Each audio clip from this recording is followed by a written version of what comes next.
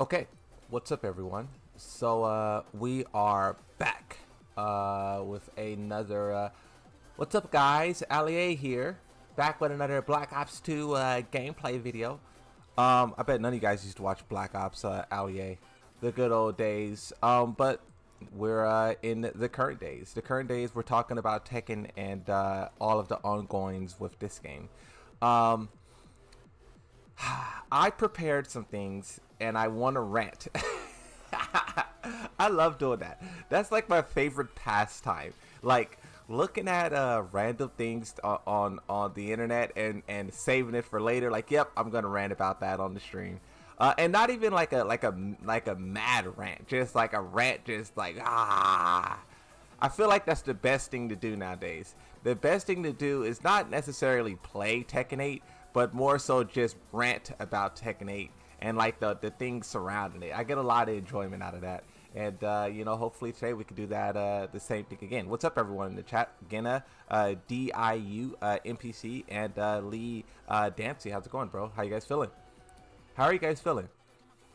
How are you guys feeling? That's the question. What am I trying to do? What am I trying to do? I always have to think about, like, do I want to dive straight into the chaos, or do I want to stall it out a little bit? You know, do we stall it out, or do we go full chaos?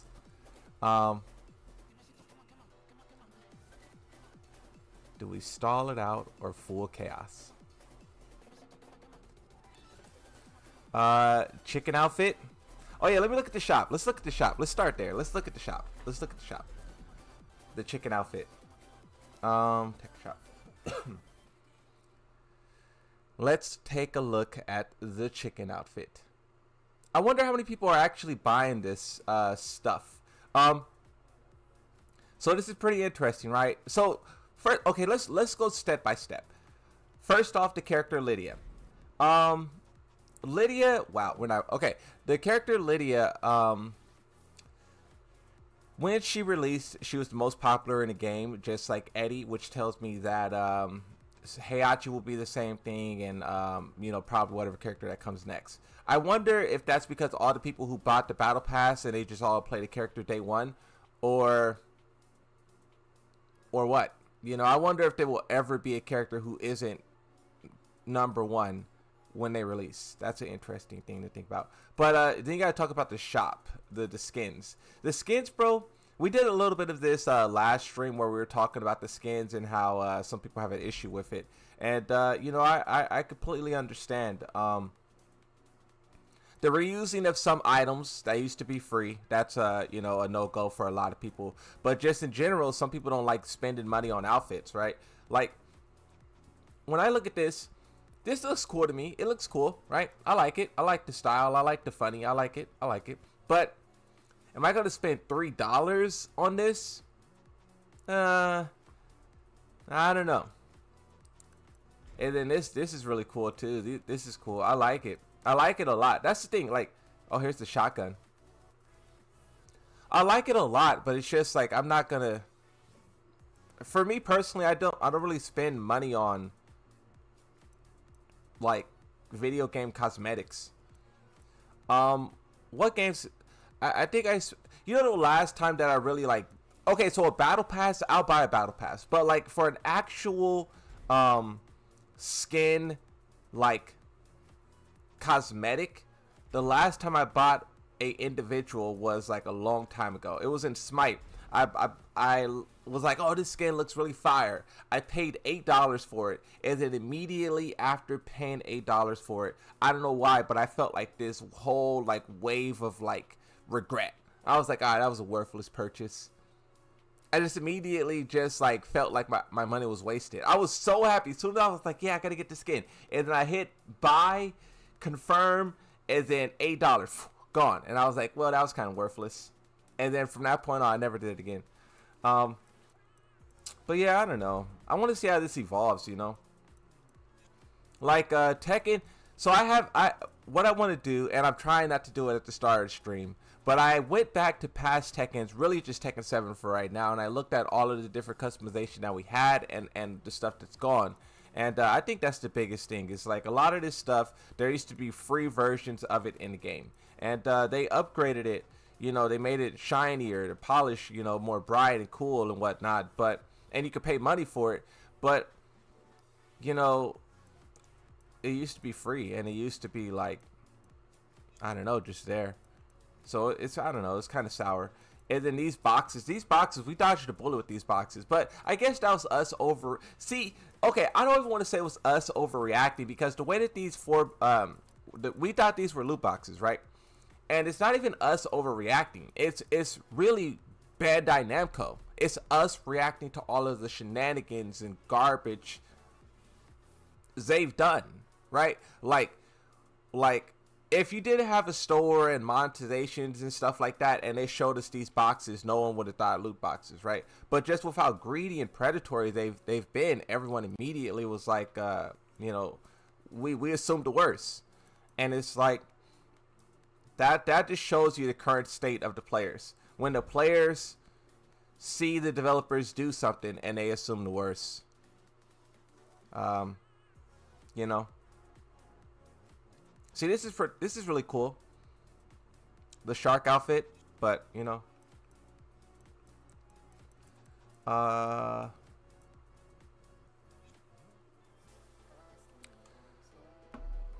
I think I bought the bundle. Nina, Jin, supposed to be best friends, and bikini. Okay, so let's talk about that. Let's talk about the actual bundles.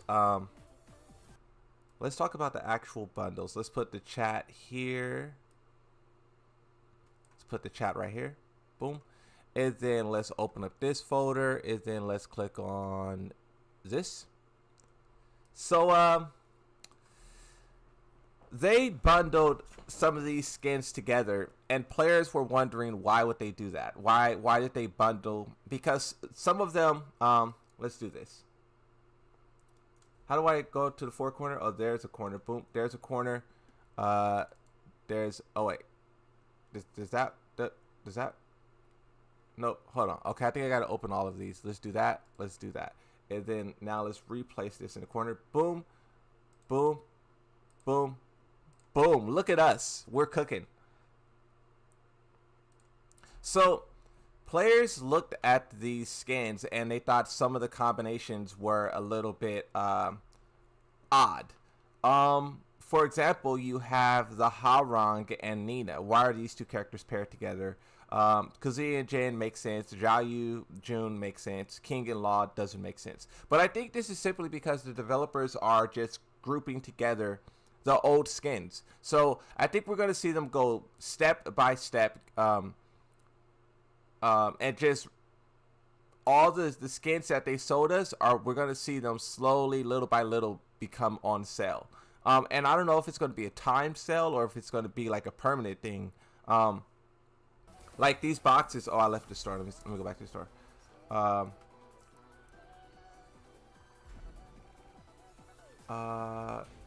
Nope. Shop. Like, I don't know if these boxes will be a timed thing, or if it will be like, oh, it says special deal, so that means like it's limited, but they don't say how long the time limit is. Is that illegal? Don't you have to say like offer ends on whatever date? Correct me if I'm wrong, but I think they have to say when it ends. Maybe they don't. But yeah, I think they're just grouping all of these together to sell to players. And we'll see. What other skins did they do? They did a lot of skins, but yeah, basically they're grouping these together. And also maybe they're doing it this way as well. You could think of it like this. Maybe Harang is such a popular character, right? And a lot of people would pay for Harang because he's popular, but maybe people want to pay for Nina because Nina isn't as popular, right? But if you group these two together, people will naturally buy. Like, think of it the same way you think of a battle pass, right? Battle pass, or not a battle pass, a season pass. For Tekken 7 season 3, you had Zafina, Ganryu, Leroy, and Fakaram. How many people would have bought in Ganryu if he was all by himself? Pretty much no one. But if you group Ganryu with, you know, highly anticipated characters like Leroy and Fakuram, a lot more people will buy them. So maybe you could look at this the same way, where people want Harang and he's on sale, and now you just naturally get Nina as well. That's the logic that I am coming up with, at least. It just makes sense that way. We're looking at Tekken 8 store and comparisons to other games. Did they add loot box crates? No, so the loot box crates are just I have here on my Twitter. The loop, we really dodged the bullet. But I think that speaks more so to, like, there were some people who were saying, like, lol, the fear mongers are back at it again. But I think this more so speaks to how the players view Bandai Namco currently. We view them as a company who will try to put monetization in the game. So I think that says more about the player versus corporation connection than anything else. But these, as you can see here, the Tekken 8 crates that were speculated to be loot boxes are just bundled skin packs. So they're just bundled, and that's what we're looking at right now. So in these skin packs right here, right, you can see Kazuya Jin, Jun Jayu, whatnot, right? So they basically put 2 skins in the game or in a pack, and they put it half off. So basically buy one, get one free, right? And what's also really important about this too, like, so if you see here, they have 2, right? They have the 2, the 2, the 2. Where's my super suit? Let me see. Here. Oh, wait. Drag that out. Do that. Boom. So what's also interesting about this is that, as you can see here, so in the game, we have only the sets of 2, and they're golden, right? But in the files, there's also the black crates. So I don't know if the black crates will be like a worse deal or a better deal. But then you also have sets of 1, and you also have sets of 3. So far, we're only seeing this one here, the top right gold set of 2. But you have all of these other ones, which could either be deals that are better, like they could do buy 1 get 2 free, or they could do like, buy 1 for like 20% off or whatever, right? So that's something we got to be on the lookout for as well. That is that we only seen one, the first step in this 6-step process, right? I picked up Yoshi recently and went through his move list today and realized Moonsault Slayer is one of his moves. Yeah, exactly, bro. That the more you know. Bro's mind was like, what? I want FU Leo outfit, full Leo outfit. So that's something you could talk about as well. I see more people talking about this as time passes, but with Leo, the developers doesn't want to specify her gender, which we know that her gender was originally female, right? It just was. They announced when they first revealed the character like 14 years ago in Germany, they said her name is Eleanor Kleisen, and she's female, right? But after that whole thing, they realized that it would be better if the character was left like the gender was unknown. And in every game since, they kind of either went back and forth between she's male or female. Like in Tekken 6, I believe she was female. In Tekken Tag Tournament 2, I believe she had both female and male customization. And then in Tekken 7, she was male. And then in Tekken 8, I think they refer to her as male maybe, but they try to keep it like not specified, right? But originally it was female. But first off, you could talk about the politics in that whole thing, how players, like, when people talk about Leo, it quickly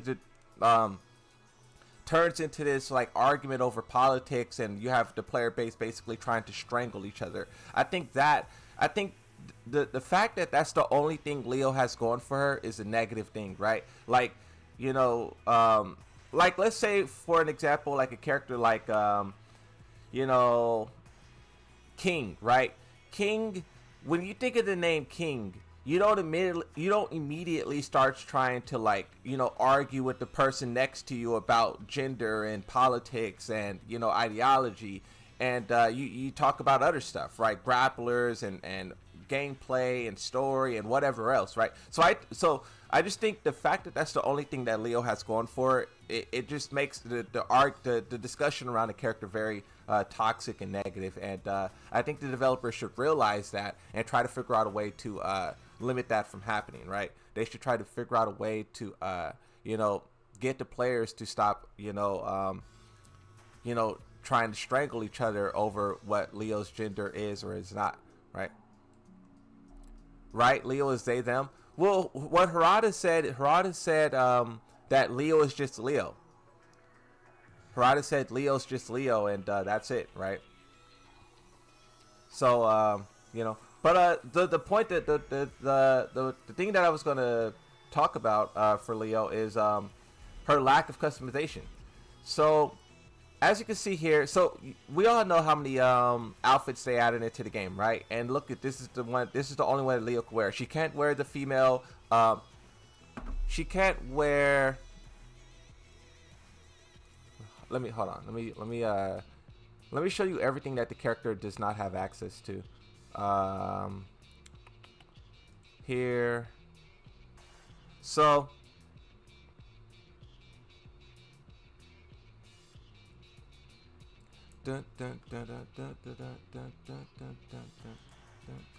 So Leo doesn't have access to this top here that Azuna's wearing. She doesn't have access to the pants. She doesn't have access to this pants. Basically, both of these items she does not have access to, right?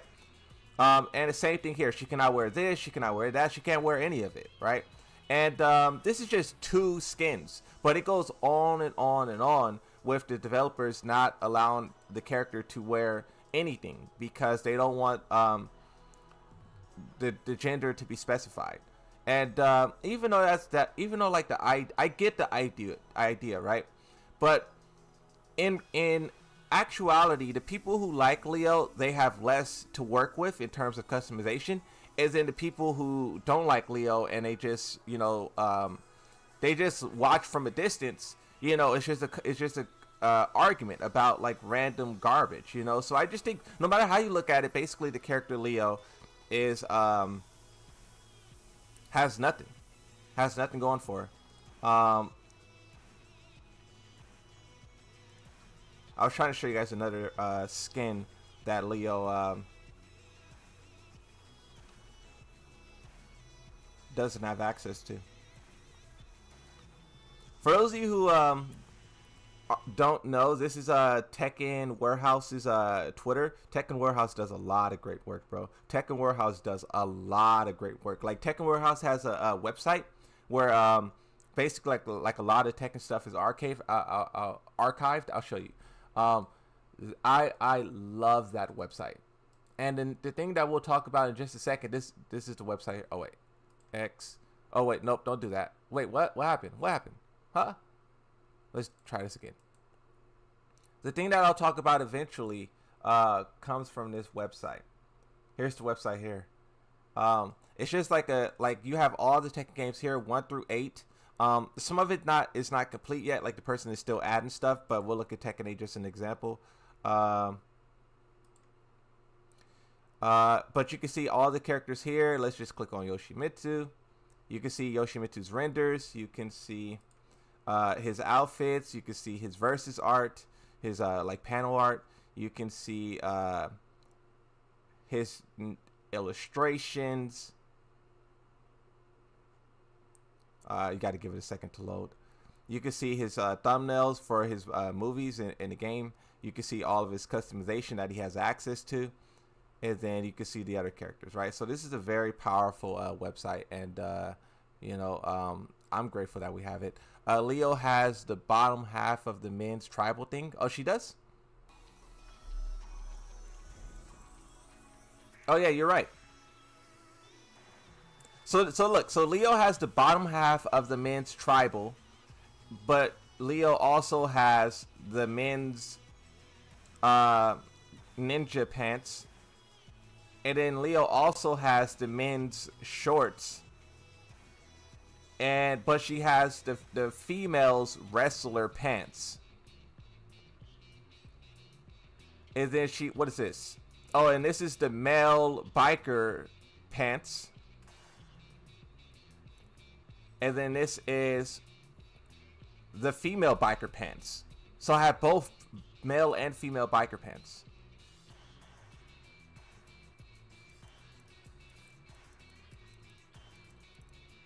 It's like a flip of a coin with Leo. When Leo's when something new is added to the game, it's like a flip of a coin whether or not Leo will be able to use it or not. And I don't think the Leo players like that. Every single time I see Leo players just angry about it, you know. Female hat, ninja, male hat. Right? I don't know. But yeah.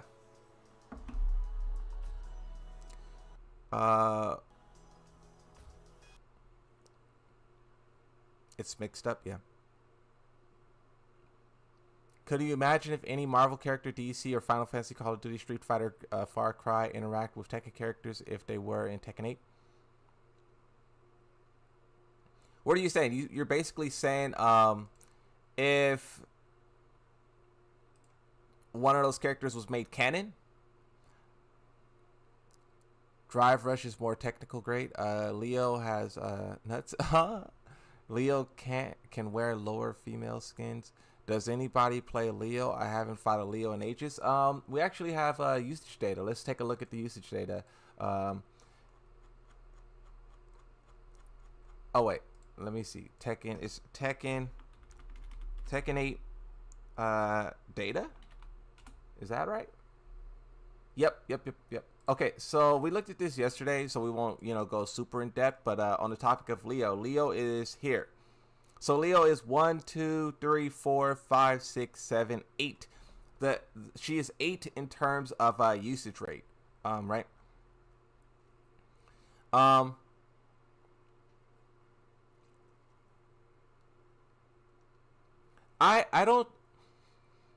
can't explain why Leo is so low. In terms of power, she's very strong. She's very strong in terms of power. Basically, I think she's just as powerful as like a Claudio. I maybe a little bit weaker than Claudio, right? Let me do a quick little tier list of where I think every character is at. And this is just gonna be like like my own little like head canon kind of thing. This is not gonna be like we'll figure it out as we go. Put it like that. Okay, so Tekken 8 presentation. Let's throw this here like that. Oh wait, let's do this. Let's take that out. We'll just do a quick little Moonsault Slayer balancing tier list. We'll do that here. Hey, what's up, Crisis? Hey, Crisis, bro, you had to peace out in the last live stream, bro, when I was tweaking. Bro was like, all right, I'm good. And that was pretty funny, bro. You're funny for that. Okay, strongest characters in the game. I think, okay, so I'm going to remove D because I think there's no character who's D in the game. And I kind of want to remove C as well. So I'm looking for Dragunov. Dragunov, in my opinion, is strongest character in the game, and I think Nina is second, and I would say Yoshimitsu. No, actually, I say Shahid second, and I think Nina is third, and I think Yoshi's fourth. And then I say Feng Wei after Yoshi. And the reason, so I'm not talking about tournament viability. In my opinion, if you're making a tier list and you're talking about tournament viability, but you don't play a tournament or you never play in a tournament, like, what are you doing? So this is like the most effective online more or less, right? I think you would then have to start talking about a character like Claudio. I think Law. Oh no, Jin's stronger than Claudio. Lars, no. Kazuya King goes there, yeah. Harong. Reina also goes up there. Steve Fox, Devil-Jin, Eddie down there. Lily goes right there. Asuka, Azuzina, Raven, Panda, Alyssa, Victor. Where's Brian? Oh, Brian Fury. Steve Fox is too high. Lydia, I think Lydia probably goes like. I think Lydia's like. I think like that. Law is very powerful. These four characters are all the same in my opinion. I think these characters are all incredible. Um, those four characters are all the same. So you could literally mix and match them over and over, and they're all equal. Paul Phoenix, probably right there. Let's move Devil Jin down. Kuma, Lee, Devil Jin, Steve Fox, Azuzina. Move. Nah, I'm not moving Lars down. Lars. We could drop Harong like there. Zhao Yu. Yeah, Zhao Yu's S tier. Zafina. Jack can go like here.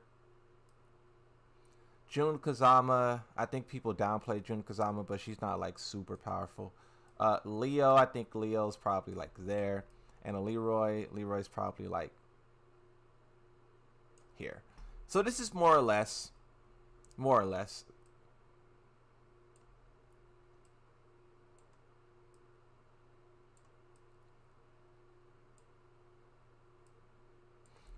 how I would do it. Like you could move some stuff around like when it comes to the A section or the B section, but I think the S section is where you should turn your attention towards. Kindly downplay Steve more. I want to put Steve higher. I want to put like Steve like Steve, that's too low. Let's do that. Something like that, I think. I think Devil Jin is stronger than what people say he is. That's probably what I'll do. Something like that. That's probably what I'll do. I think Devil Jin is stronger than what people say. He's not like he's by no mean like a god or anything, but people talk about Devil Jin as if he's like the worst character ever, right? Hello, can you please make a resume of the problems in Tekken? I kind of do that from time to time. Hey, what's up, All Star? How's it going, bro? I kind of do that. Like I talk about the problems here and there. But I get what you're saying. You're saying like a laundry list, like really like lay out the problems. And you know, there's one problem that I want to get to in this stream, but I'm just stalling. There's one thing that I'm getting to that I want to get to. And it's really like when you talk about monetization and skins and stuff, it's by far the most egregious problem in my opinion. And you know, oh, what's up? Someone's watching on Twitch. How's it going, bro? Shout out to the Twitch viewers. For those of you who don't know, I'm dual wielding right now. I'm streaming on Twitch and YouTube at the same time. Link is in the description. Okay.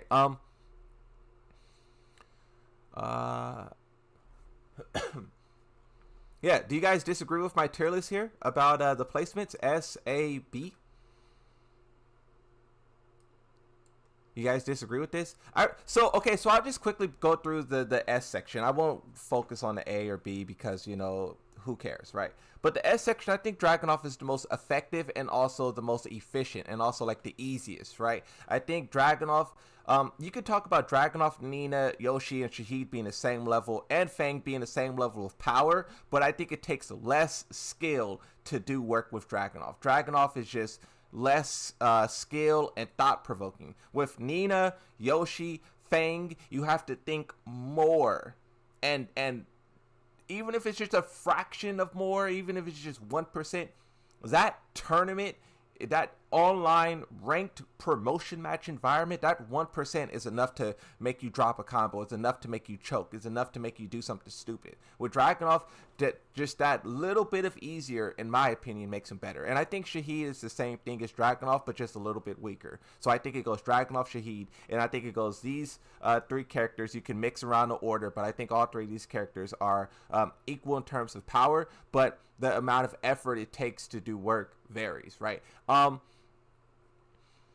On a random day where I'm feeling a little bit controversial, I would put Alyssa above those three, but I'm not going to do that on this day. I think Alyssa is very powerful in this game, and I think this is a character who was designed as that way. With Alyssa, you got to talk about her being very effective in Tekken 7 and now effective in Tekken 8. And I'm pretty sure if we went back and look at the statistics of Tag 2 and Tekken 6 and whatever other game, the same would be true. I think it's no what's it called? It's no like secret that the developers make some characters like powerful intentionally. I think Alyssa is a perfect example of them giving this character enough a lot of things to do work, and then the same thing with King. King players, as we looked at the stats, this is not even my opinion. We looked at the stats of every single character in the game, and the King players had the worst stats in the whole game. And I think that's because King players, for whatever reason, are actually the worst. And the developers know that and understand that. And that's why King is given so many crazy tools like Power Crush, like charging attacks, and like that's why, and it's not even me, it's just me being honest, like you could be a King player and do serious work. There's definitely one of the best players I ever played online is a King player who you cannot touch. So there's definitely some people out there who's doing serious work with King, but just the general King player base are just not good at the game, and the developers know that, and they try to make the character more powerful. But the same is true for Alyssa, and also you could say Reina. Reina's one of the most powerful characters in the game, and yet her win rate is the worst, right? One of the worst. Jun Kazama, I think the player base is realizing more and more what Jun Kazama has. And this guy has a lot of crazy stuff, from heat to he's just a perfect character. Him and Claudio are just perfect characters. Whatever tool you need, from a panic, from a punish, from a damage, from a whatever, they have it. And they're just perfect characters who can do whatever. And yeah, that's just how they operate, right? I think I don't know if the player base would put Claudio's this high, or if they would put him lower. But me personally, I think Claudio is definitely one of the most powerful characters in the game, and I think right now he's overshadowed, right? Because he's kind of unpopular in terms of usage, right? So you really don't see him that often. You're way more likely to get clapped up by a Fang, Dragunov, Nina, Yoshi, than a Claudio, right? So you really don't see him that often. But I think he's definitely a top tier, and in my opinion, I think when these 5-6 characters go down, you're gonna see people start to really focus on this guy, right? And that's kind of how it is. Like some characters, they get a pass because there's bigger fish to fry, but when those fish are fried, it's your turn, right? Reina, she has a little bit of everything as well, just like Jun Kazama. She's like a kind of a perfect character. She's a little bit more tricky, a little bit more gimmicky. She takes a little, I would say, a lot more skills than Jun Kazama, and maybe that's why her usage is the way it is. I think it's easier to use Jin than it is Reina, and maybe that's a hot take. The Jun Kazama players are snatching off the headset like that one meme, but I just think the reason why I would say that is because I think a bad Nina player can get lost in all of her stances. They could get lost in all of the spinning and kicking, and they get lost in the sauce, basically. And sometimes like the Flash, for example. The Flash is one of the most powerful tools in the whole game. But if you're a trash Yoshi player, you will overuse it, become predictable, and die, right? And I think that's what Reina players are doing. They're using some of her most effective tools over and over and over again, and it's just not working anymore, right? And they're getting cooked. Xiao Yu, I think this character, Xiao Yu is very different from her Tekken 7 counterpart. I think Tekken 7 Xiao Yu and Tekken 8 Xiao Yu are nothing alike. But yeah, Heat. She's kind of similar to Lydia, where both of these characters in Heat, you basically die. You surviving Lydia and Xiao Yu in Heat is impossible. It just simply is. They just push you in a situation where you have to guess, or you have to guess again, and you have to guess again. And then if you survive those 3 guesses, you don't even get to punish. You just get to play more defense, right? But if you guess wrong on any of those three things, you basically, they will throw you against the wall no matter where it's at, and they will do damage on you. So that's what I think is those two characters are. They're just heat. They're just heat monsters. You know, the bears. The bears. Kuma's very interesting, and I don't think I have the knowledge to break down Kuma as thoroughly as possible, but I think you could talk about his electric, how it just locks you down. You could talk about that low wind up. The one commentator calls it the Millie Rock, how they hit you, they wind that arm and they boom hit you on the ground. They do big damage, right? So you could talk about things like that for the bears. Me personally, I like the bear matchup, so I don't find it that frustrating. I think the more you like something, the better you'll do against it. And for me, I love the bears. I mean, I'm a Yoshi, right? Yoshi is a very unorthodox style, so is the bear. So it would make sense that you put all that chaos together and, whatever, right? Okay, boom. You don't get tired of making tier lists, huh? No, I don't get tired, bro. I can make tier lists all day. I love making tier lists. Okay, what else? You guys are gonna love this. You guys are gonna love this. So I have a folder on my desktop right here. Look, I have a folder on my desktop. You probably can't see it, but it says show stream. I have a folder on my desktop, and I just throw stuff in it to show you guys. So far, there's only one thing in here, but of that one thing, it's I think you guys are gonna like it. This is a dead. What is it called? What's the game called? Death by Degrees. So I was looking up some Death by Degrees gameplay. I have a video where I talk a little bit about the sales of that game and stuff like that, right? And I was just looking up gameplay, and I discovered this masterpiece of a gameplay. So I just want to show you guys this. Let's just take it in together. So you have Nina. So before we do this, so basically for those of you who don't know what Death by Degrees is, it's basically a spin-off Tekken game from like 20 years ago. It sold horribly, but it was centered around Nina, and I think she was going up against Heihachi. He was like the main villain or whatever, and you just played her, and you just ran around and fought each other. This was the predecessor to like a Tekken Force and like a scenario campaign, right? This is probably where they got the idea from, right? Okay, but look. Where's the audio? Where's the audio?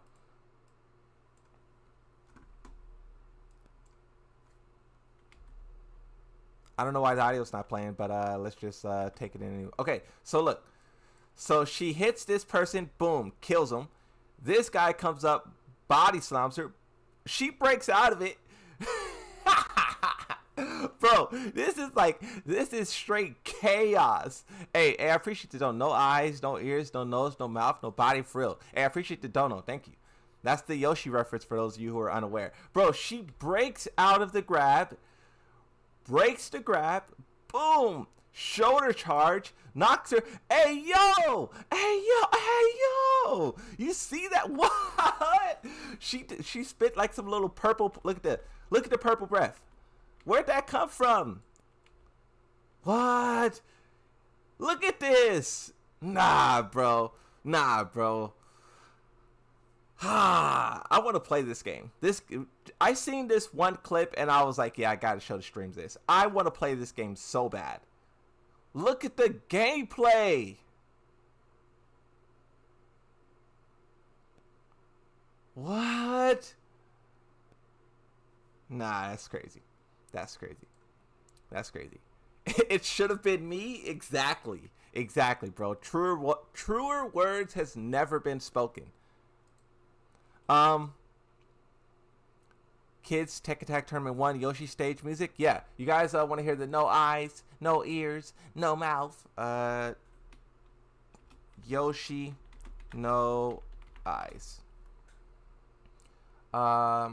Okay, they're starting to show. They showed me Mario, Yoshi. Overconfidence is your greatest enemy. Is this it? No eye, no ear, no nose, no mouth, no body, Nobody.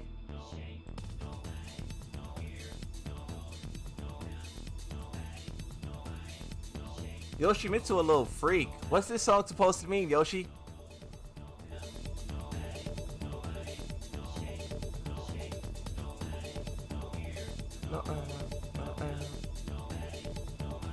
Nobody.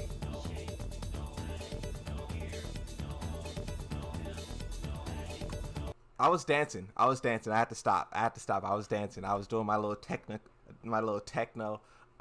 You know, that's a good song.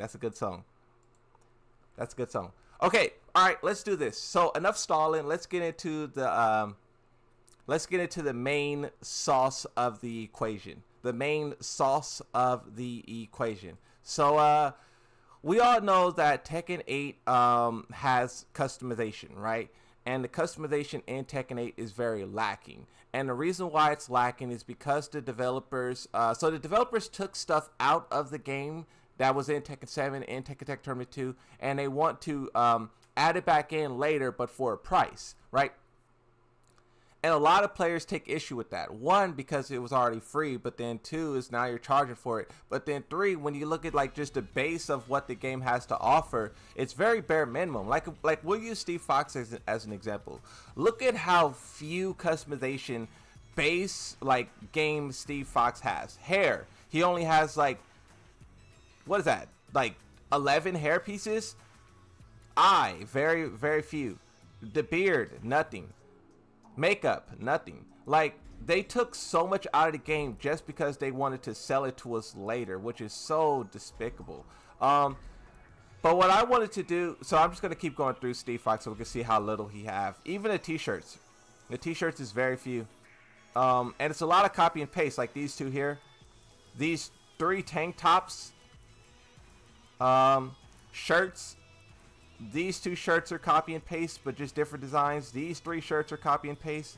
These 3 shirts are copy and paste. These 2 shirts are copy and paste. So you can see the issue, right? These are copy and paste, and it's just different designs, right? So it's a lot of replication, copy and pasting, and it's very simple. Casual is how people describe the outfits. Like, a lot of this stuff is just very casual. You don't have the sort of unique flair that Tekken is known for, right?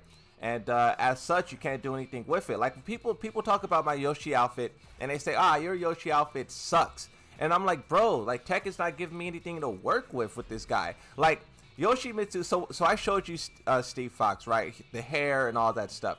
For Yoshimitsu and a character like King and stuff, they have even less to work with. You can talk about Leo, you can talk about Kuma, but he has this mech suit underneath. So it's like a lot of the things you put on him just looks completely goofy. Like a headband. Look at this. Like, it looks like straight goofy. All of these hats. Like the way that I used to customize Yoshimitsu back in my day was like with full with mask, right? And you can see he has some of his mask here, but it's not nearly as much as he used to have, right? So with a character like Yoshimitsu, you definitely feel the lack of customization. Look at his mech suit underneath his sleeve, right? So a lot of this stuff is just pretty much irrelevant for a character like Yoshimitsu, King, and etc. Look at this tank top.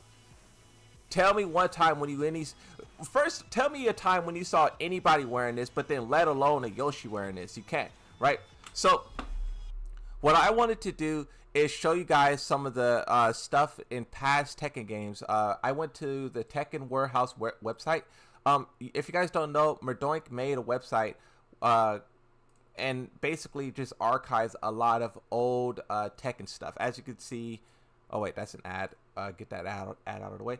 As you can see here, you have all of the prior Tekken games. Some of this stuff is still being updated, like Tag 2 is still being updated. Once they do Tag 2, who knows, I'll probably talk about this again and show you the customization that Tekken Tag Tournament 2 had. But you have all of the games and everything in it, from like the characters, you know, cutscenes, art, literally whatever you can think about for a character. We'll just click on Gigas. You have the Gigas renders, you have his outfits, you have his character panels, you have his nameplates, the text for it, you have more panels, you have customization. So you just, like, it's a really, really good website. And what I did was I went through every character in Tekken 7 And I just wanted to show you guys some of my favorite customization that's missing from the game, for every character, not just Yoshimitsu, so you can get a full, like, so you can understand the weight of the situation on what they moved, right? First, let me try to organize this in a... Okay, here. So we'll do this. So first you have the character Yoshimitsu. Let's do this. Well, not the character Yoshimitsu, but you have some stuff for Yoshimitsu. This, I just thought this was really cool, so we'll skip from there. You have another thing that I thought was really cool. I wonder when outfits like this will be added into the game. How long will we have to wait? I don't know. Okay, but one thing that they took away from Yoshimitsu is... Oh, wow, I can't zoom in. Is this. His arrows, like, he gets shots with a bunch of arrows, and he have arrows like all over his body. That I used to use that customization all the time, and it's completely gone, so I'm heartbroken by that. Also, his hat, bro, this hat is fire, but it's not in Tekken 8. It's just not in Tekken 8. We can't do anything with it. It's just not there. Nope, it's gone. Sorry. And then also, you could talk about his 6 arms. This was in Tekken Tag Tournament 2. I used it all the time, and this was also in Tekken 7, and I used it all the time. And Tekken 8 is gone. And the way that they're doing customization, I don't know if this will ever be added. The one reason why I wanted to talk about this is because a lot of characters have unique items, and those unique items are gone. And so far, they're only adding items to the game that's for everyone. Like, the wrestler, everyone could wear the wrestler. Everyone could wear the biker. You know, everyone could wear the beach. When will Yoshimitsu get his specific items that's just for him back? Like the shark head. Give Yoshimitsu his specific items, and every other character their specific items. And another example, Kazuya. And his little, give Kazuya his little piece back, you know? And then also, when you talk about some of the customizations that I used to use, this one. I used to love this. BSMD. How do you say it? I don't know. But I used to love this. I used to use this all the time. This actually looks really sick on Yoshimitsu with his mech suit underneath. This is the one thing. This is the one item in the game that complements Yoshimitsu's mech suit. It's very few items like that. Then you have this one, which I used a lot as well in past Tekken games. I love the body armor. I always talk about the bulletproof vest. The bulletproof vest is gone. The bulletproof vest is gone. That was one of my most common. I use this for every Tekken ever, and it's gone. When they add this, they probably will add it eventually to the shop. When they add this, I may have to cough up some change, bro, and I'm going to be so angry. But we'll get there when we get there. Now you also have Kazuya's purple Tekken 2. His suit, right? Where's that at? Come on, bro. Where's the purple Kazuya? You also have the legs for it as well. Like, they took so much stuff away from people, and it's like, when are you going to... Oh, speaking of this, the good stuff.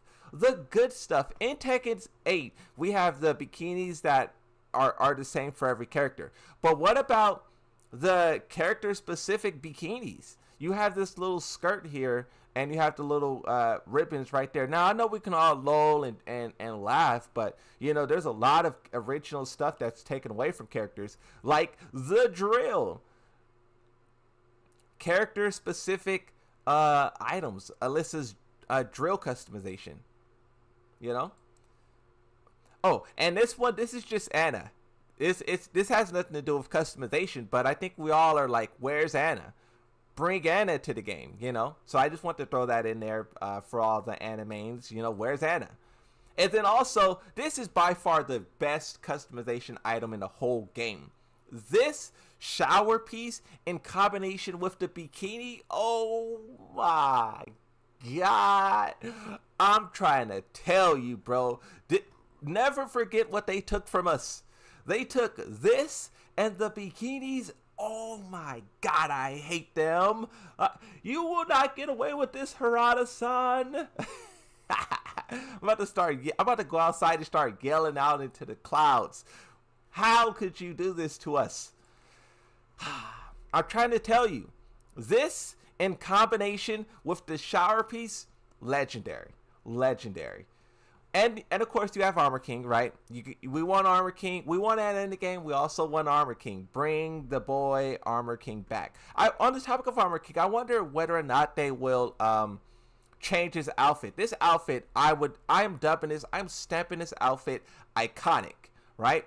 And if you take Leroy Smith, for example, Leroy Smith, they changed his white and red outfit, which a lot of people loved, and they gave him the white and black outfit. And, I'm not going to say, I'm not going to say it, but I'm going to say it. That white and black is trash. The red and white is fire. And when you look at a character like Armor King, this is fire, and I don't know how they could top this, I don't know how they could top that. Let's keep going. Oh, another thing of Armor King, you got to love that. Another thing of Armor King, I was in my zone with the Armor King stuff.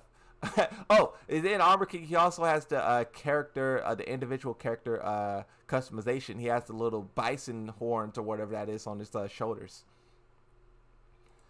Oh my God, bro! Oh my God! When you talk about, bro, don't we all love the changing color mask? Where's my king mains at? Where's my Armor King mains at? Bro, never forget what they took from us. So that's the whole thing, bro. When you go through this and you just look at, oh my God, when you look at what they took from us, they took this from us. Asuka and her giant mallet item, boom, her little hammer, come on, bro. Is in her giant bow and arrow. I don't think it's a bow and arrow. I think it has a different name for it, but it's, bow and arrow, right? And then she has a little bird on her shoulder. The character-specific bird. And then Bob. I think I'm the only one who wants Bob in the game, but, I want Bob in the game. Preferably Slim Bob, but I'll take the big boy. I'll take Bob in all of his big, long, chunky, thick glory. Give it to me. Give me the Bob. I'm telling you, about to go outside yelling at the stars. So with this, I think I have another image of this in the game, like in the folder. We'll get to it eventually. But this is another outfit piece, this shirt that I use for Yoshimitsu a lot, right? And it's not in the game. I love this customization, and it's not there. Come on, bro, where is it? It's in all the Bob Soda hats. When you talk about this character specific customization, bro, it's just crazy, bro. This is what they took from us. It's in the blue Brian Fury, bro. I'm trying to tell you, bro. The blue Brian Fury with the hole in the chest. They had some fire customizations. When will this be added? Is in the Brian Fury, like, I don't know if this is like a mech suit or like an armor suit. Oh, here's another example of the body armor that I used to put on all my characters. I love that body armor. And then Brian Fury, he has this little top as well. Fire. Not in the game. Not in Tekken 8. Where is it? I don't see it. Not in Tekken 8. The blue Brian Fury. Oh, is it Brian Fury's character specific item, the beam? He throw that giant beam at you. And then his little Cyclops goggles. Moon, look up Skeletor Brian Fury. Let me see.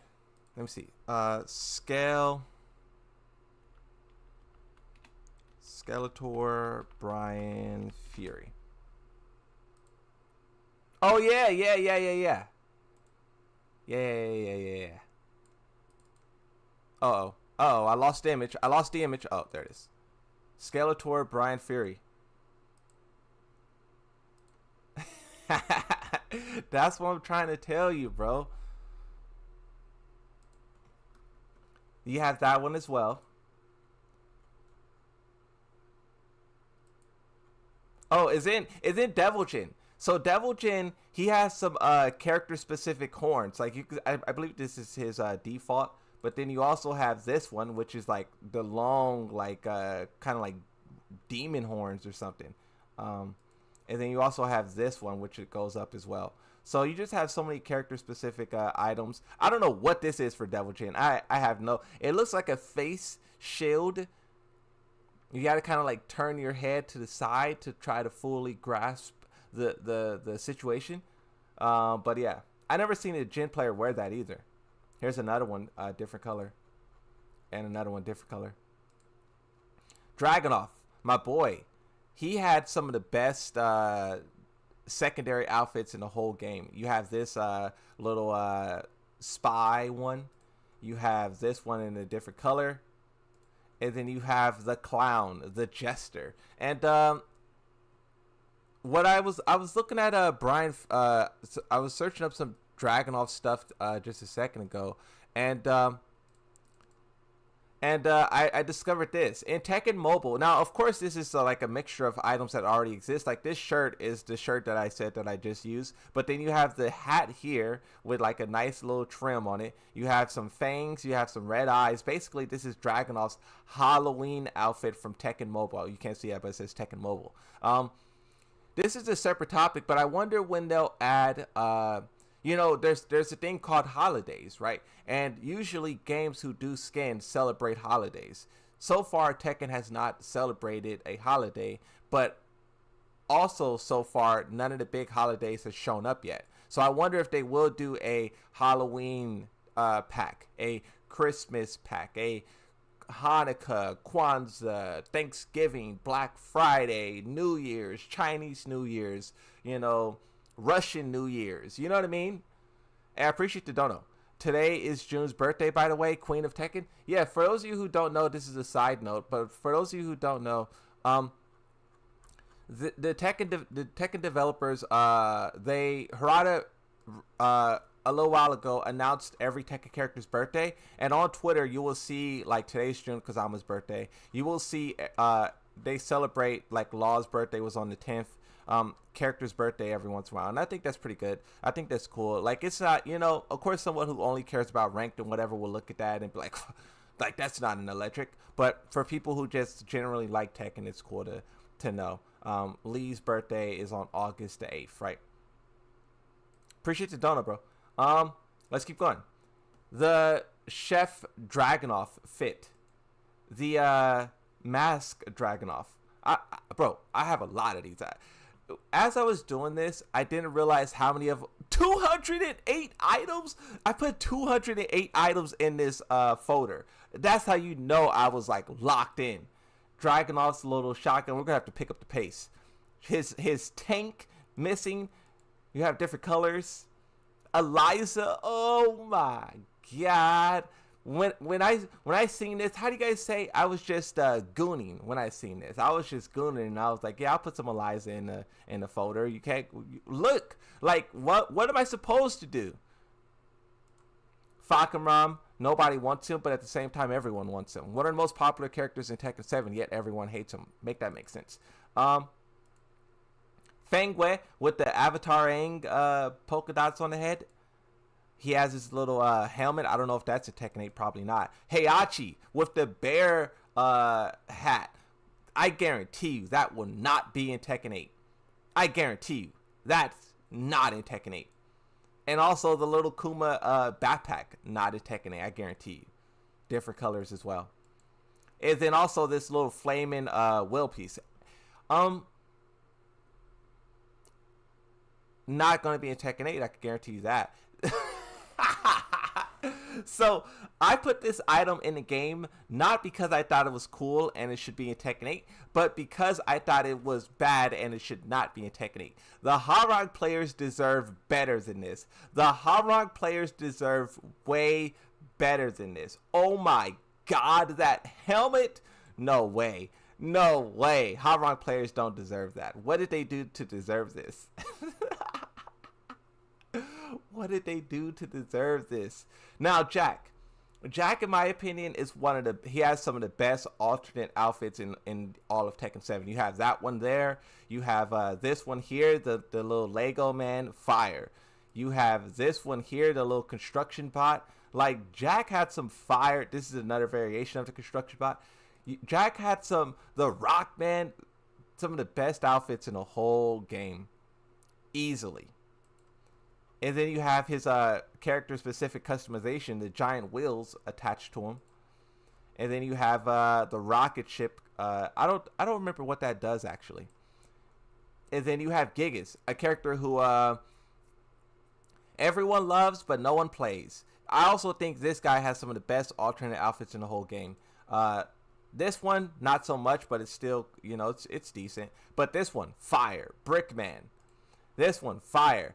He looks like a Egyptian god of some sort. Fire. This one also is pretty fire as well. And then Jun Kazama. The Tekken 3. Do you guys know if this is in the game or not? If this is not in the game, they need to put this in the game ASAP. Jun Kazama, Tekken 3. How long must we wait? And then also this Jun Kazama outfits is fire as well. Put it into the game. This one, I think that I like this one personally. I don't know if Jun Kazamas want this one back, but me personally, I do. This character specific customization, it looks goofy, but hey, give the Jin players what they want, you know. Josie, why did I put Josie in here? Oh, look at the monkey. Aww, her monkey customization. Katarina, why did I put Katarina here? Oh, she has a rocket. That's her item. King, that outfit's fire, absolutely fire. This outfit is fire. All of these are going to make its way into the game eventually, and they're going to charge you $5 a piece. Get ready for that, right? Was free in Tekken 7. We just clicked through 4 skins. That's a total of $20. Bro, the full Jaguar suit. The full Jaguar suit. How is this not in Tekken 8? The fact that this is not in Tekken 8 shows how egregious this whole shenanigans is. Come on, bro. That's crazy. You have this belt here, which gave him a second rage art. You have his long horns. The glowing eyes, I believe, right? And then you have his mask. You have the chair customization, which was specific to King, but not everyone has it in Tekken 8. You have this mask, bro. This mask is fire. Fire. Fire. Never forget what they took from us. This one may be in Tekken 8. Correct me if I'm wrong. Then you have Kuma the skeleton. I think this is just simply fire. When you talk about a Halloween pack, this is something you could throw into that, right? Give every character a unique item pack. Give Yoshimitsu the shark. Give Kuma the skeleton. Give King the jaguar. Give Brian the blue skin, right? Give, you know, he has his fish customization. This may be in Tekken 8. I'm not sure. Lars with the bathrobe. Bro was in the spot, then he had to throw down. You have the gold robe. You have the lion head. Not in Tekken 8. This one, that looks so crazy. Not in Tekken 8, though. His sword, missing. Law. This outfit is fire. That's all I want to say here about Law, is that this outfit is simply fire, bro. And then Lee. I had to throw some Lee outfits. I think Lee's outfits is fire. This one, amazing. This one, amazing. Even though it's the same thing, different colors. This one, they charge you for in Tekken 8 get got. This one, amazing, amazing, amazing. And then now you have Leo. What am I looking at? Oh my God, what am I looking at? But this shirt piece is exclusive to her. So, you know. And then you have her hat. You have the face paint. That's like nightmare fuel. That's like G fuel. You have this little Robin mask. She covered up her mouth and her nose, and she thinks no one recognizes her. The Lily. Oh my God, Lily. When will they give us what we really want? Not Dragunov nerfs, not Yoshi nerfs, but the Lily. You know, modders added this outfit into Tekken 8. Modders added this into Tekken 8. Modders need to add this into Tekken 8. I'm trying to tell you. And then you have the once again, you talk about Halloween pack. You could throw this in to that pack for Lily, right? And then Lily's Christmas outfit.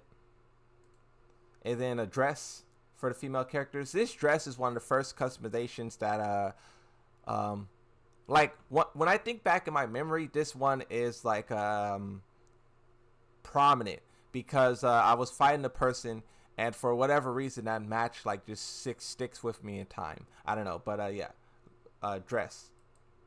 And then another Lily outfit, and then her wings, her eye patch. Isn't this eye patch from like a isn't this eye patch from something, like it's a reference to something? And then you have the flower. Marduk, the character that everyone loves but everyone hates. How does that make sense? I don't know. You tell me. This outfit for Marduk is pretty fire. Master Raven, aka Maven. I can't remember why I threw Master Raven in here, but I did. She has this log on her back. That's her specific character item. You have Miguel. Okay, so on the topic of Miguel, everyone loves Miguel, but can we all agree that his outfits are not fire? And I don't want to upset any Miguel mates when I say that, but look at his drip, bro. Can you put this drip on a scale of 1 to 10? If I had to, I would say this is easily like a 4. I mean, like, what is there? I don't know, bro. I just think they could cook better with him. I think they could bring some more heat in this. Like, I don't know. Miguel ain't it, in my opinion. Miguel is not it. Like, his outfit is ridiculous. Look at this one. This one's, it's just, I don't know. They got to give him some more heat. Like, look at these outfits. What are these outfits?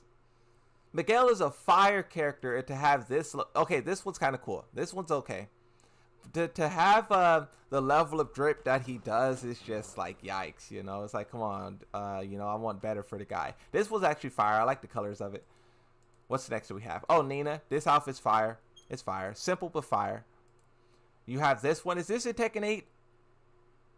I don't know. You have her specific drone customization.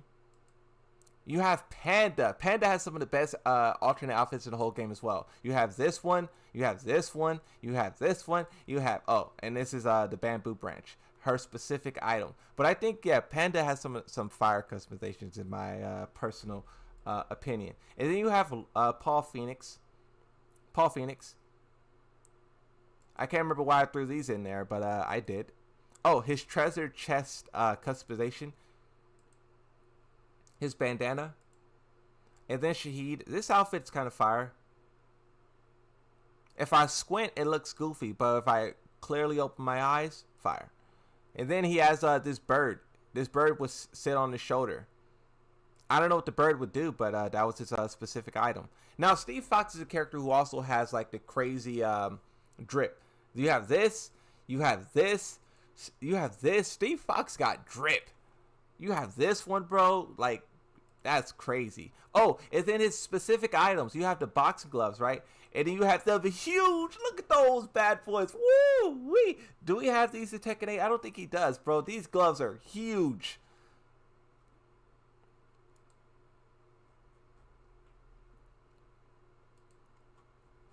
Them gloves are huge.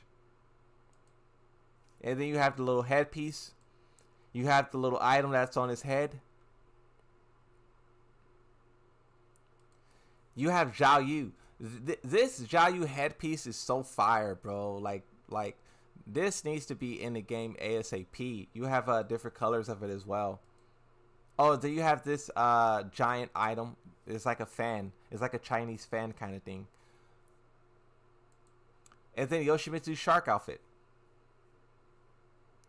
Yoshimitsu shark outfit. What's the deal, bro? Put the shark fit in the game. The 6 arms, we talked about that.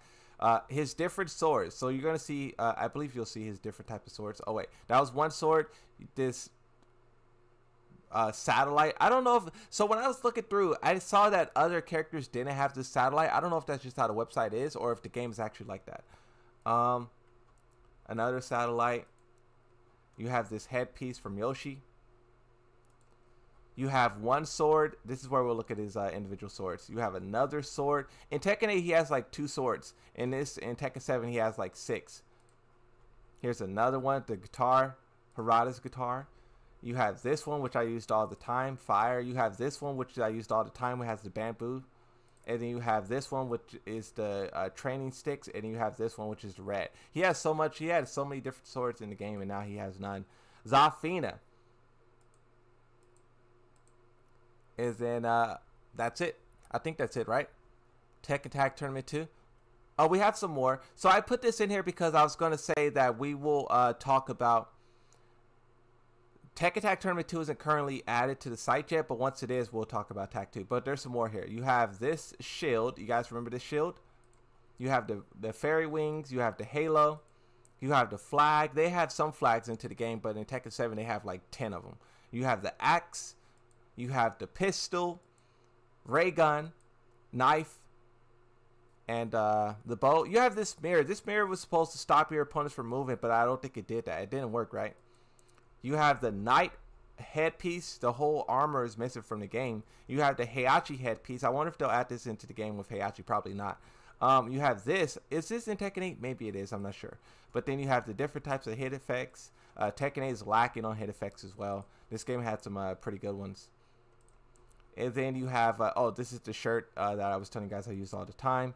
And then that's what's called I use all the time, or used to. And then the Chinese armor that's not in the game. Yeah, a lot of this stuff is just simply not in the game. These pants, I used to use it all the time. And now I can't. Oh, and then what's called we just added. Okay, so that's the entire folder. We went through the entire folder, 200 items. Hopefully you guys understand why. First off, what Tekken took from us and how much is actually gone. When you talk about specific character items, it's just so much stuff that's lacking in the game and it's not, you know, currently in the game, you know? Yeah. Yep. Bro, remember decals and the pie you could smash into the opponent's face? Yeah, so I believe High Buff Gigas. High. Oh, wait, let me do Tekken.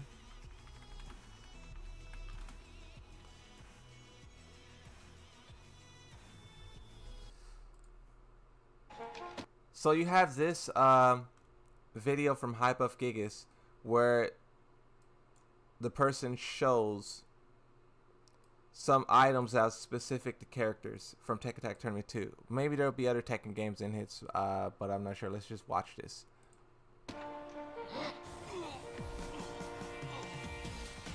What? What? Bro just made that boy skinny? That's crazy. Oh, Tekken 6, so there is multiple Tekken games. The handcuffs? You're going to jail, buddy. Bro slapped handcuffs on him. Alyssa? Bro, the...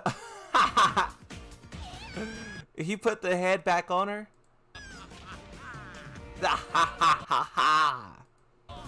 Oh!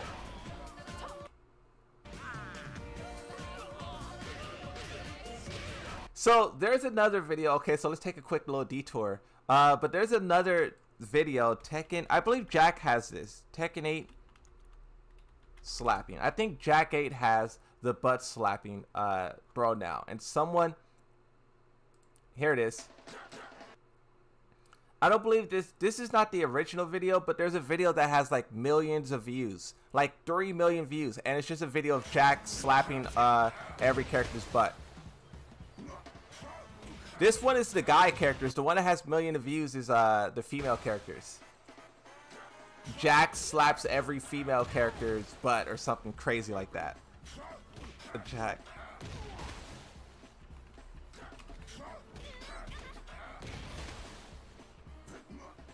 Oh, here it is.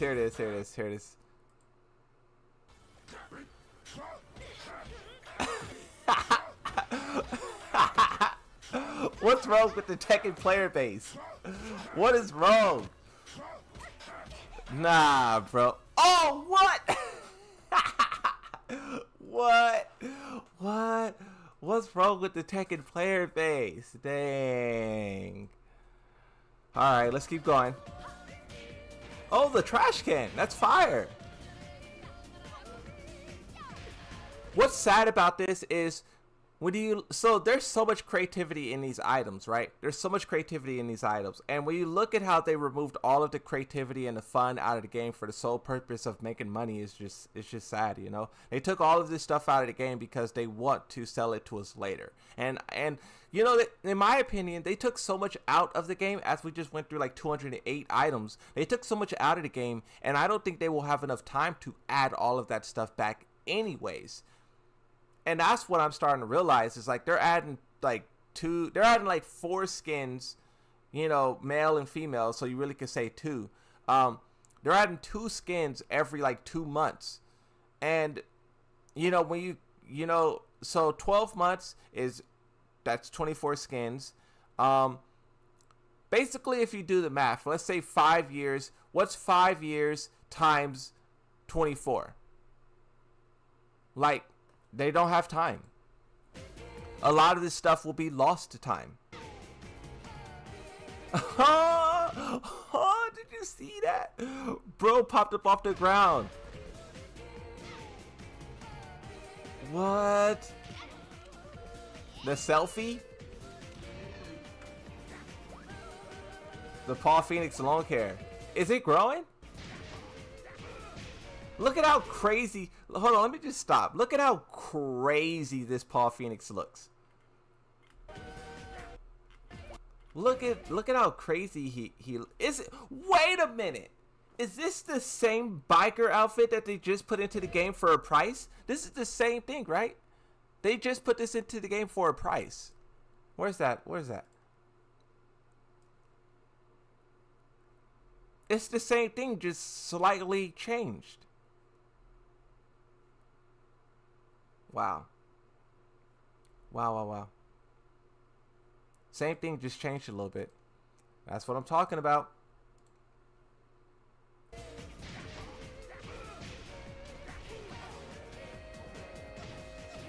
Panda with the tutu.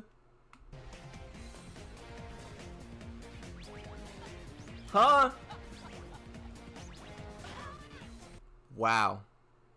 That's a crazy throw animation. What? Hold the head down and let little homie put in work. And also you gotta talk about Dino Bone Roger. Ooh, off the top rope. WW. Oh my God. WWE. Oh, oh, look at the little chickens. And oh, they're following him.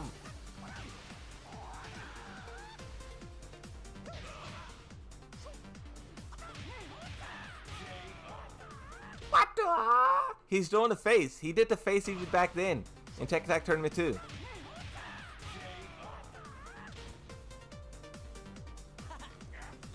Oh, that's fire. That's he's dressed up like Heihachi's dressed up like Fujin, I believe.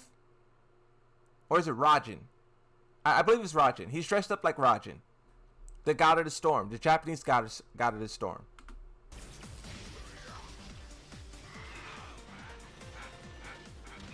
Customization. What? Dang. Boulder. Oh, this Yoshimitsu outfit is my favorite outfit ever. The flaming wheel that spins is in the Jedi lightsaber and the pirate, the dead skeleton. This outfit's fire, bro. It's so fire, bro.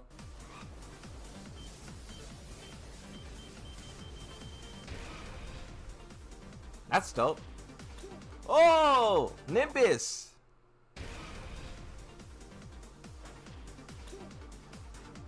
Bro flew in on Nimbus. Wow, bro. They got some fire customization. Some of this stuff some of this stuff I never seen before. Bro pulled out a rifle. Imagine you get hit up with that in ranked and lose, demoted. What? Dragon off sniper on the ground with a dragon off sniper. Oh my God. Oh my God. That is crazy. What? That's wild.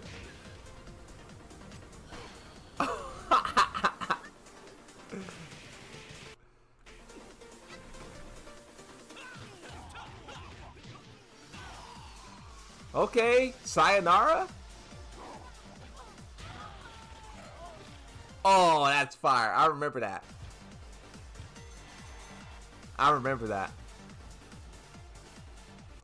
Yeah, I remember that. Yeah, that's a great little video, great little you know, showcase of everything we lost. Great little showcase. Is there another video like that? I'm pretty sure there has to be more. There was one that I seen where it was like other stuff. But maybe I'm confused. Oh, so this is Tekken Tag Tournament 2. Tekken Tag Tournament 2, this is a item trailer. This is a trailer dedicated to items. Oh, this is my favorite Tekken song ever. Ever. In Tekken 8, they remixed this with the Lydia Beach stage, but in my opinion, this is a remix of a remix. So this is the second remix. Lydia's stage is the third remix. This remix is the best ever. And this stage is also fire. If this stage wasn't in Tekken, I don't know where I would be. This stage is the reason why I play Tekken today. Okay, but focus. Dun, dun, dun, dun, dun, dun, dun, dun, dun. This is a Tekken Tag Tournament 2 item trailer from Bandai Namco.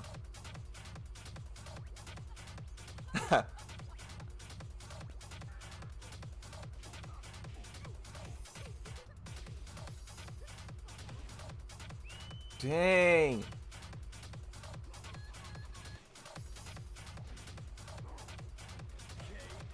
KO.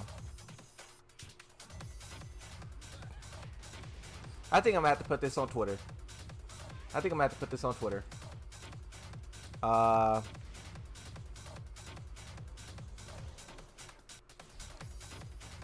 Share, copy, Flying Nimbus.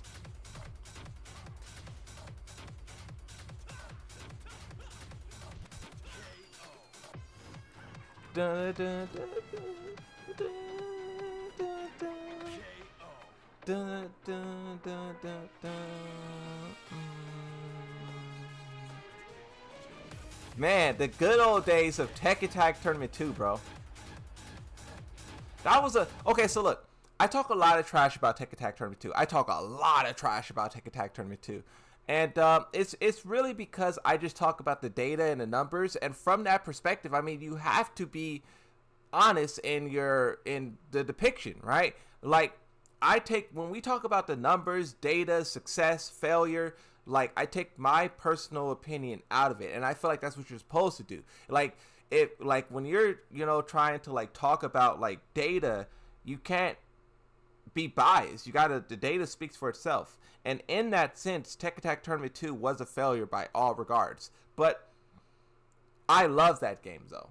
Like, if we talk about like my own like journey through Tekken, this game was incredible in terms of just fun. And the reason why I say fun is because, you know, Tekken Tag Tournament 2 was the first Tekken that I showed up with, right? It was the first time that I played Tekken.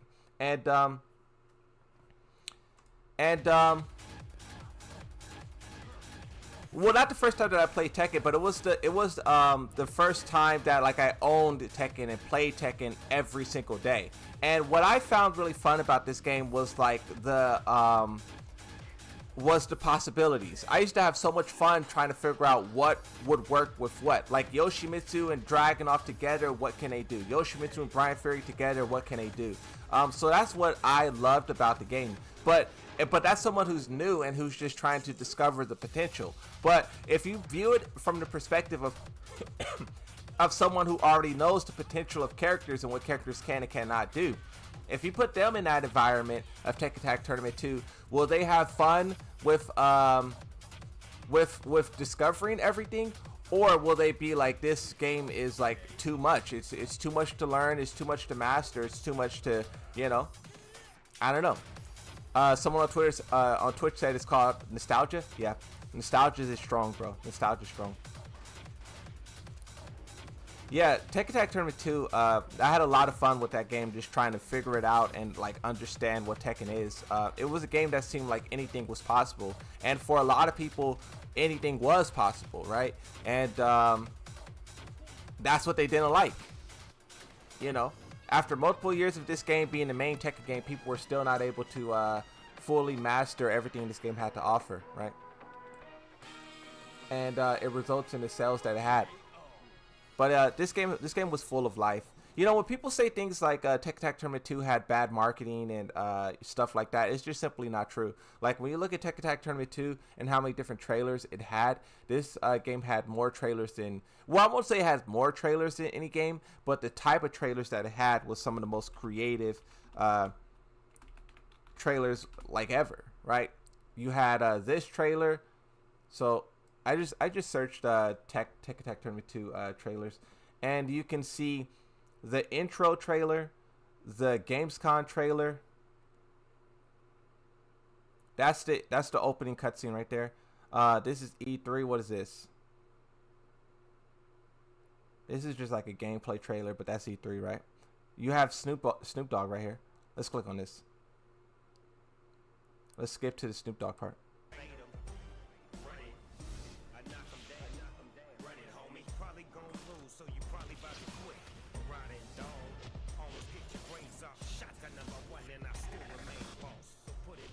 Whoever edited this trailer, this is crazy.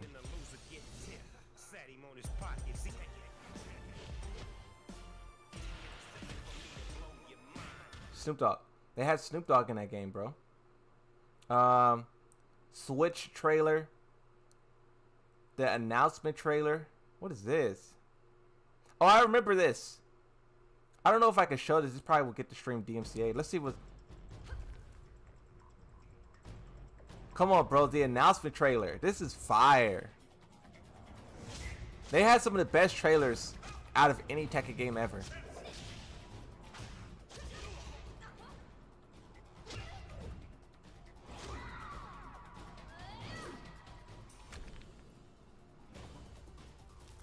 Lily and Asuka versus Kazuya and Jin.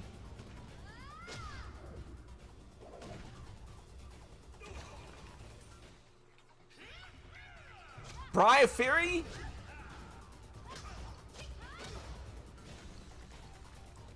If they showed something like this today, but with like higher quality, people would go crazy. I mean, if you think about this, they kind of did this with Lydia, right? Lydia's, hey, what's up?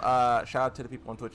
With Lydia, they had this kind of trailer as well with the black background and the character like throwing hands with everyone. It was just CGI. That one looks like it was more like kind of live action.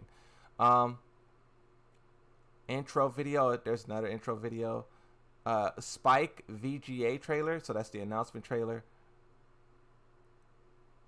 This game had some stuff, bro.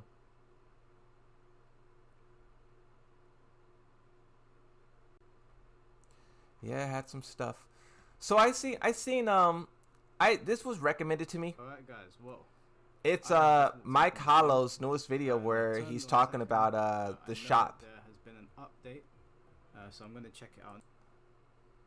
Down from 800. Now I'm a bit confused at this because ain't the costumes 400 coins anyway. So yeah, it's discounted now. But if it wasn't discounted and it's 800, then I'm just buying 2 costumes for the same price that I would have gotten them anyway. Well, let's take a look at where the costumes are. Okay, yeah. So look, they're 400. Wait, so okay, so I'm trying to understand what he's saying here. I was interested in what he's saying, so let's see. Where's Jin and Kazuya? So if we go over to Jin, where is Jin's original costume? Where the hell is this thing, man? This thing is so annoying to navigate. Wait, so have they removed the actual costume? You can't buy it separately, you have to buy it in the pack. So is this... Wait a minute, they removed the separate packs? So you can't buy Jin's pack individually. Now you have to buy the bundle. Counted right now. If you come in here, you can get Jin's costume for 400 as well as Kazuya. But when it's not discounted, does that mean that I have to purchase a character costume that I don't want? And I have to spend more Tekken coins? What is going on here?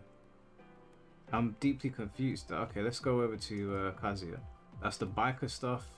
Right, costumes are in there. Yeah, it looks like they've actually removed the ability to buy the costumes on their own. Unless I'm mistaken. If I'm making a mistake, please let me know in the comment section below. So I'm trying to understand what they're saying. That's a very weird thing to do. Let's go back into the store. Let's spend money on this. I don't I don't necessarily have a problem with the store being updated. I don't want anyone to get it confused. It's just what they're updating. I'm a bit like, the costumes don't make any sense, because when this 50% discount goes away, that means that I'm being forced to buy a costume that I didn't want. I have to spend more Tekken coins. If we come over to the Tekken coins. Oh, I get what he's saying. He is saying that right now it's on sale. So they removed your ability to buy just the Jun Kazama. So look, I'll show you guys this again. Where's that folder at that I had? So look. So what Mike is saying is that if you want to buy just Jin, that's it. Right now, the only way you can do so is in the pack. That's that's half off, right? And he's saying that, I believe that he's saying that is when this deal expires, which they don't show you when the deal expires. I think that might be illegal. I'm not sure. Don't take my word on it. I'm not a lawyer. I think I'm a content creator. Who knows? But look. So when that deal expires, it's going to jump up to 800 coins. So that would means that the only way you can buy this one Jun Kazama is by paying double the price and also buying Kazuya. I don't want Kazuya. I just want Jin. I just want to pay $4 for Jin. No, you can't do that when the deal expires. If this bundle is the only way to buy the skin, you then have to basically give more money for something else you don't want. So that's what Mike is saying. And if that, so we really don't know. The developers did such a lousy job of implementing all of this, and you have all of these questions that come up from the player base, and we're just trying to figure it out. Like, they're throwing stuff into the game, and we're trying to figure out what it is, how it works. They don't say when this deal expires. They don't say when the deal expires, will you will the packs be separate and you'll be able to buy them separate, or will the only way you're able to buy them is through the packs, right? And I think that's kind of trash. Like, if the only way you can buy Jun Kazama is if you also buy Kazuya, that's not, like, no one wants that. The only way you can buy Harong's outfit is if you also buy Nina.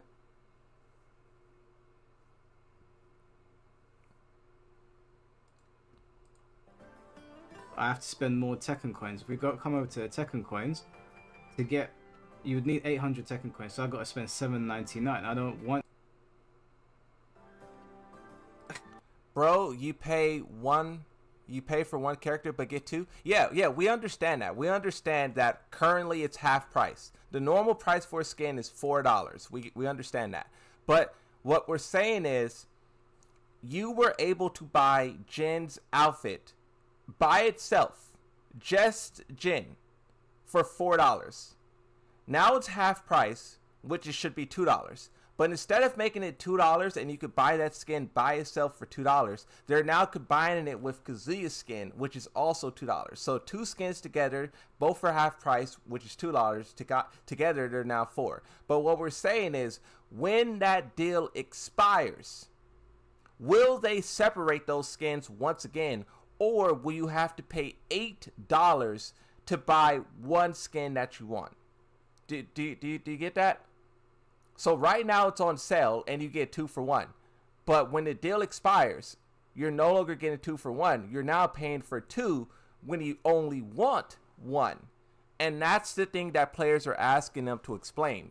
It could go back to normal when the deal expires, which we don't know when the deal expires, but they didn't explain it, and we can only assume the worst because they're only giving us the worst. The same thing with the loot boxes, right? The loot boxes, there's a lot of people who are saying, like, oh, there was a lot of people fear-mongering and whatnot about the loot boxes, but in my opinion, the developers have given us every reason to assume the worst, and you can't blame the players for assuming that the developers were going to do something despicable like put loot boxes into the game. And you also can't blame players for feeling like the developers will remove that discount and then make the only way you could buy the skin is through the pack, right? So that's what, Who's paying for this? Who's paying for this? This is awful. Yeah, that's the people who are, okay.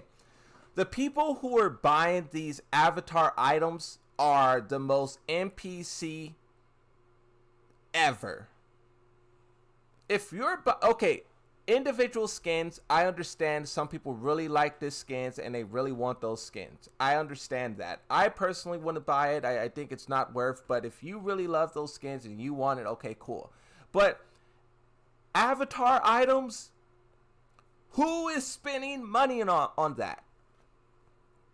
If you're buying avatar items, bro, you are really, really, really a part of the problem. Like, that's you gotta draw the line somewhere. If you're buying avatar items, bro, you basically will buy anything. They could put nothing into the game. It could be a section here that says nothing for $4 and you would buy it. That's basically like the type of person you are. That's basically what you are. You might as well give Bandai Namco like your bank account information and just let them have it. Like at that point, that's crazy. If you're buying avatar items, no way. Dark costume? Jesus Christ. What are we playing? Are we playing Fortnite or Tekken? Sorry guys, this is Future Mike just cutting in real quick. I forgot to add in my video. The whole Tekken store and mod thing still kind of, it weirds me out that Namco went down that road of striking people's channels and basically getting mods removed from left, right and center. If you're selling mods, I understand, you know, you shouldn't be selling them, but if you're just providing free mods to people, what Namco should have done is they should have said, look, Reina as a devil, as a mod, I can understand that one being like, this is a story thing, we need to keep this. Yeah, so for those of you who don't understand, the Devil Reina mod leak, and people were using that and the developers strike that. And you can argue whether or not that was the trigger for it or not. But basically they took that one down, and it makes sense for them to take it down. It has a lot of story importance and whatnot, right? But for the other mods that they tried to take down, I don't know what Mike is going to say. We'll listen to what Mike's solution is. But my solution would be, you know how we have all of those worthless Tekken coins? Add another section here that says modded skins or modded stages or modded whatever, and you can spend those worthless coins on mods, you know, boom. And if you want to monetize it, go ahead. I'm just saying that there's other games who do that. Like Minecraft, they allow modded skins or fan-made skins, and you can pay real money for that. I don't know if a portion goes to the modder and also to the company. I would assume so. But if Tekken wanted to do something like that, they could. They could allow people to submit modded skins, and they could say, you know, 30% go to the modders, 70% goes to us, or something like that. The fact that they didn't even think about that at all shows how, like, it just shows. It shows. Even GTA had the foresight to embrace mods. One of the biggest role-playing server, basically all of role-playing is mods, right? That's all mods, right? One of the biggest role-playing servers, Rockstar hired that whole mod team to help them with GTA 6. And GTA 6 will probably have role-playing as a game mode because they hired the modders who do that. That is how you make a game. That is how you satisfy the player base. We see you guys like mods. We see you guys like this thing. Okay, here. We're going to do what we can to bring this to you guys. And if we have to monetize it, okay, so what? If we could do it for free, okay, so what? If we could turn it, like, why? The fact that Bandai Namco viewed mods as the enemy is the issue, where a lot of other gaming studios views them as an ally, and that's how it should be. That's how it should be. You should view mods as an ally, not an enemy. And going back to Rockstar, they did that. They used to view mods as an enemy. They were sending lawyers after people, cease and desist. They were clapping cheeks. But then Rockstar, they eventually understood, like, okay, this isn't going away, and this is only growing. Roleplay is growing more and more and more every day. You can argue that's the reason that GTA 5 has survived this long. If you didn't have roleplay, I don't think GTA would be streamed as much as it is. It just wouldn't be. People would not be doing GTA heists as, like, no, right? So they understood that roleplay is something that can help them a lot, and they embraced it. Bandai Namco, like, bro, be smart and do the same thing. Like, what are you doing? But let's hear Mike Hollow. Close to our chest, please don't mod it. Communicate with the community, but say to people, you can create mods and you can submit them, and we'll share the revenue with you. There's a game that you guys probably... That's literally what I just said. That's literally the fact that me and oh, I keep saying Mad Mike, my fault. Mike Hollow.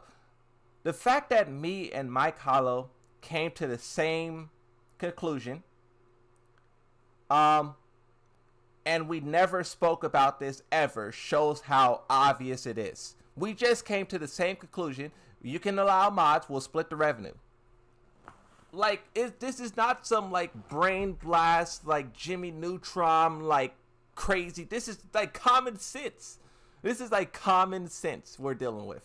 You all know, called Skyrim. And Skyrim received an update called Creation Hub, I think, or Creation Club, something like that, I can't remember. And what happens is creators will upload their mods to this hub, and they'll be approved by Bethesda, and so there'll be a bit of revenue sharing going on. So the modders win and Bethesda wins because the community have always made better costumes than the developers. It's always been... and that's for every game. That's for every game, pretty much, right?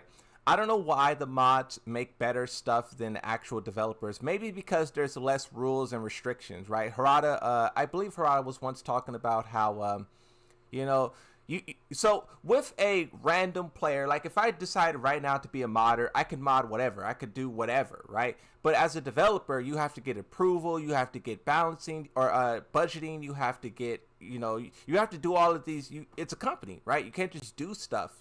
An employee can't just walk in and be like, today I want to make a Black Myth Wukong mod. But someone who's not a dev can do that, right? So that's why I think that players create more unique and interesting items, is because they're not limited by the company, and also they're motivated by just pure passion, right? And I think that passion is what allows them to just create what they create. Been that way for everything. So if you're a modder verified by Bethesda, you will earn money for creating mods for the game. Namco, there was a big modding community surrounding Tekken in Tekken 7, a big one. You should have put 2 and 2 together and been like, look, we don't want to piss off the community. We don't want them to be upset at us. It's so sad that 2 channels were lost. Never forget that. 2 people who make mods, Bandai Namco destroyed their channels overnight. No warning. No warning. They just overnight decided we're gonna take down mods, and they sent out their cease and desist people, and they clapped up multiple channels. There was multiple.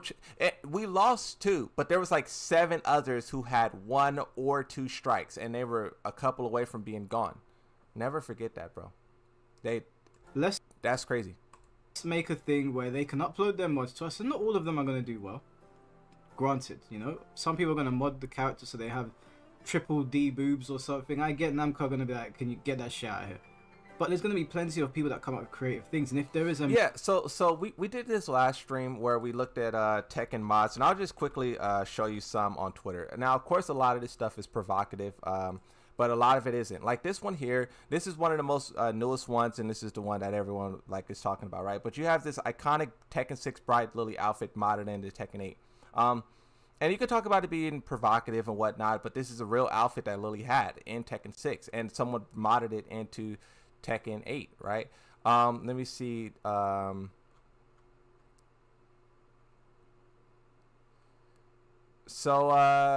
Like these ones here, I'm just finding random examples. These are the most random examples possible. You have 2B, you have Noob Saibot, you have I believe, I don't know if this is a character. You guys can comment if this is a character, but it looks cool to me.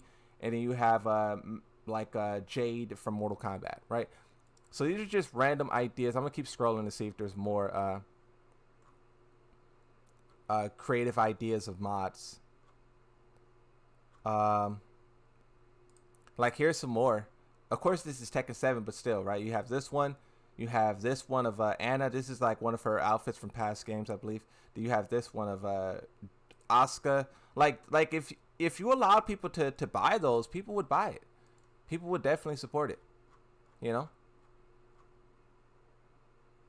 Let's just look at one more. Bro, see, look at this. This is the iconic Tekken 4 Paul mod. This is Tekken 4 Paul. You know how many people would want this? It's a no-brainer.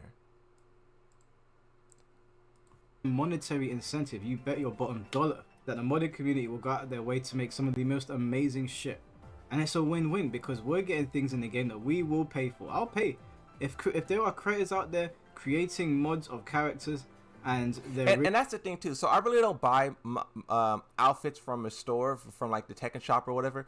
But if someone modded a skin, I would be more willing to purchase that because I know that money is going to an actual person, and that person is like, you know, I wish I can support mods. I wish I can help them out, you know. So I would be more willing to pay money for a mod than I will to $1 billion company for recycling content, right? Really cool. Of course, I'm gonna pay because I know the creators get. Let's skip ahead a little bit in the video. They should implement it in a way that it's not as usable, and yet you have to earn it after using it the first time. Anyway, that's a video for another day. But the gameplay to me in Tekken is good. I enjoy it, and that's why I play it. I wouldn't play it if I didn't think it was good. But the store, the monetization in this game. Okay. Quick question. So Mike brought up the gameplay.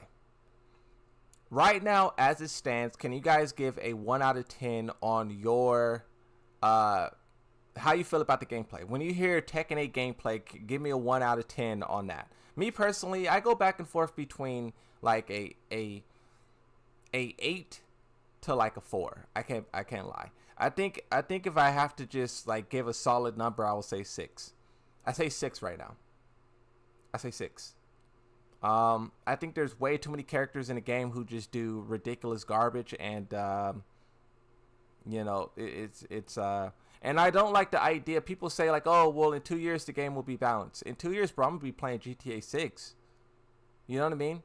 So I gotta say like a 6. I gotta be honest. I say 6. If you're saying 10, and I'm not trying to change your answer or anything, but I'm just saying like the people who say 10, you're basically saying the way the game is right now is perfect. It can't get better at all. I'm sorry, Banda. I think it can get better. You know, easily. There's a lot of things that you do that I like. You know, I like a lot of Namco games. I think Namco games, gameplay-wise, they're pretty good. You know, Sparking Zero is a Namco game as well. Very excited for that. So it's not a thing where I'm trying to come at the company. But we gotta call a spade a spade. What the hell is this shit? Why are they bundled together? Am I missing something? I don't know why they've taken away the ability for you to just purchase a costume on its own. It would have made more sense if you did 50% off per character, and then you had a bundle that was $350, not $400, because you can just purchase them for $400. Yeah, that is a good idea. So you leave the characters separate, and you have them be half off, which is $200. But then you have a bundle together where it's $350. So then you can decide, do I want to buy this one bundle for or do I want to buy this one outfit for half price, or do I want to buy 2 outfits for a little bit more?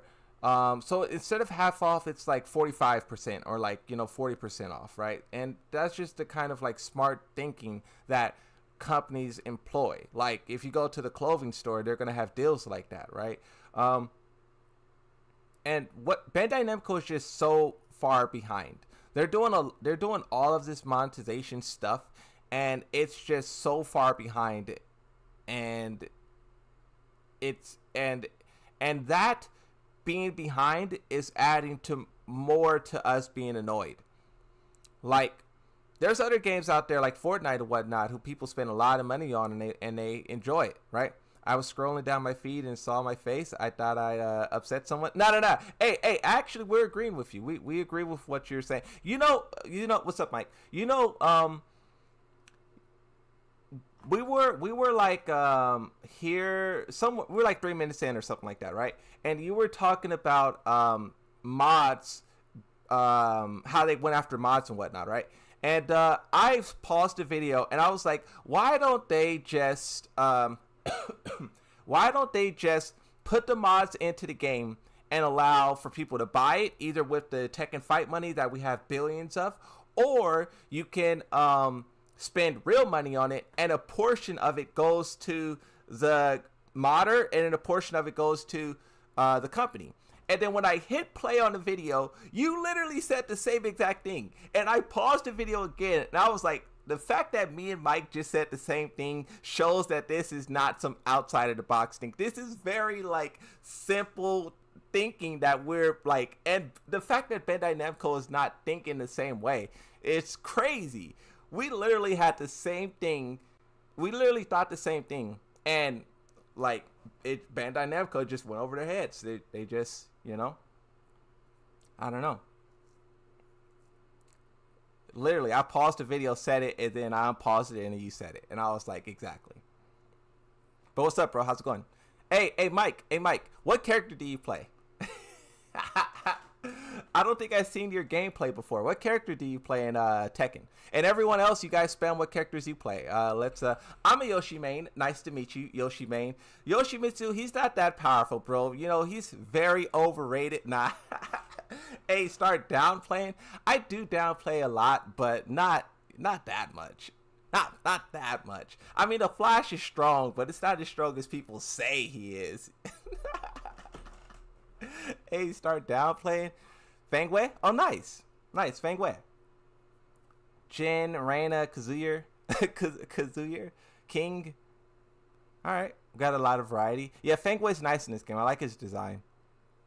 Craig Marduk. Each. So the point of having a discount is that it makes sense, but you've bundled two things together for the price. Great video. Of what I would have paid anyway.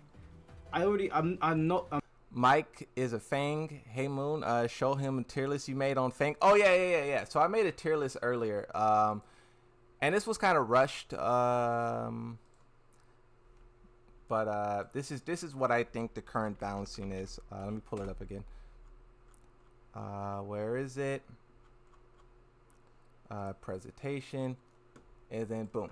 So this is what I think the current balance is. I think it goes Dragunov. He's the most.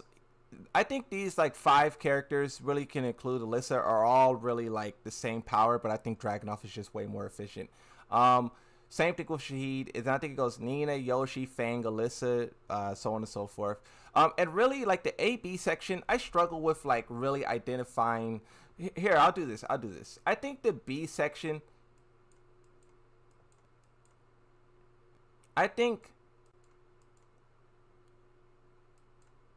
I'll do same, and I'll do same. This is how I would do it. I would say these characters are the best characters in the whole game in the S section, and then these characters are the next characters who's like you know, right under them. You can put it in any order you want, and I think these characters are all just blended together in one blob as well. So I think it's basically you just set it up into 3 sections. The best in the game. And I think this is the order. And I think this is just a blob. And that's just a blob. That's what I would say. But that's just me, a Yoshi main. Spamming Flash and whatnot, you know? I'm never going to... Former Azuzina main, but going to switch to Asuka and Lily. Yeah, Azuzina. I want to look at usage data. Azuzina's usage data is pretty interesting. Tekken 8 data. Let's look at the data again for Tekken 8. Azuzina. She is. Oh, she's not that far down. I thought she was like way back here somewhere, but she's actually like right here. But she is falling a lot. You know, Twitter got this character nerfed, and you can argue whether or not she deserved it. But her usage. So Victor and Azuzina was like top 5 in the whole game, but as time goes on, both of those characters fail. Victor's hanging on a little bit, but Azuzina, she's her grip is slipping. We were talking about it on stream yesterday. Me, Blackheart, King J basically agree. Dragunov, Nina, Yoshi. Yeah. Oh, so where do you think Shahid? Because I have Shahid pretty high up. And the reason why is because I think Shahid's guard breaks is just ridiculous, bro. Shahid's guard breaks is just pretty crazy. But maybe I just value him a little bit higher. But I do think, yeah, generally it goes like this order. But yeah, I put Shahid. Maybe that's too high for Shahid. Maybe I'm hating a little too hard. But yeah, I think this is just the I think for the average player, I think this is what they would say: Drag, Nina, Yoshi.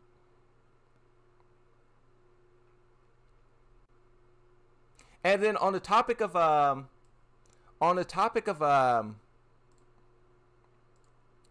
what's it called? Let me see. So this here, I put on Twitter. This is from the last patch notes, but I just wanted to remind people. So they first said they were going to do no balance updates. As you can see here, we're not going to do any updates. We're just going to stabilize behavior and fix bugs. Now, on a side note, you can also say they're not really fixing any bugs. They are not fixing any bugs, but that's a side note. Hey, what's up, Jay Huey? I think he's top, but not 5. I have Drag, Nina, Yoshi, King, Jin. See, that's what I be trying to tell people, bro. I'm glad you said that. I be trying to tell people that Jin is like really like that, and King is like that, and I be getting pushback, bro. So the chat be making me put them back a little bit more, but I do think they're up there, bro. King and Jin is there's something, but the chat be on my line, bro. They be Jin is not, there's a lot of Jin mains out there. There's a lot of Jin mains. So those boys be like, nope, you're wrong, and just crouch. I was showing the chat a Jin clip that I seen on Twitter, and everyone was like, low, just crouch, just crouch, just crouch. I love it. But back to this. In the next update, version 1.08, in addition to bug fixes, small scale balance adjustments such as damage reduction for some characters like Dragonoff and Nina are planned. So they will nerf it, and I think this is the best thing to do for now, because the developers, they obviously don't want to just chilling before I get the cross trainer. Oh, okay. The developers obviously don't want to drastically alter the balance of the game. They want to save that change, that breath of fresh air for Season 2. And I understand, right? You want Season 2 to be something special. If you do the special now, then what will Season 2 be, right? So I understand why they're saving it. But I think a good thing, because you need to do something now. And I think a good thing to do now is just nerf damage. You could leave the combos the way they are. You could leave the Oki and stuff the way that they are temporarily, and then just nerf the damage. And that's kind of like, it's a band-aid, but you need a band-aid right now. You got to save the big stuff for later, right? So I'm interested. I just want to highlight that they say such as damage reduction, meaning they can do other things, and I wonder if we'll see other things actually take place, right? And they talk about Dragonoff and Nina. You have to imagine Yoshimitsu's there. So in terms of damage, okay, let me just do another tier list real quick. This is what I think some of the highest damage outputting characters in the whole game is. Dragonoff, Nina, Leroy got some damage. Lily, not so much. Harong, not so much. Asuka, Claudio, he got big damage, but sometimes at the wall he gets lost in his sauce. Let's get rid of that. Shahid, he got big damage. Brian Fury doesn't have the best damage. He doesn't have the best damage.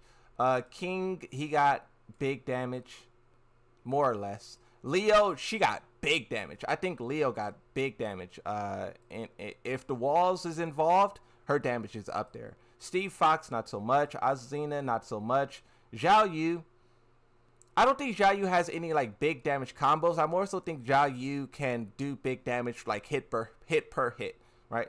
Paul Phoenix, he got big damage. Kuma, big damage. Panda, big damage. Alyssa, maybe these two characters are too high. I think Kuma can go up there, but maybe not. What's it called? Dragonoff, no. Lee,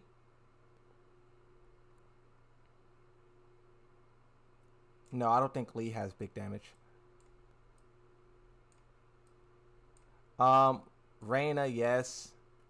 Eddie, no. Yes. I'll put him there. Jun Kazama, big damage. Jack got big damage.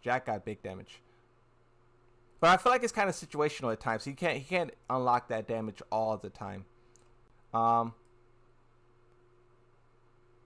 Kazama, big damage. I'll do this. I'll separate it into two. I'll do 2 rows. It's simpler that way, because what I'm trying to do, I'm trying to think of which characters. Basically, like, I don't play all these characters. I just get clapped up by them, right? So I'm just trying to think of which characters can do massive damage and which characters can't. And I would probably separate it like that. Do you guys agree? Big damage. No damage. Is there any character you guys feel does either a lot of damage or no damage and I should move it around a little bit? Moon, if you can do mind, wait, what?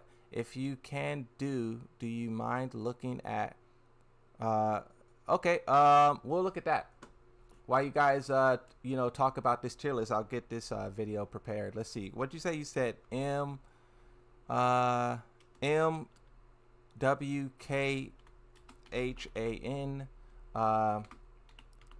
I'm assuming that's Tekken, right? Tekken. I don't think I've. Wait, who's this? What is it? Is this Tekken? I just searched it up and nothing came up.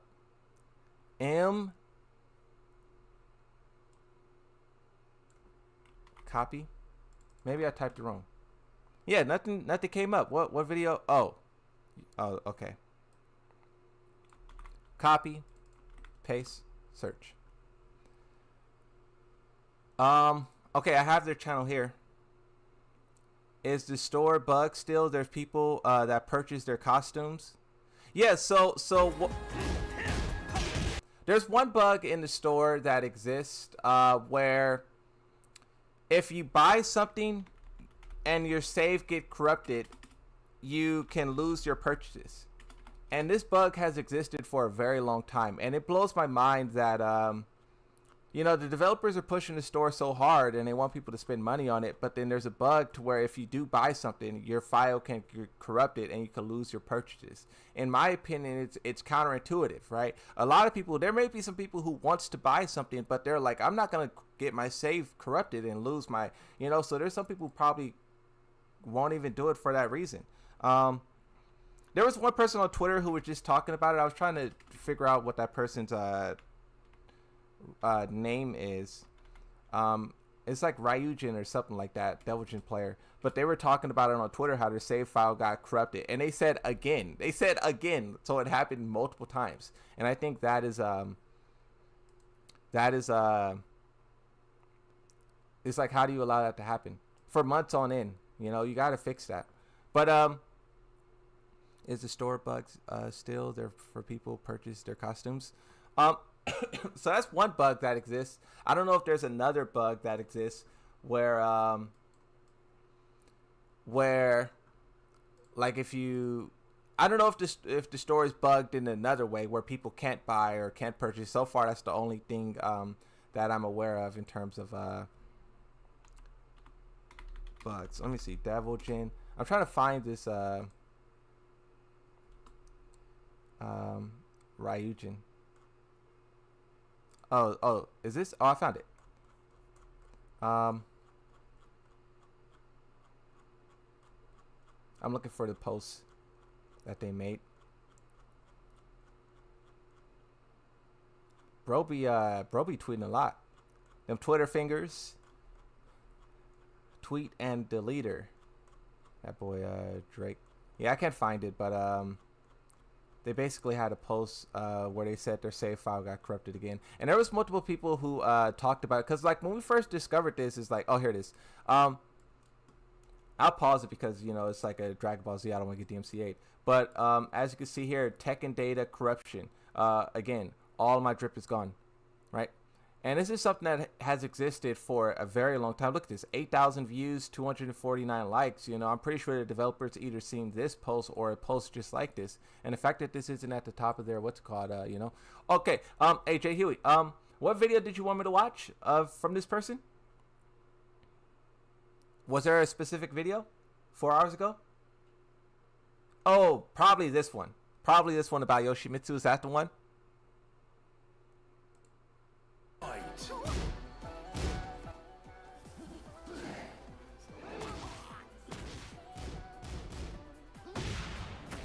But, like, all right, I'm not gonna start. I was gonna start downplaying my character immediately, but oh, you want to watch the Steve one? Steve has no identity.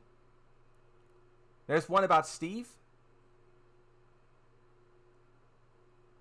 Hey, if you have Twitter, JUV, whichever one you're talking about, send it to me. For now, I'll watch this Yoshimitsu one. My DMs are open. That video name, I want your take on it. Okay, let me try to find it. We'll do this again.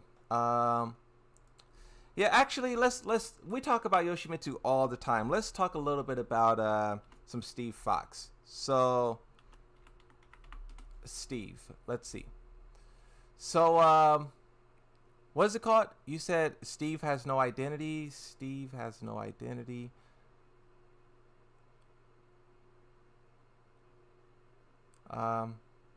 Steve, this person got a lot of Steve, no. The character with no identity?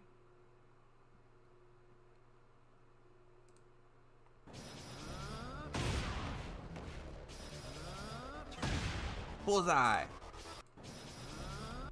Steve is known as a counter-punching paragon.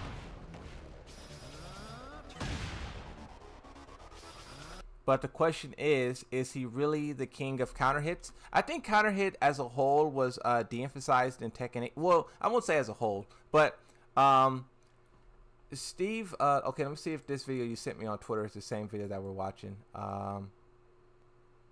Refresh. Sent link. Okay, yeah, it's the same video. Thank you.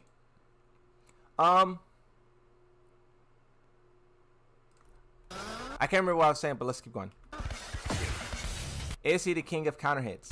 I would say Brian Fury, just generally when I think about Tekken, when I think about who is counter hitting who more, I would say probably Brian Fury has some of the best counter hits right now. But I could be wrong. Maybe it's Dragunov or something, right? In Tekken 7, his back one is used to do 17 damage normal hit.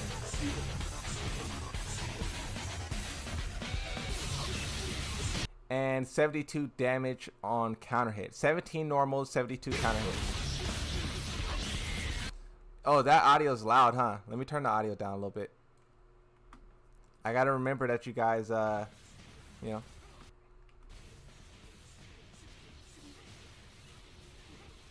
Oh, so the whole combo's 72 damage. In Tekken 8, his back one does 10 damage on normal hit. But the combo from back one is still good. So, you know what I was going to say about this?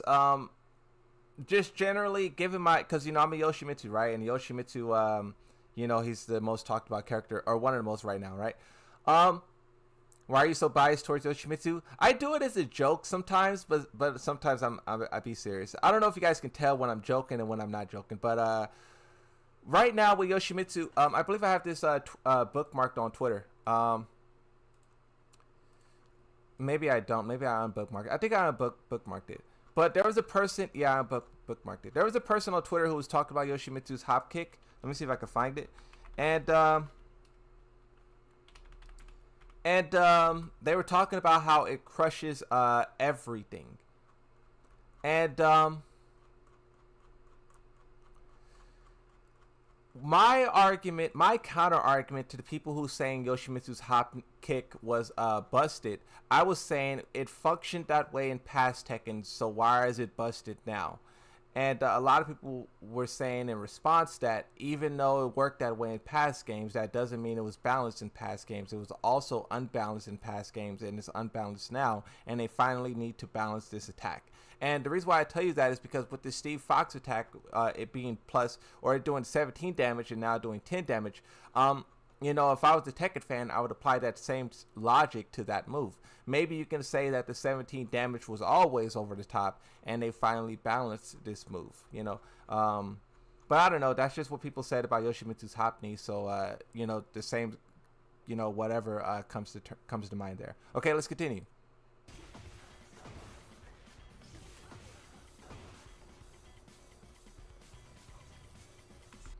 but where it really makes a difference is when you combine it with wall.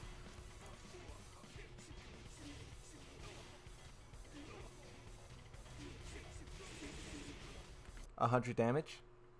I think that combo, even though that combo looks cool, even though it's like, you know, really technical and it's one of the best things about Tekken, I think as a whole, I think in general holds holds Steve's back. In a game where a lot of characters are simple and they have really simple wall enders, like, you know, you just press like a 1, 2, and 3, you do big damage. And then the Steve Fox, you gotta do this, blah, blah, blah, blah, you know what I mean? Like it makes him super complicated. And yes, we love the complication, but in reality, it's only making him weaker, right? So I'm not saying I want that to go away, but it's just a weird thing where you have this really complex tool, and it's cool, but it just hurts the character, like, in comparison to others. Just because your moveset remains the same doesn't mean it's going to interact with a new system in the same way. Transferring movesets is a new system can completely change the character. I agree. They heavily nerfed his wall damage.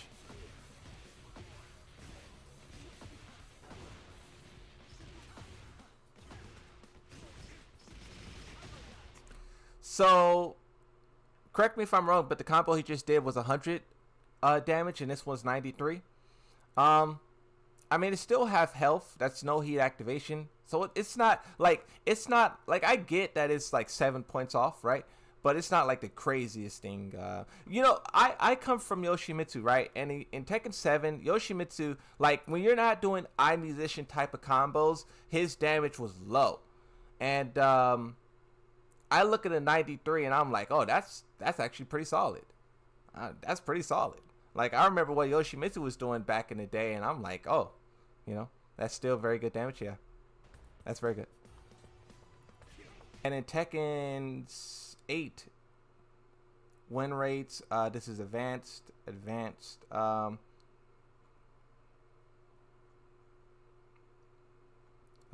intermediate. So when you look at advanced, Steve is a little bit higher, so is Jin, a little bit higher. They're not bottom 3 anymore. Still not bottom 3. And this one, what is this? This is win rate charts intermediate. He's closer to bottom 3, so is Jin. Jin is bottom 3. Steve is right there. Oh, this is advanced win rate, so they're back up again. So, in the point that I was going to make is that in Tekken 7, Steve Fox performed worse. And consistently for multiple years. And in Tekken 8, he does slightly better. But a lot of players say that he is worse. But he is considerably easier to play with now. Hence a lot of new players. Yeah. And that's what I think they were going for in general with Tekken 8, is like making characters easier to play. And they definitely, I think that logic of thinking caused a lot of mess ups. You could talk about you know, Yoshimitsu. I don't think Yoshimitsu is supposed to be an easy character. He's not supposed to be like the most tricky character. You need to have a 4-year master's degree to learn him. But I'm just saying that he's not supposed to be like, you know, autopilot. And they kind of made him autopilot in Tekken 8, and look at the fallout of it, right? I don't know if I made the point that I was going to make, but I just was trying to ask you to see which one you think is stronger, and then also just look at the data of the two characters, right? But regardless of it, Steve in Tekken 8 and 7, he is at the bottom. Like, what do you want to say? He's bottom 3. In this one, he's like bottom 5. It's still pretty much the same thing, right? He's getting clapped up all together. In Tekken 8, they removed it even after nerfing his wall combo. Oh, that's crazy. That is crazy. I was going to start talking trash right here until I seen that second go around. So let me look at the distance on this again. So he did this bop bop, and look at the distance. Kazuya, as you saw, he like stuck to the wall. He was glued to it. And now in Tekken 8, you don't have that sticking to the wall. no sticking to the wall. And then even when you get closer, no sticking. And there's a move like this for Yoshimitsu that I took issue with. Yoshimitsu's forward 4 is, I believe it's his Power Crush. That move doesn't wall splat unless you're 0 to the wall. Like you're basically back to the wall, right? And if you're any distance from the wall, it won't splat. And I wonder if the developers did that intentionally and if they will fix that. You know, for Steve, for Yoshi, or for whatever character, because there's multiple characters. When at the time, people were saying, "Oh, Kings does this, Lily does this." So there's multiple examples of a move that either wall splat in the past game, and they don't wall splat now, or moves that looks like it should wall splat and it doesn't wall splat now. So I wonder if this is intentional or unintentional. Because if they intentionally doesn't want this move to do that, then he's screwed. But if it's a mistake, then it's a mistake. That move should wall splat. That's not cool. Yeah, that should wall splat, definitely. I would be so upset. That is crazy. It's like he actively goes away from the wall. It's like he's refusing the wall splat. What is this song? Wide out, wide out, wide out. Wait, what? Yeah, I appreciate the dono, but I'm a little bit confused by the question. The second part, wide out, wide out, wide out, that confused me. I got a Yoshi brain, bro. Those all caps terrify me. Oh wait, this song though, if someone knows the name of the song, put it into the chat, because I think they're talking about the song in the background. Tekken in 7, his down 4-2 used to do 18 damage normal hit. Is it that his move that will counter hit you and he gets like a little like follow up after? In Tekken 7 it does 10 damage. Wait, what was the damage? Let me pay attention to the damage. So 18 damage. So another move of his that went from 17 to 10. Now this one went from 18 to 10.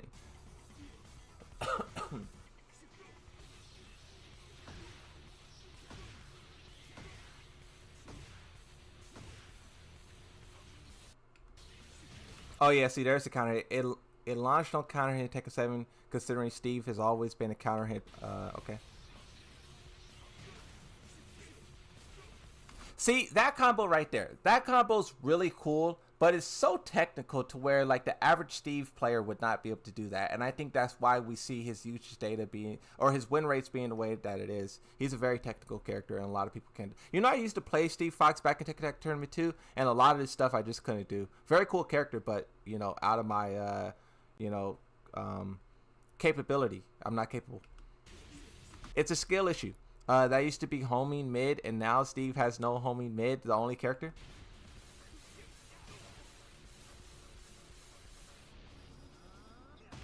In Tekken 8, even after reducing the damage by 8 points, they removed the counter hit combo. It gives the same little drop that the flash does. When you flash someone, the opponent drops down like that, but I guess Steve Fox doesn't have something to where he can activate off of it. Maybe you activate heat? Oh, you do that? Is that what you do after that? Is that like the most optimal thing? Because when Yoshimitsu flashes, Kazuya drops the same way, then he does back to and activates heat. But here, Steve Fox did that uppercut down cup. Uppercut, lower cut. He did the pop up. You think they would allow him to at least go into heat here? His old counter hit used to give a combo. They changed that. They changed it to that. We'll see. In my opinion, I don't think it's... So I'm comparing this move to the Flash. Obviously, that's not a good comparison. But I'm just comparing... The reason why I'm comparing it to the Flash is because of the way it affects the character. The way it affects the character is the same. In Tekken 7, Yoshimitsu Flash used to launch. Now it doesn't launch anymore, and it triggers Kazuya to do that drop. In Tekken 7, Steve's move used to launch. And now it triggers this animation. So it seems like the developer, you probably could go across the board with many characters, but it seemed like they chose moves that used to launch, and instead it gives this down animation, right, from Kazuya. And I don't know, once again, you could probably go across the board and see when which characters can and cannot activate heat, but I know specifically for Yoshimitsu, you activate heat off of it, right? Where's the Heihachi trailer, though? I'm trying to see what the old man can do. On the topic of Heihachi, I don't know when his trailer will be, but I think he'll definitely be out, like, early October. I think, like, October, I say 1 month from now. I was doing, there was, the video that I uploaded today, there was one section of the video that I cut off, because I just didn't want the video to be super long. But in that video, what I did was, I looked at, so this is the Heihachi trailer. It's there. We can see it private, right? But it's not public. What I did for the Lydia, what's called? Let me show you. Let me go to shop real quick. How do you go to shop? Okay, shop. What I did was I calculated the days between the last customization item being added into the game with Lydia. So before Lydia was added into the game, what was the last item that they added? How do I do this? I believe it was it this one? I'm trying to remember. Maybe it was this one. Maybe it was these two. But basically, what I did was I looked at the dates that these were added into the game, and I seen how much longer after that was Lydia added into the game, and it basically was a month. So the same way that right now they added this outfit into the game, 1 month should be Heihachi. So basically, all signs we have points to Heihachi being released in a month, and we could be wrong. We definitely could be wrong on that. It's just an educated guess looking at what they did for Lydia and Eddie and trying to figure it out. And the reason why we could be wrong about that is because of the trailer. For Lydia, when these skins were out, her trailer was already out. You know? So the fact that we don't have Heihachi trailer yet and we got this skin shows that even though the timing is lining up, the trailer not being released yet is not lining up. So, you know, a quick little detour. Let me show you guys this. So, where is it? I have this screenshot here. So this is the Tekken World Tour and all of the tournaments that is a part of it. This doesn't include like the finals and the regional finals and stuff like that. Hey, what's up, King? How's it going? What's up, KDO? So as you can see here, so Punishment just ended. You have TGU, which is the final one. And I was saying that Heihachi will probably drop after this. And they could still do that. They still could have Heihachi trailer be shown here. And then he, you know, they put a release date on it. And then he come after that. Or if we're not lucky, what they will do is show his trailer there. And then because you also got to keep in mind the Tekken Talk.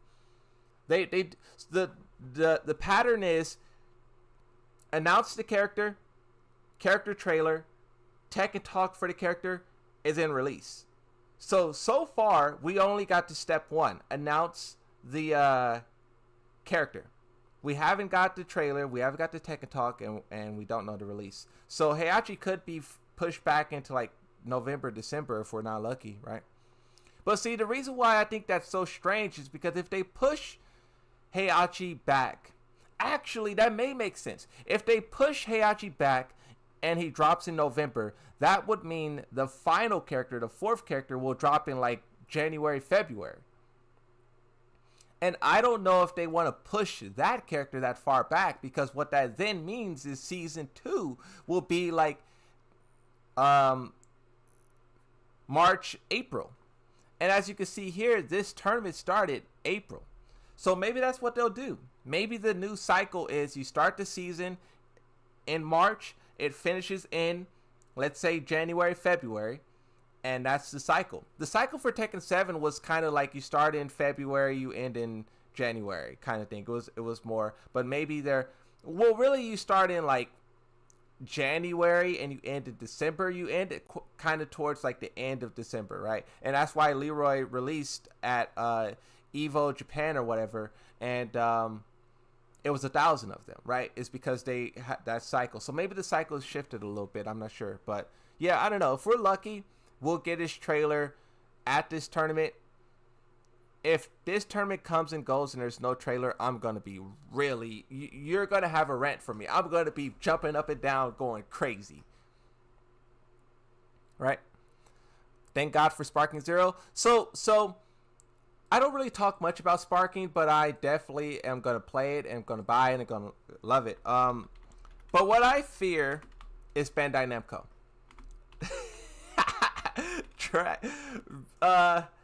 Bandai Namco, you know, is in charge of both games. And I'm looking at all of the garbage they're doing with Tekken 8, and I'm just praying that they don't do that for Sparking Zero. I pray that they don't announce a battle pass, a shop, 2 months after the game comes out. The game comes out in October, right? December, they announce a shop. I hope they don't do that. I hope. Oh, here's the screenshot I want to show you guys. Here's the full roster for that. Well, not the full roster. There's 10 characters missing. 1, 2, 3, 4, 5, 6, 7, 8, 9, 10, 12. And there's also a leak out there. There's also a leak out there that shows multiple other characters. What is Sparking Zero? You don't know what Sparking Zero is? Sparking Zero. So in total, their character roster is like massive. I can't remember how many characters this is, but it's pushing 100. It's either over 100 or it's pushing 100. And so you guys know about the Dragon Ball show that's coming out, right? It's like a Dragon Ball. It's a new anime, right? It's a new Dragon Ball anime, and the rumor has it that one of the DLC characters for this game will be the Goku from that show. I think there's a leak. I don't want to show the leak because I don't want to get DMCA'd on the stream, but that's I believe the leak is, hold on, let me see. There's a video of the leak. Not surprising, since these 3 heavy hitters in Dragon Ball Budokai Tenkaichi 3, Android 13, all coming to Sparking Zero.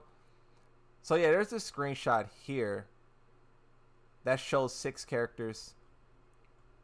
I just saw the leak. I scrolled past it. In my opinion, I ignored this leak for the most part because it's just too much to focus on. Like, we have that massive roster of characters, and it's like I'm just looking forward to the base roster. I'll get to the DLC when I get there. I want to try. There's like 100 and something characters. I just want to try all of those characters, you know.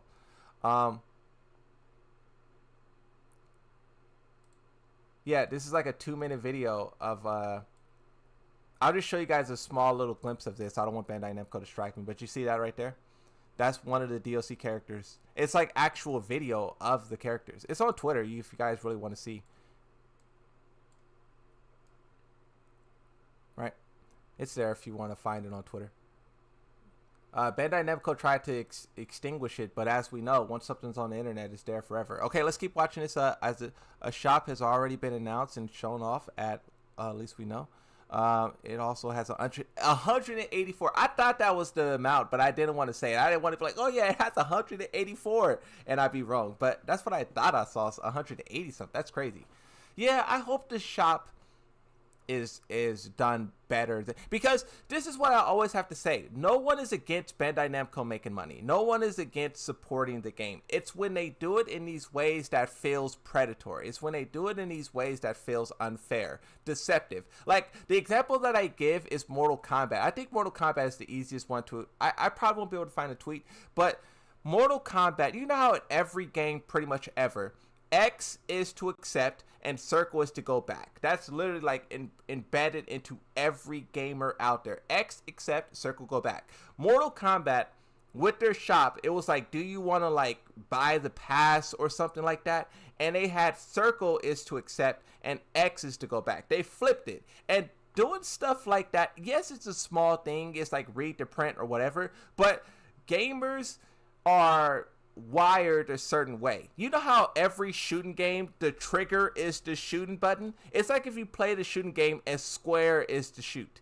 It's like no one does that. So the fact that they intentionally switched around the buttons like that, it just shows that they're trying to trick and manipulate players, and that is something that you got to speak out against. There's no reason to do that. Like, there's no reason to try to trick people into buying a battle pass and stuff like that. I believe Assassin's Creed also did the same thing, where in Assassin's Creed, it was like, if you want to buy a legendary edition, whatever, something they were trying to sell, when you press X, it like automatically buys it, because your credit card is tied to your PC or your PlayStation or whatever, right? So you press X accidentally or circle accidentally, and then automatically purchase it.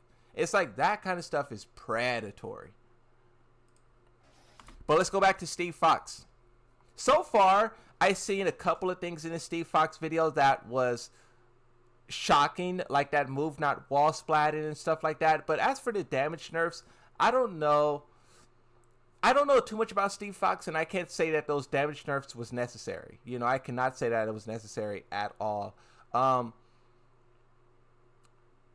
I think they probably could have left his damage the way that it is, right? Would you rather have Bloody Roar character in Tekken 8 or have a Tekken match with D all the way G? Oh my god! Oh my god! For those of you who don't understand the complexity of this joke, something that I just talk trash about things that Tekken players love, kind of as a joke, and I kind of convinced myself that Bloody Roar is a trash game. We watched gameplay of Bloody Roar, and it actually looked fire.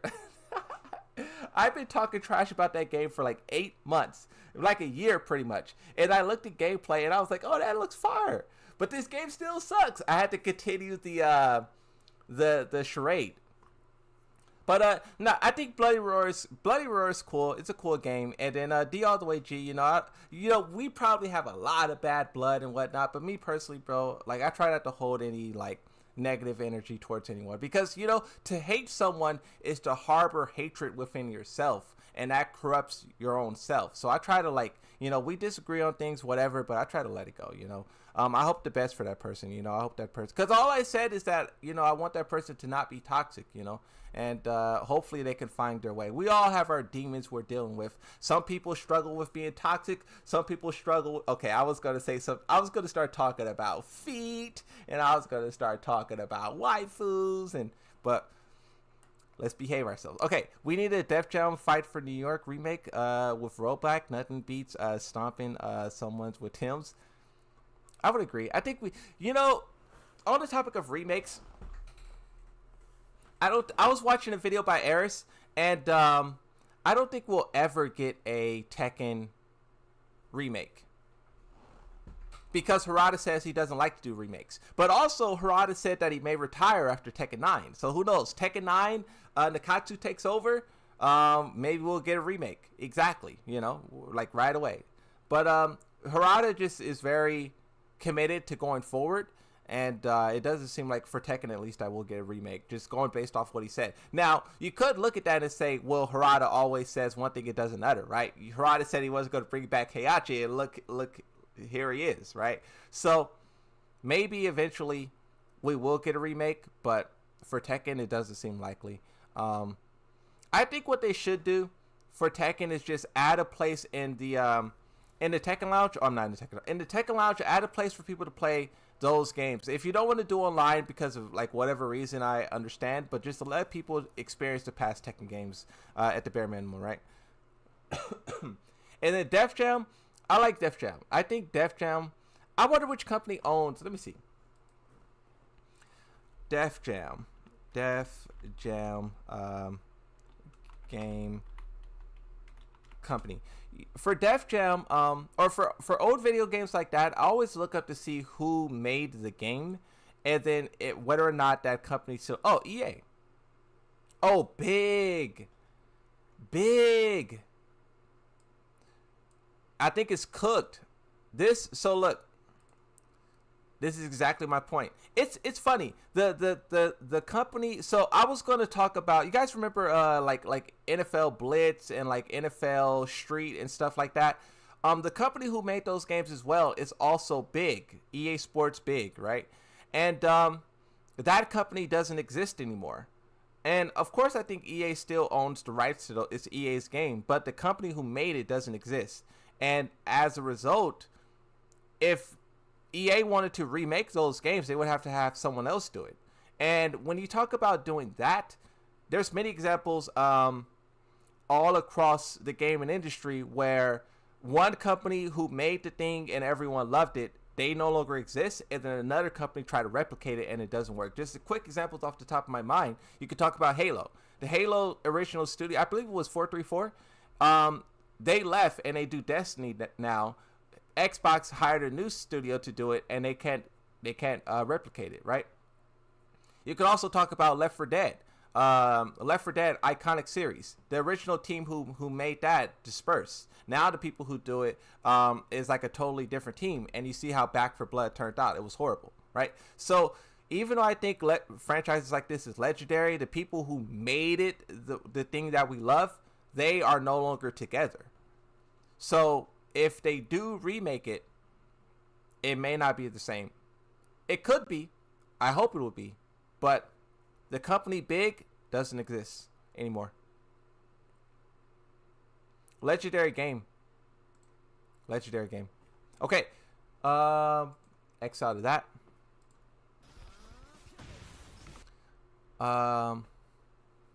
Moon, that would take effort and resources, and Bandai isn't doing that. Your room is dirty. Look at the duct tape on his poster. Yeah, that was a wild stream, bro. That was a wild stream.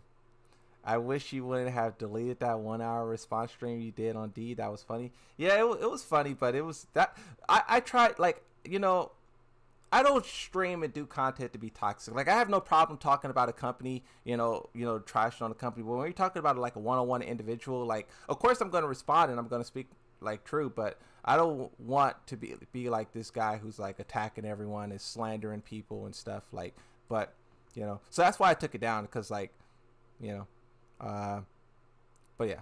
Okay. Red Man was definitely broken. Yeah, that game was fire. What's up, Blackheart? How's it going? Are you the Blackheart from Twitter? I seen the name Blackheart before. Let me search it. Blackheart. 5'9".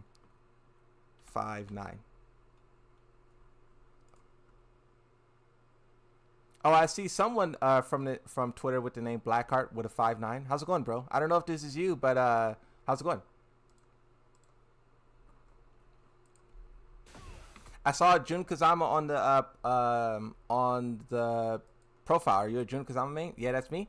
Nice, bro. You're Jun Kazama? Yeah, I play with with my friends. Hey, bro, can I get... Okay, I don't want you to, like, type, like, a full, like, long essay or whatnot. You know, I won't ask that of you. But as, like, someone who plays Jun Kazama, just give me, like, a take. What's a take? Like, if you could give any take, a good take, a bad take, Jun Kazama, what comes to your mind as a Jun Kazama player? Because for me, bro, I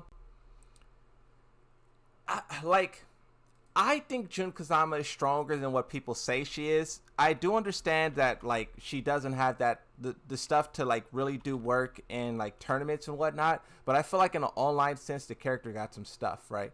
And also, I have a rant. I have a rant about Jun Kazama. Oh, that video might go up tomorrow, bro. Hey, bro, don't watch that video. Hey, bro. Hey, Blackheart. I think I got it. If nothing changes and everything stays the same, that video will go up tomorrow. But don't watch that video. Don't watch it. I am talking so much trash about Jun Kazama. It's going to ruin your day. Just don't watch it, okay? But what I was going to say is that Jun Kazama is just like, I don't know. I expected more out of her. Maybe we'll get the more in the story DLC and whatnot, but I expected so much more out of her. This was one of the most requested characters in Tekken 7, and now she's here, and I don't feel the presence like that. Maybe they should buffer. You know? Yeah, I played Jun. Jun Kazama is top 15, as we discussed yesterday with Mike. Oh, nice. Mike, King J, and me talked about this tier list yesterday. Oh, nice. Oh, yeah, that's what Mike said that when they first showed up. They were talking about when they were talking with you, King J. That's dope, bro. this ranked character popularity? Yeah, it's ranked. DOA would be really DOA Fire. Really want to see Virtua Fighter 6. That's dope, bro. Sometimes I see you guys' clips. You guys gotta post clips and stuff like that more on Twitter. Like sometimes I see like a clip of like King J. It was one clip where it was back with the whole coaching situation. Remember when people were talking about coaching being banned and whatnot? It was a King J, and it was like I can't remember. It was A.O. Richie, and then there was 3 other people who faces I didn't recognize, but they were talking about what's it called, and that clip was fire. So you guys got to post more clips of like your discussions to Twitter. I enjoyed it, at least, you know. I definitely enjoyed it. Jun does crazy damage. I agree. I made this tier list. I divided the roster into big damage and no damage. Top side is characters. It's not in order. I just throw them in there kind of wherever. But yeah, I think Jun Kazama, she has big damage. Jun is strong. You did well ranting about her. I do too. I am the first one fighting against down players. Nice. Jun down players. Yeah, there's a lot of downplaying going on. Right now we're watching this. Oh, this video is 7 minutes. We're watching this 7-minute video about Steve Fox, and we're like taking, so that's kind of what I do, bro. Like I'll be watching one thing for like 2 hours, and I don't know. We just be talking about like a lot of different things as it's going on, you know. Tekken's an interesting game like that. Moon, we have any fights tonight? I don't know. We're trying to finish this video that you made us watch. No, I'm just playing. Okay, let's continue. Steve Fox. It only does 44 damage on counter hit. Maybe they should allow him to activate heat after that. I think that would be a good solution. They should give her a story. What would be good for her? We'll see. Okay, so they're talking about Jun Kazama real quickly. Let's continue down that pathway. I won't talk about the leaked cutscene. It really wasn't much in that leaked cutscene, but it just showed her waking up from her nap, right? So here you have can I grab the edge? There we go. I lost it. Okay, there we go.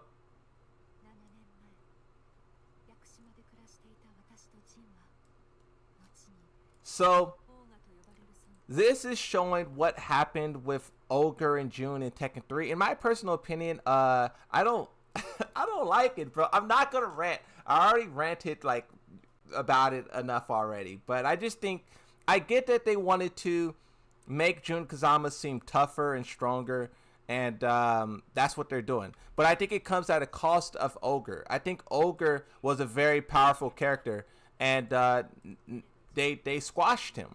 They squashed him to lift up Jun Kazama. And I think that was wrong. I think that was a wrong thing to do from a narrative perspective. Look at Ogre. He looks threatening. He's look terrifying. He looks like a monster, right? I think they should have continued down the path of Ogre did defeat Jun Kazama. And you can even say, like, I had this theory or whatnot that Ogre teleported Jun Kazama to the unknown void that we see her trapped in Unknown, or in Tekken Tag Tournament 2. I think that would have been a cool experiment for the character, because the character can work her way out of it. She can understand her power. She can understand a lot of these things being trapped in this weird dimension. Break free. When she break free, Tekken 8 is coming on. Tekken 8 is going on, and then she shows up to help with Tekken 8. It ties together not only Tag 2, but it ties together Tekken 3. It explains her missing. It explains Ogre. Ogre still seems really powerful. He teleported Jun Kazama. He took her away from Jun Kazama. That is so important. And this is why I dislike this so much, is because Ogre is one of the most important characters in the whole game, because he took Jin off his path. Jun Kazama was teaching Jin to control the Devil Gene and like control his powers and to just be like good, right? She was teaching him. But Ogre came along, clapped Jun's cheeks. Jun Kazama, she was lost to the void, and Jun Kazama, we seen him go down on this dark path. Heihachi manipulated him. His battle with Kazuya. Jin caused World War III. He wasn't supposed to do that, but him being separated from Jun Kazama, his teacher, his master, his mom, it pushed him down that path. And I think that's why Ogre is so important, and that's why, him being this powerful threat is important. But in Tekken 8, they diminished that. They had Jun Kazama lead him away to a cave, which doesn't make sense, because Ogre is not some rampaging beast. Yes, he looks terrifying, but he's also super smart. It is said that he is like an alien creature from space, and he speaks many different languages. He's like a god. He's not a beast. And he should have been smart enough to realize that Jun Kazama was trying to lead him away from Jin, and he should have said, "No, I'm not going with you over there. I'm here for Jin and the Devil Gene, and that's what I want." But they didn't do that. He went over there with Jun Kazama. She clapped his cheeks in the cave, and she fell asleep. And she's been asleep for that whole time. It just completely destroys what this could have meant. And it's all for the purpose of building up Jun Kazama. But what it actually does is not build up Jun Kazama. It actually makes her worse. I think it would have been so much better if Jun Kazama lost the fight to Ogre, but then she overcome that loss. She overcome that suffering, and she becomes stronger. That's literally what you're supposed to do. You're supposed to have the hero get beat. They overcome. They journey through all of this madness and chaos to become stronger. And now they're strong. That's what Jun Kazama's story should have been. But instead, she's just been strong all along. You have Kazuya saying, "Oh, there's one thing about Jun Kazama is that she's powerful." Like, it's just, I don't know. It just, I get they wanted to make Jun Kazama stronger, but what they did to try to reach that goal doesn't actually do it when you think about it. It makes her weaker. And also it makes the story makes less sense. Instead of helping Jin and Kazuya and Heihachi and all of that stuff, she was sleeping in a cave. Like, what? You mean to tell me she was in this cave and all someone had to do was stumble into that cave and they would have found her? Like, her being trapped in another dimension with no way out makes so much more sense in terms of, like, everything. It just makes so much sense. Like, you believe that she really couldn't do anything more. So, and also when you think about like Tekken 5 and 6, I don't know which game it was, but there was one game where she turned into a spirit and she reached out to Jin.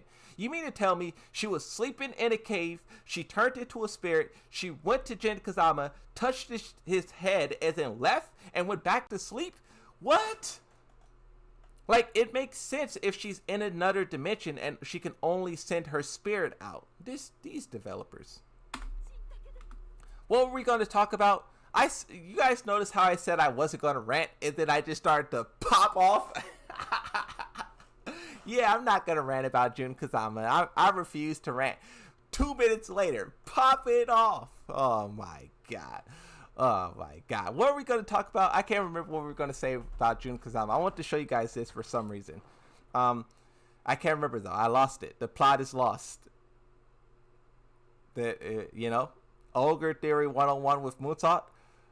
Also, how did she become unknown? Well, the part of my theory as well is that when Ogre teleports her to that area, she's not supposed to be there, right? She's a human in some weird dimension, and that dimension corrupts her and turns her into unknown.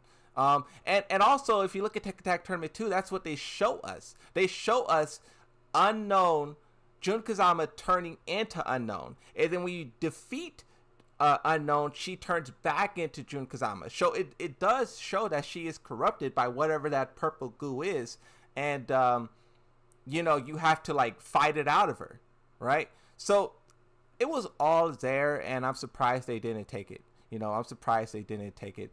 And also too, with Jun Kazama in Tekken 8, a lot of her moves, like she does moves and she loses health. You probably can't tell, but her fingers turn purple. So in a lot of her attacks, she is doing unknown type of attacks. With her healing, with her losing health, with her stances, that little stance where she stands with her arms out, her feet together, and she could throw light at you, that's unknown. That's literally unknown's move. They just changed the animations in the attack. It's literally unknown. So I thought that's what they were going to go with, but they didn't. Now, they could still go with that. She could have fell asleep and she could have woke up in that different dimension, but I think her defeating Ogre and falling asleep and waking up there is less impactful than Ogre forcibly taking her there. I think that would have been better, right? That would have been a better story. But yeah, I don't remember what we're going to talk about with Jun Kazama. You know, I don't remember. I guess we'll just watch this.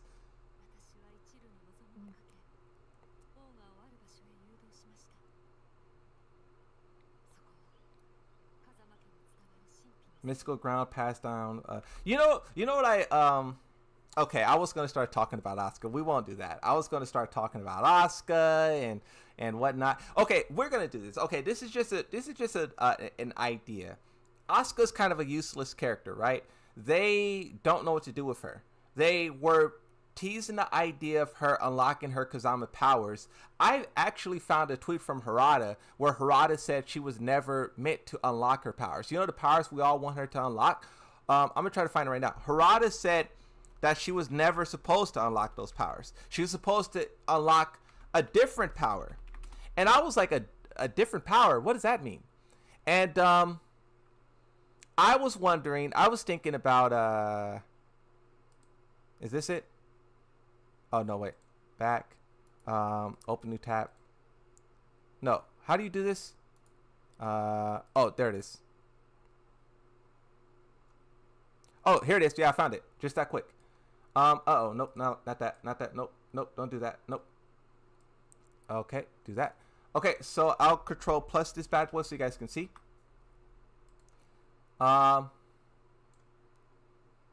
So we'll do that. So here's the tweet from Harada. This is back in 2010. Someone tweeted Harada something. We can't see what it was. That's how Twitter worked back then. He says, Asuka and me don't believe spiritual powers. She will not notice her power. However, she might awake to another power. You could take this as two ways. One, Devil Asuka. Let me show you Devil Asuka. We have random art of Asuka being depicted as a devil. And I know what you guys may think, like, Moonsaw, that's a horrible idea. Like, that's not, why would they do that? And you would not be wrong for thinking that. But the reason that makes me believe that this is maybe likely is because, one, we have it's art right here. We have art right here. But two, Reina. If you look at what happened to Reina in the story, it's exactly as Harada describes.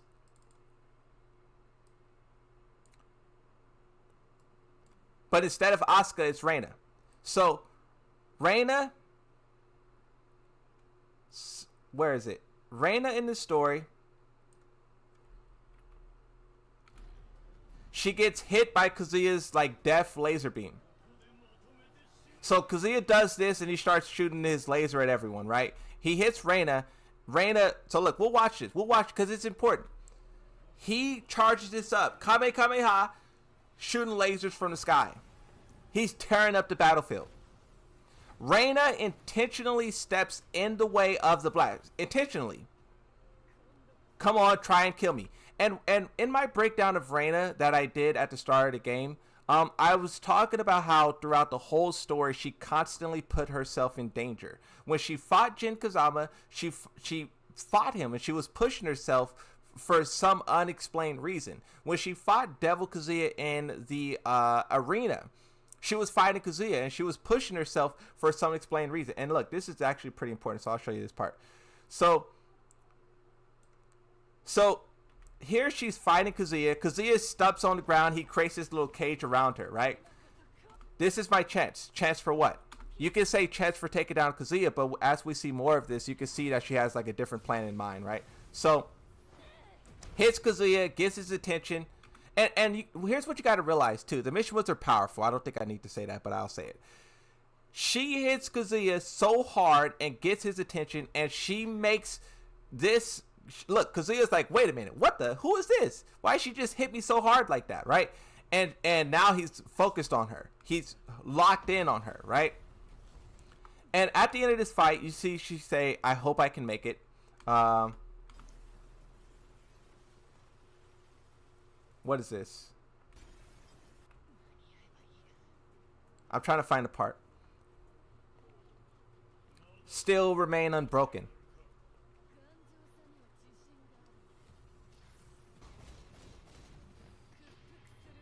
Submit to me. Yes, ma'am. I'm trying to show you guys the part about Reina. I'm getting tired of this.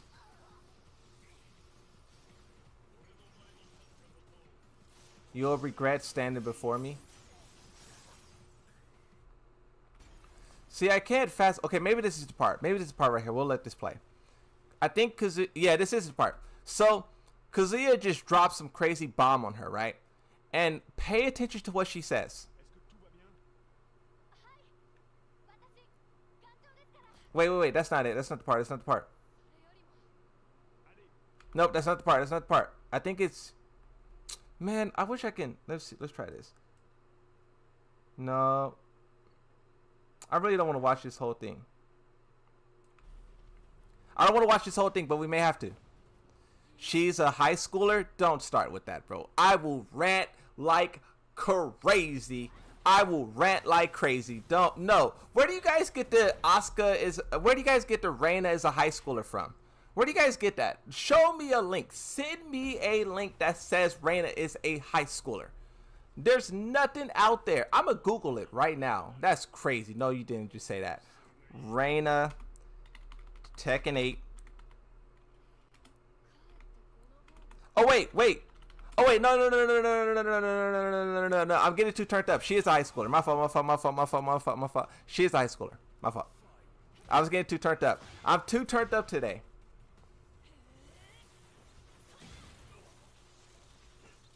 I really want to show you guys the part. So, when you talk about Reina and the Devil Gene, look at what she's saying. Is that the entirety of Azazel's power? She knows full and well what Azazel is. The Devil Gene, like it's so strange. Like it's like she has so much knowledge about the Devil Gene. She's literally talking about Azazel's power, and is that all it is? And it makes you wonder, what is she like? What are you in? He says it's that Mishima style. Yeah, I don't know. And we'll get back to Asuka in just a second. Don't you worry. Yes, this is the power.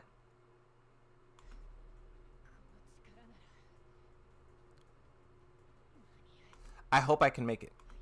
So the point that I was trying to make is that throughout the whole story, she was trying to unlock what I believe she's trying to unlock her Devil Gene, and she's finally able to. Kazuya drops this laser on her. She gets knocked out, and when she wakes up. When she wakes up, she has the Devil Gene. And if you go back to...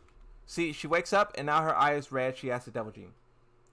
If you go back to what Harada said about Asuka, she will not notice her power, but she might awaken to another. The reason why I think... So, Asuka's not supposed to unlock the Devil... the Kazama power. I think she was intended to unlock the Devil Gene, and she was supposed to have this crazy journey or whatever. We will never know. But I think that story has been shifted and given to Reina. She literally gets knocked out, wakes up, and have the Devil Gene. But what point was I trying to make here? I can't remember. I be trying to do these ultra complex breakdowns of Tekken with tweets, with story, with this, with that. Oh my God. I be trying, y'all. I be trying my best to give you guys. But as you can see, though, it exists. Oh, you know what I was going to say, though? So this tweet here from Harada, you could take it one of two ways. She is supposed to unlock a power. We talked about how that power could have been the Devil Gene, but that plot may have been given to Reina instead. But the other power that she probably could have unlocked, what if she would have unlocked Unknown Asuka? You know how Jun is unknown? What about Unknown Asuka? I think that would be a good plot to give to her. Asuka's kind of this, character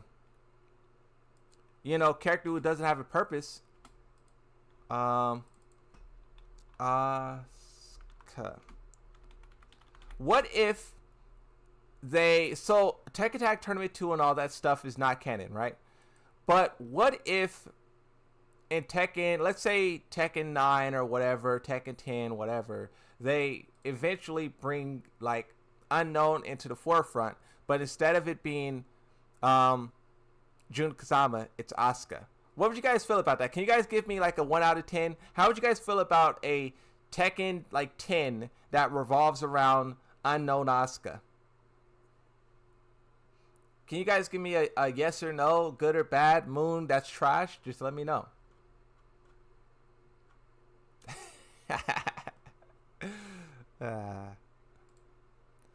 She's the Kazama for no reason. Angel Asuka versus True Devil Reina. Let's go. Tekken Tag Tournament 2 is canon. It's kind of Gonorrhea Dreams. Exactly. Nah. Fair enough, fair enough, fair enough. Okay, let's continue with this Steve Fox video. We'll watch a little bit more of this.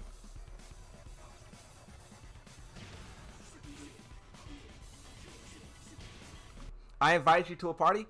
Hey, Dende. I had an idea, and I think it would be a really good idea.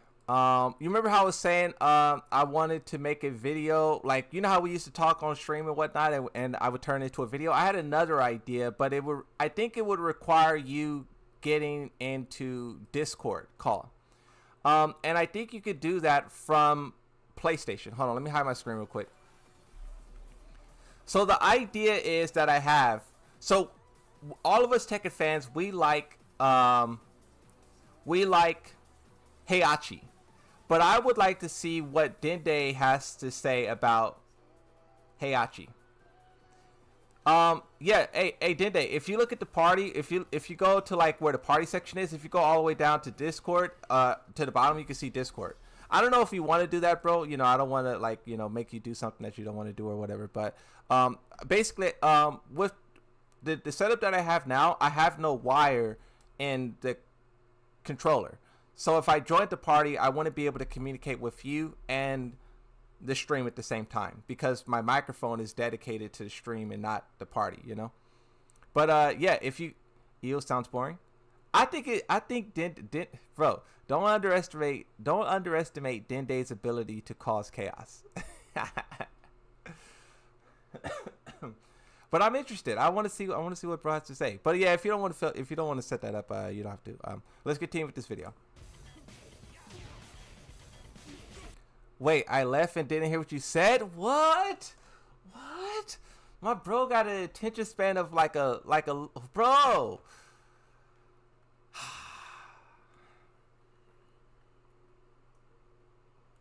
Dende.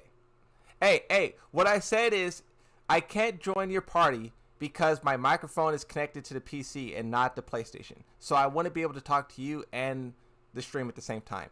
And if you wanted to talk, what we could do is Discord. On PlayStation, you could connect through Discord, and I think you could communicate to me that way, maybe. But yeah.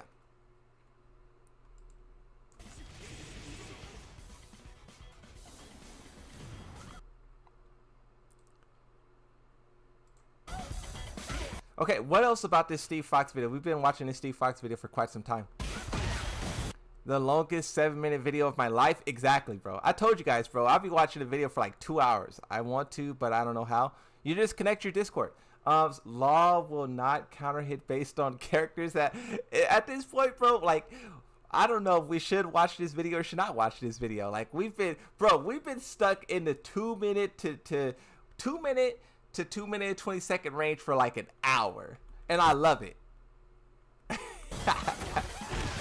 And I love it. Hey, bro, it's not my fault that you guys are distracting me, bro. I just want to sit here and watch the video, do some reaction noises. But you guys are distracting me. Distraction noises.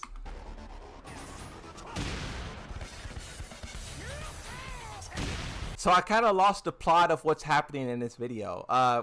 It's a Steve Fox video. We're watching some Law. Now we're watching some Brian Fury. I'm assuming this in some way relates to Steve Fox. Let's see if we can lock in and focus on what's happening here.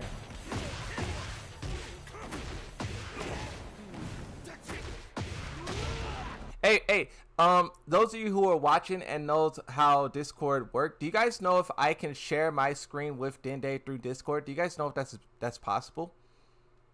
Because I would want to be able to show Dende stuff and get like a live reaction, but I don't know if that's possible.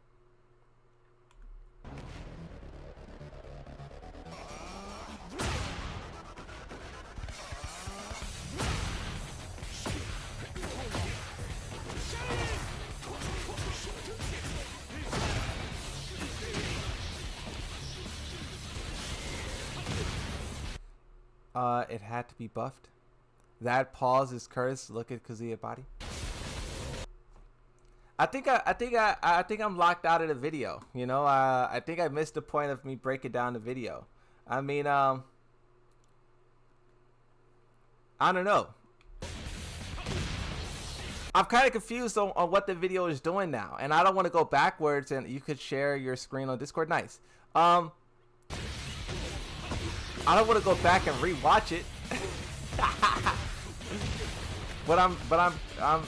I feel like a movie is like, not Transformers. I feel like there's a movie going on and I walked in like a third of the way through the movie and I'm like, what's happening?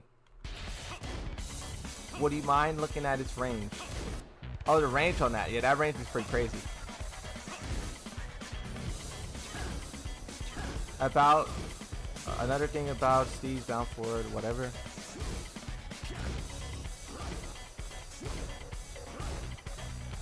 Yeah, basically, what I'm looking at with this video, bro, with this video, basically, Steve Fox is a very difficult character, and he looks like he is way more trouble than he's worth.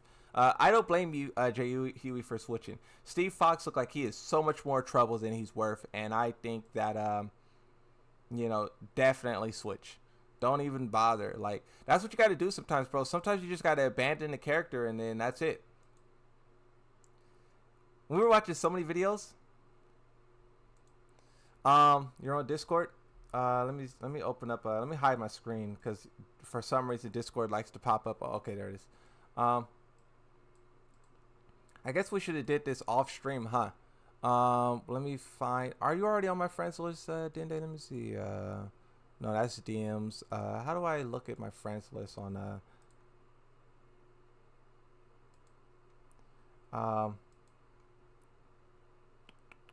I don't know how to work Discord like that.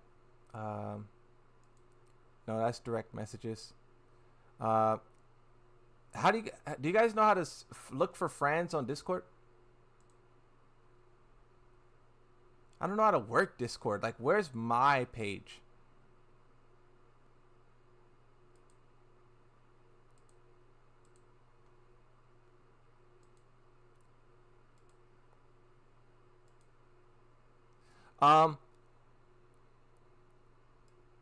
Just search it's Moonsauce Slayer.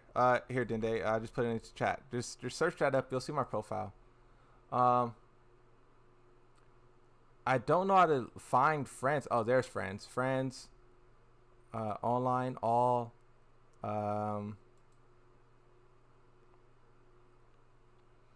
So Dende is on the PlayStation on Discord, and that is where the tricky part comes of whether or not I'll be able to show my screen to them on Discord. It's pretty complex stuff. Yes, Discord on PC is possible. So for the Discord players who really know the who knows how Discord works, do you guys know if I can show my screen to Dende even though bro's on PC or PlayStation? I mean, because you can share a screen if both are on PC, but bro's on what's it called?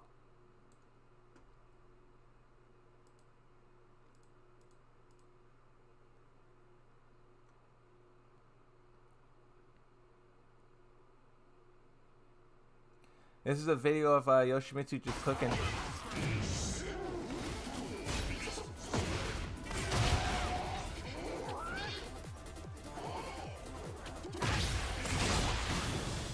How long have I been streaming for?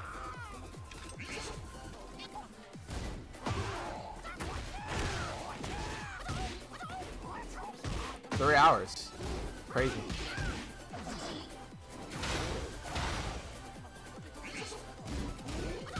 Have a good rest of the stream, y'all. Hey, appreciate you, bro. Thanks for stopping by. Hey, what's up, Tekken is my world. Hey, what's up, the Pix. How you say your name, bro? Synthetics? That's not synthetics. Synthetics? I don't know what that is. But how's it going, bro? I don't think I've seen your name around here before. Oh yeah, you're here. Oh, you're not here often, huh? How's it going, bro? How are you enjoying Tekken 8? How are you enjoying Tekken 8?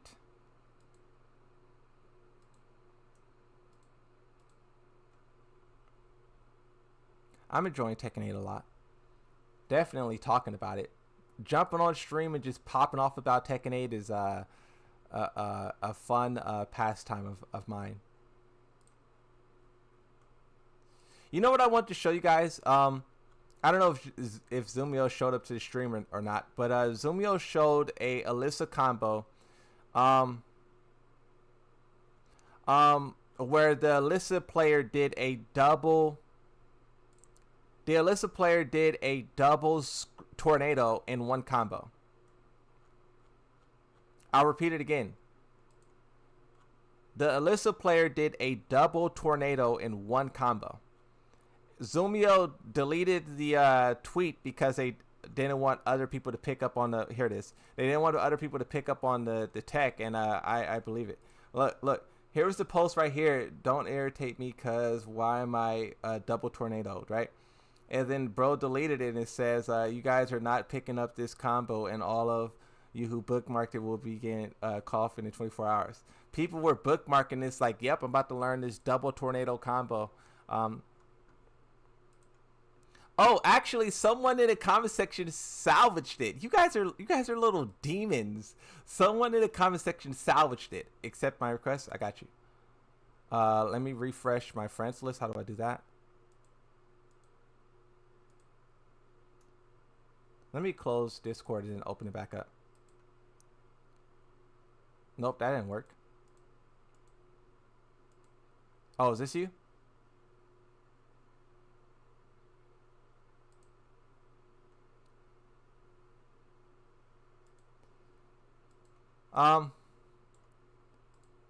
Hey, is your picture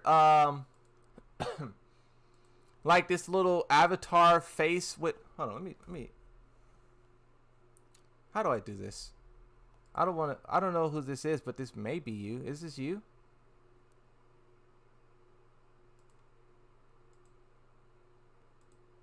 How do I do this? Pending. Nothing new popped up. One says online, and I think that looks like a profile picture you would definitely have. That looks like a you type of profile picture. Is your name B dot dot dot?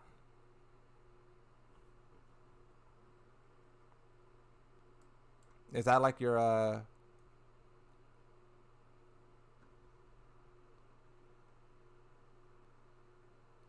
online? Yeah, that's you. Hey, type something. Let me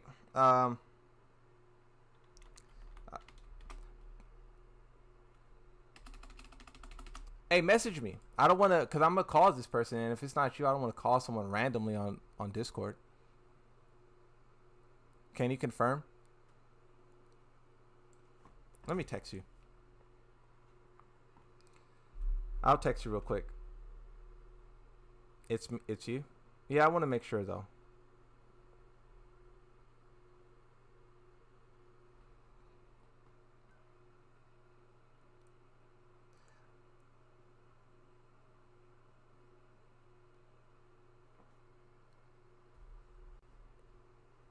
I just want to make sure. Okay, while we're waiting for Dende to respond. Okay, yes. Okay. All right, I'm going to call you now.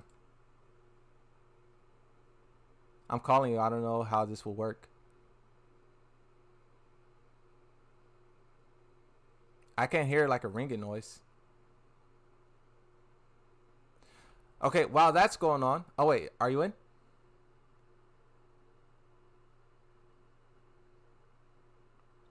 Okay. let's look at this Alyssa double tornado combo while we're waiting for that to play out. Launch. Hmm? Yo, what's up? What up? I think you're overthinking this.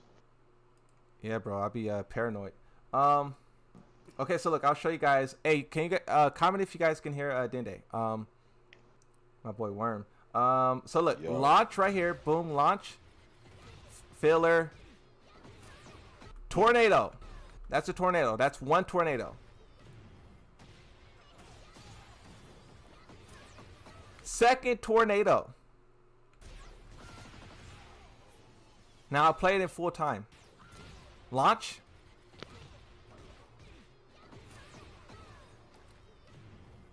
That's crazy that Alyssa can do this. Double tornado. You guys can hear him?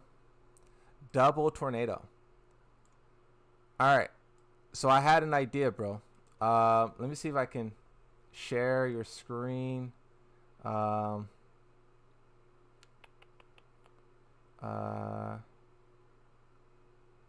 I have to choose oh wait, screen 2. Also share system audio, yes. So I'm live on Discord and on what's called. Can you see my screen, Worm? Not on the PlayStation, but I can see it like on YouTube. Oh, okay. You can't see it at all.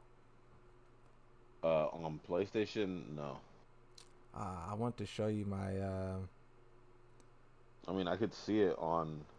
Hey, YouTube, hey, though. go to Twitch. Go to Twitch. Twitch. Oh wait, did I hang up?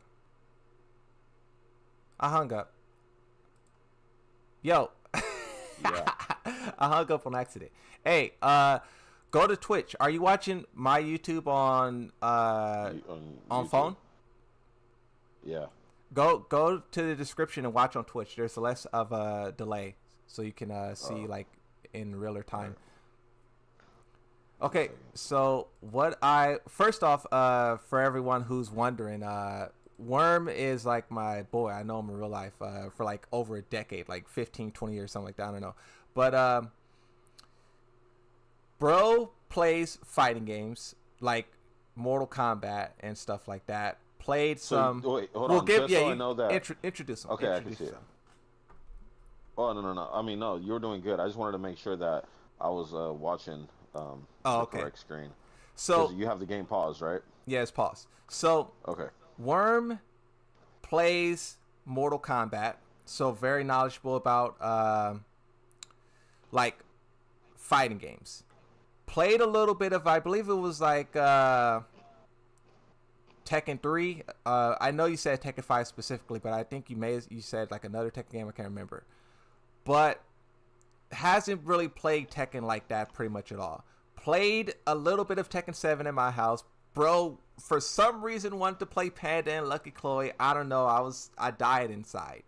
Then, bro got signed up for the Tekken 8 beta. Played the Tekken 8 beta. For those of you who don't remember, the Tekken 8 beta came out the same day that Spider-Man came out. Bro played the Tekken 8 beta for like 10 minutes, got clapped up in ranked, and was like, alright, I'm going to play Spider-Man. And never played Tekken 8 again. So, that's kind of like, Worm's experience, like journey with Tekken.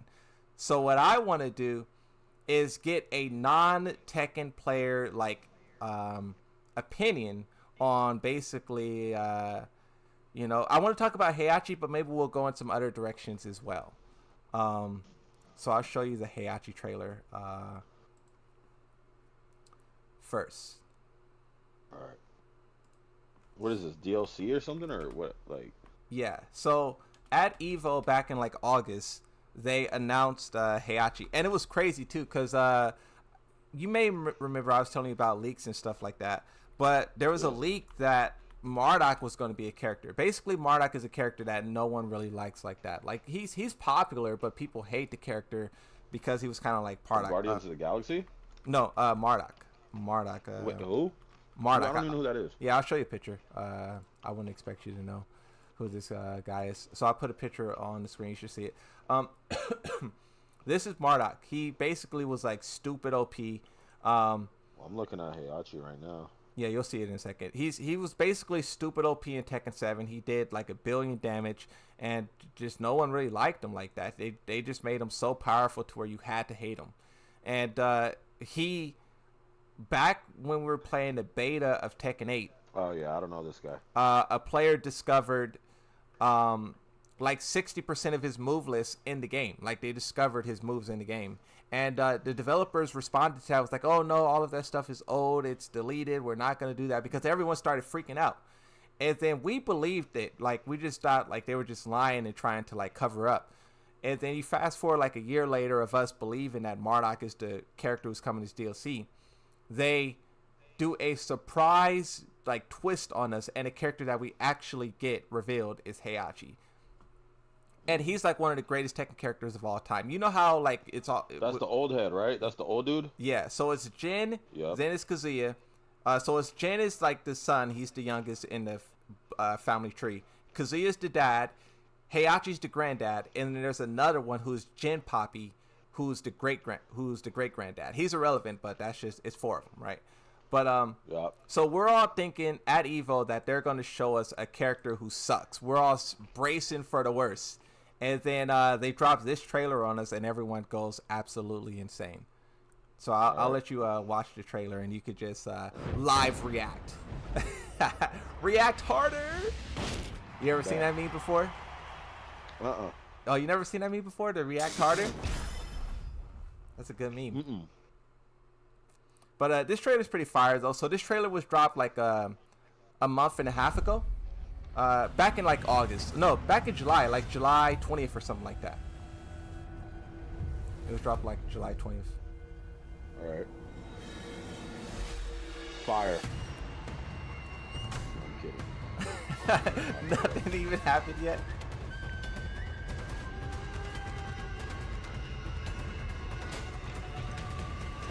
Oh, this is ass.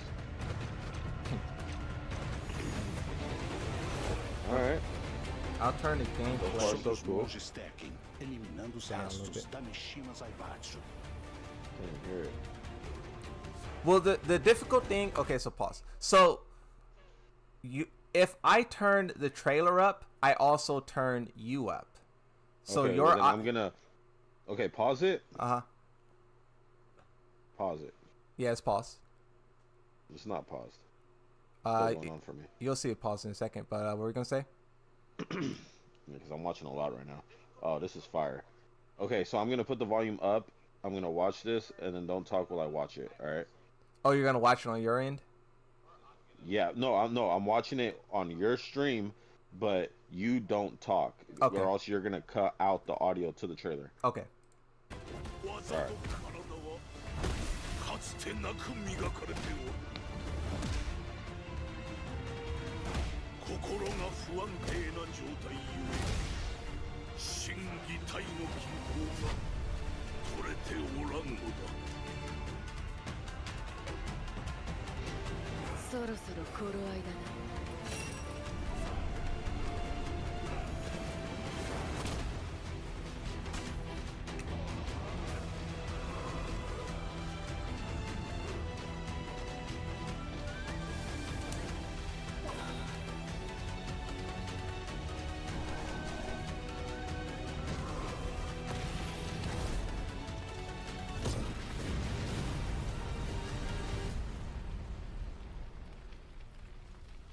This part's important.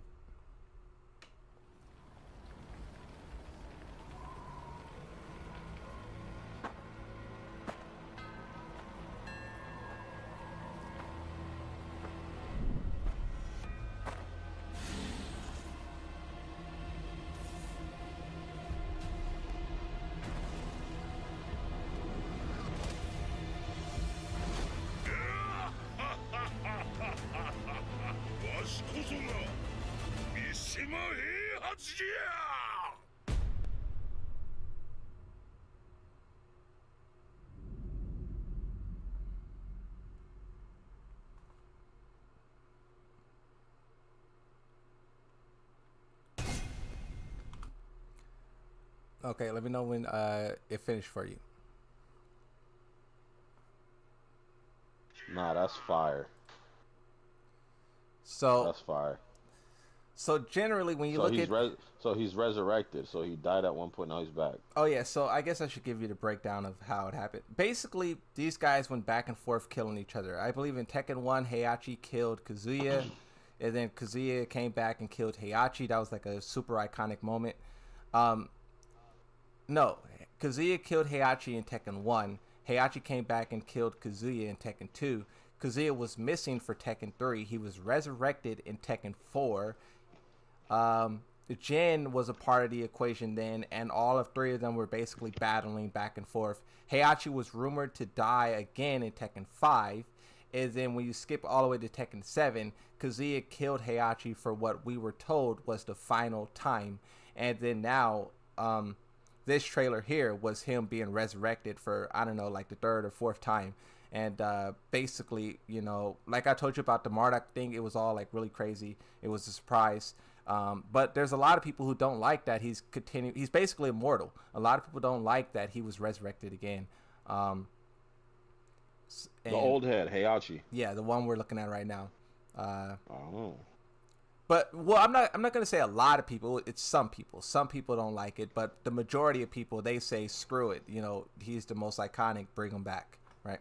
Yeah. But I mean, he's just a DLC character, right? Or is it like, or is it like actual like game, game mode that there is DLC? So he's a DLC character, and with him, all of these characters you're looking at, they're all going to be a part of a story DLC. Okay. So yeah, I would be pissed off too then. And what's really fire about this too, though, like you know how Mortal Kombat is charging like $50 to play their story DLC. This game, you can play the story for free, and you can play the DLC characters that you have to pay for free in the story. But to play the characters like online, you still gotta pay for them. Yeah. So you get like a little sample of them in the story, basically. Okay, that's cool. Yeah, that's kind of fire. I can't lie, that's fire. They do a lot. Like, so today in the stream we were talking about like all the stupid stuff they do with the shop and the store and whatnot. But that one thing they did is legendary. Because like Mortal Kombat, they're charging like $50. They could have definitely did the same thing, and you know, people would have to pay it. So I like that they did that. Yeah, it's pretty fire. I'm not gonna lie. So when you look at these three characters, let's start with the green Eddie. Just give your general like ideas, because of course you don't know like too much about the gameplay and whatnot. But so you're a non-Tekken player, and let's say you seen this trailer, and like, one, would this trailer make you interested in Tekken 8? Probably no. But then two, what do you think about these three characters? Eddie looks like he'd be like on what's that one game with the big map and there's like 100 people and you got to kill everybody. Call of Duty Battle Royale? No, the other battle royale game. Fortnite? Which one? No, the other one. There's another one where like the people are like gliding through the map. Apex? Yeah, he looks like an Apex character. Yeah, I can see that. I could definitely see that. Let me pull up a picture of Apex. I could see that. I could definitely see that. Eddie looks like he'd be in Apex. Lydia looks boring. Heihachi looks tight. Yeah, Eddie definitely gives me a... Oh, wait. No. Wrong title. Let's do that. Yeah, Eddie could definitely give Apex vibes. That's pretty funny. And you said Lydia's boring? Yeah, she looks boring. We'll see. It's interesting that you say that, because like you have no knowledge of these characters, right? But that's kind of what people say about Lydia, is that she's boring. That's literally what people say. Now, of course, there's a lot of people who love her and who play her, but the people who aren't in that equation, they say she's boring. And the thing about her too, she was in. So the final character for Tekken 7 was Lydia, was her. And 2 years later, they sold her again, and that makes her even more boring. Like, she was dope in 7. Now she's even double boring. So it's wait, like, so when are they gonna like add like some characters like from like movies and shows? Well, that's the question. We don't know. So obviously we can't tell what the final character is. The final character, people think that's Fakaram. I'll show you a picture of Fakaram. You've probably seen him before from Tekken 7. This is Fakaram. So, but after the final character, we don't know what they do. Like a lot of the current state of Tekken right now, the Tekken 7 roster was at 51, and then with Tekken 8 it's at like 33 or something. So a lot of people lost their characters. So a lot of people want their favorite characters to return. They don't care about like a TV show or a spin-off. So that's kind of where we're at right now. And okay. Yeah, so I don't know if the developers will do guest characters because a lot of people are just completely... They say they're uninterested, but who knows? If they show like a Goku something, they may lose their mind. You know what I mean? So yeah. But that's what people say. They say that they're not interested in guest characters. I'll show you a chart of the most popular characters in the game. I mean, I'm not gonna lie. I mean, a lot of people that play Tekken are big like Tekken people. Like they've been playing for years, so it's yeah, exactly. Like people they've been playing like for their whole. I feel like Mortal Kombat has new players all the time when there's a new Mortal Kombat that comes out, just based off the fact that it's like the biggest, most popular fighting game, like amongst like newbies, kind of. You know what I mean? Yeah, like casuals. Yeah. Like exactly, casual. Yeah. Because that is like the distinction between Tekken and Mortal Kombat. Mortal Kombat, like it's selling more copies than Street Fighter and Tekken. But in terms of like actual, like having like an actual core audience, they don't really have that. They have like a audience, but it's not like a diehard. They play Mortal Kombat, and then when the next game comes out, they go play that. But Tekken, they kind of stick here and they play Tekken. So, and I don't know which one is better. Like, what do you think? Would you rather have? Because Mortal Kombat is making more money than Street Fighter and Tekken. So, would you rather have a game that makes more money but the player base is a little bit more shifty, or would you rather have a die-hard player base but like a smaller? What would you rather have? I mean, I guess there's pros and cons to both, right? Yeah. So like, if I'm like a person that like, I don't know, younger, has friends over at my house, I go to my friend's house or something, the easier game to throw on is Mortal Kombat. Yeah. Just based off the fact that like it's so popular. Yeah. And they have a lot of guest characters that are like Scream, I don't know what other characters, Alien or something, I don't know. Pop culture, yeah. Yeah, pop culture.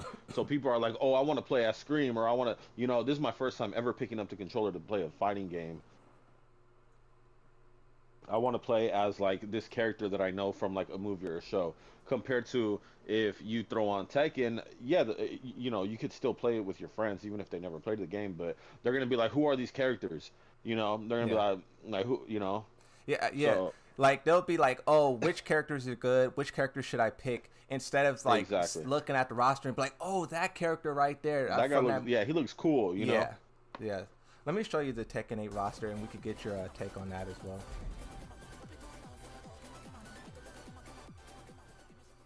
Did you see the I think Mortal Kombat, they showed off like what character? Oh, they showed off some Scream gameplay, like a fatality or something. You saw that? Oh wait, can I not hear him? Wait, can you hear me now? Yeah, I can hear you. You said what? Oh, okay. When I click on basically something technical, but so you can what I was asking you is, I think Mortal Kombat released Scream like a fatality or something. Did you see that? Mm-mm. I guess I can bring that up real quick. It was actually pretty dope. Mortal.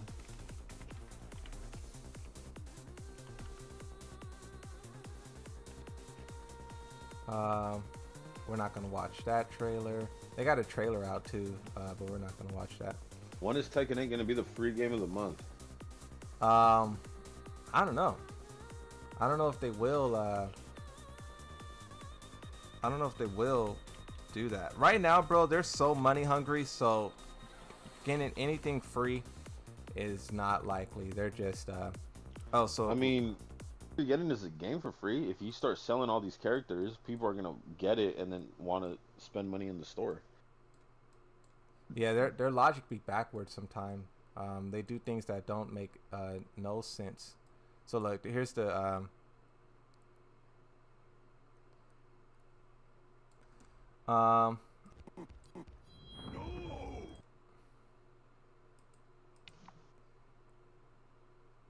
you can see this part is pretty dope. They have it like Wait, what? You already started it? It hasn't even came up on my thing. yeah, you'll see in a second. I paused it here. They have Okay, the there we part go. here where like the movie where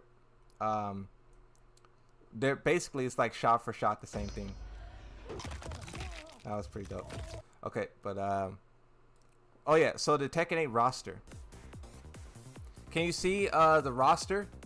Oh yeah, you're watching the stream. You'll be able to see it in a second. So when you look at this roster, yeah. Okay, so let's just give your take. See, I wish we could do this in like real time. So I want to get like a yes or no. Do you like that character? All right. So I'm just gonna go one by one, and then you see the name on the left, like how to say Eddie. Just Yeah. cause you're watching at a delay, so just be like Eddie trash, Eddie fire. So character by character. Okay. All right. So right now you just have it on Eddie, right? Yeah, I just moved over to Claudio. And I'm going just based off appearance, right? Yeah, like if this was your first time ever buying Tekken and you were looking at, you're basically picking your main for Tekken 8. So we're gonna Okay. go through and see which Alright. character which you want to play. So Bet. so All right. Eddie Eddie trash. trash. We'll see Yeah. Claudio in a second. Claudio's okay. Okay. Zafina. I think Zafina's fire. You got to see her secondary. You haven't got to her yet on the thing, so just give it a second. Zafina's secondary is insane. Give it a second, all right? Yep, Let you know when yep. it's there. All right, you're on Zafina right now.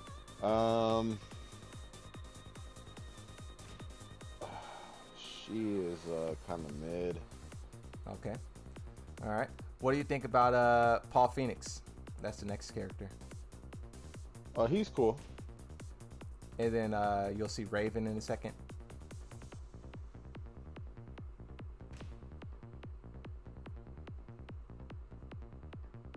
Raven's okay. You know which character I dislike? I dislike Victor. Victor is a character like he just looks like. Oh, you remember? I don't know if you remember this, but when I showed you the Victor trailer, you actually liked Victor. You was like, "Oh, okay, Victor, he looks dope." So, do you still Yeah, feel? Victor's okay. Okay, all right. He's all right. Alright. Like none of these characters are like the best, and none of them are. Well, the only one that to me was trash was the first one, Eddie. He was garbage to me. Bro really has a grudge against Eddie. Nah, I feel it though. What do you think about Reina? Okay, you haven't got to her yet. Hold on. Okay, now you're on Reina. I like the first girl more. Zafina? Wait, hold on. Show me. Go to Zafina and then go to Reina. Zafina. Guided by the stars. Is in Reina. What I dislike about Reina is the purple. I dislike the purple on her outfit. Well, You're showing Reina me has crazy right now. Zafina has purple too, but I just dislike Reina's fit a little bit more. I don't know. Okay, no, you know what? I like the second girl more, Reina. Reina? Oh, okay. What Yeah, about I actually like Reina more. what about Azazina? You were on her for a bit, but then you clicked off. Is that like really one of her skins? Like her just in a bikini? Yeah, yeah. That's like a fan favorite. That's a fan favorite. Let me see it again. Hold on. Okay, so with the first outfit, she's whatever, but that bikini outfit, yeah, she might be the one. Yep. Yeah, yep. I like it. What? So what about Shahid? He's okay. He kind of looks like the first couple. He looks like the one white dude with like the Victor? Yeah. Okay. And then Law, that's like a Bruce Lee. Yeah, Law's tight. I like Law. You look at this outfit from Law. This is like dead on with Bruce Lee. This is fire. This is fire. I think this is one of the best outfits in the game. I did a tier list the other day about outfits, and this was like number 3 or 4. It's crazy insane. Nah, okay, so you just, on my screen, you just went back and you compared Victor to Shahid, but that's not what I meant. Oh, you were talking about Paul Phoenix? Yeah, Paul Phoenix. Oh, Okay. okay. Okay, that fit is tight. Law with that outfit, that's tight. Yeah, that's cold. That's cold. Yeah, that's fire. All right, Leroy Smith. I think Leroy Smith's design in this game, you'll see it in a second, it's just not that exciting. Okay. I think his alternate, you'll see the white and red in a second. The white and red is legendary, but the white and black, not it. Okay, hold on. You're not even there yet. Okay. Leroy, he looks cool. I like him. It's like a different different look compared to the rest of the roster. So far, he's like the one who's standing out. Yeah, it's just different compared to the rest of the roster. So yeah, I like it. Okay. I like his, you'll see the 80s fit in a second. The 80s fit is fire. The 80s fit is fire. The 80s fit is fire. I'm interested to hear your opinion on Leo. Oh yeah. No, Leroy with the 80s fit. Yeah, that's the one. That's fire, huh? One of the best outfits in the whole game. I like it. All right, Leo. When you look at Leo, what do you think? Do you think male, Kingdom female? Hearts. Kingdom Hearts. Kingdom Hearts. You ever played Kingdom Hearts? I never played it, but I know of it. Like That's pretty Final cool. Fantasy characters, like Yeah, that's pretty cool. Leo. Final Fantasy character, like And if Leo you was are- a girl. No Yeah, way. yeah, That's a dude. She was announced as a girl, but they kind of walked back on that, and they try to say now that she's they try to keep it like not specific, they don't try to say what it is, but she originally was a girl though. And then you said Lydia looks Lydia's- boring. Yeah, Lydia's boring. Panda, this is your She favorite looks character? better in that outfit. She looks better in that outfit compared to the one where it says the 3 whatever. The one where she was lined up next to. Okay, Eddie okay. and, So basically in game. Yeah, okay. Yeah, she looks better. And then Panda, No. this is your old main from Tekken 7. Oh yeah, Panda's the GOAT. That's The- fire. The B Fire, outfit. Fire. Yep.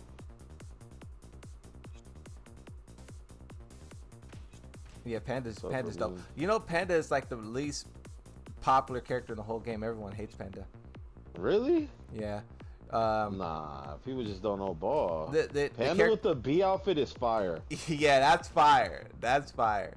That's fire. What Kuma, the bear under her, people want Kuma to just be the only bear on the roster. Her on the roster kind of takes away from his usage and stuff. But it's like, it's like, in community arguing, Yeah. But you have Kuma. I like the farmer Kuma. I never even seen Kuma before. You never seen Kuma? I've seen Panda. I never seen Kuma. Kuma's kind of fire too. Ooh, Yeah, the farmer's fire. Yeah. I like it. Yep. Okay, now here's another. This is one of the most popular female characters in the whole game. Asuka. This is literally like This is like on the level of like a Chun-Li, Cammy in terms like, for Street Fighter, Asuka's like Yeah. that level of importance for a lot of people. Asuka's tight. I like her. This martial arts outfit is pretty fire. And Yeah. then Asuka's fire. And then this one with I like it. with the shorts is like her. This is like her Tekken 7 default. Wait, I'm barely looking at the. It's fire. I like it. Oh yeah, I like Asuka. She's tight. Yeah, I like Asuka too. We'll get to Lily in a second. We'll just go to Lily right now. Lily is like, the Lily and Asuka mains, they have beef. Long running beef. which one? Because you know they're battling for the who will be queen of Tekken, right? And obviously it's Lily. Obviously.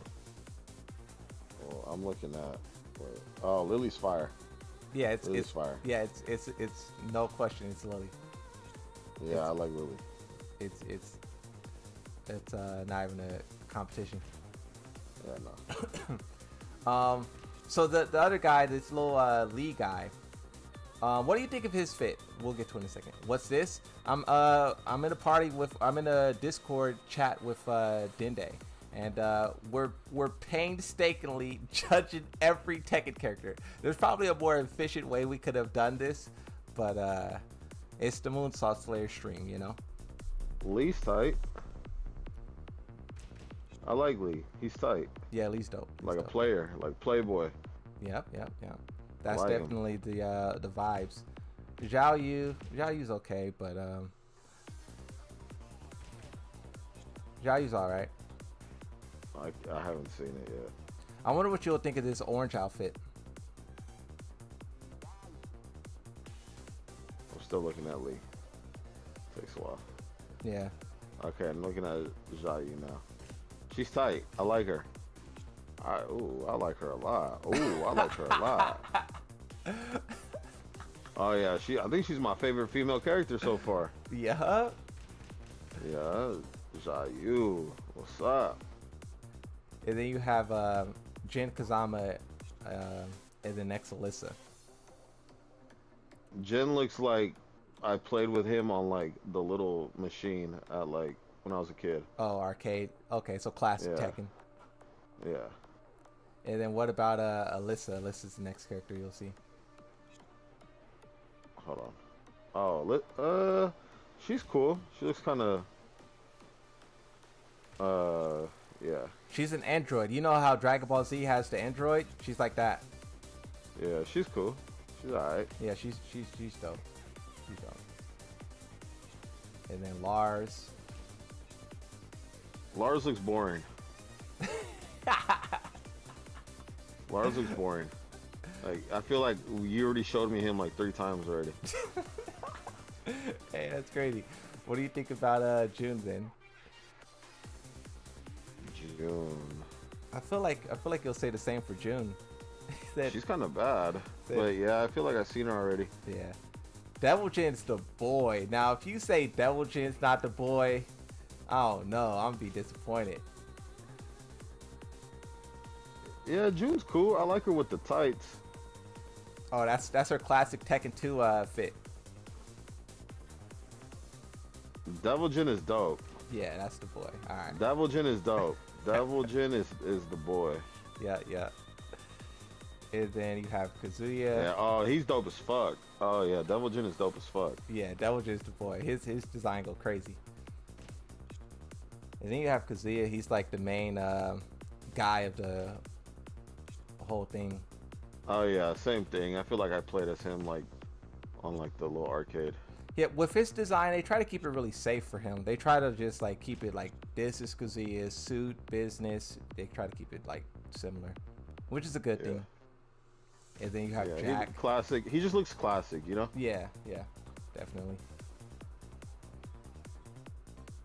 What am I? Oh, Jack 8 looks like Cyberpunk. That's what I said. Adam Smasher. That's exactly what I Adam said. Smasher. Yeah. Yep. Yeah, that's exactly what I said. A lot of people don't like his design in this game. They think it's too like over the top. They think it's It looks like it's a lie. He looks dumb. Oh, you don't like King it? is- Oh. Nah, I feel it. King is dope. Classic. Yeah, King's alright. And then Nina. Oh, what? All right. King is the boy. His third outfit. Classic. His third outfit's fire, but the other 3 is like it's okay. It's okay. I like all of them. He looks tight. All right. He's a wrestler. Yeah, luchador.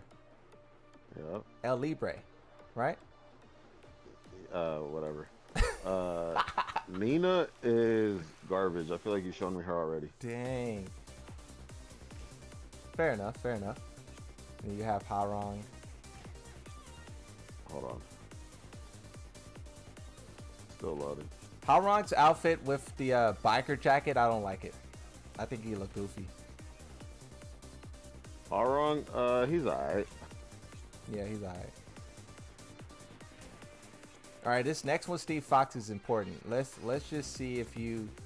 I'm not going to say anything, but let's see if you have the same reaction as other players.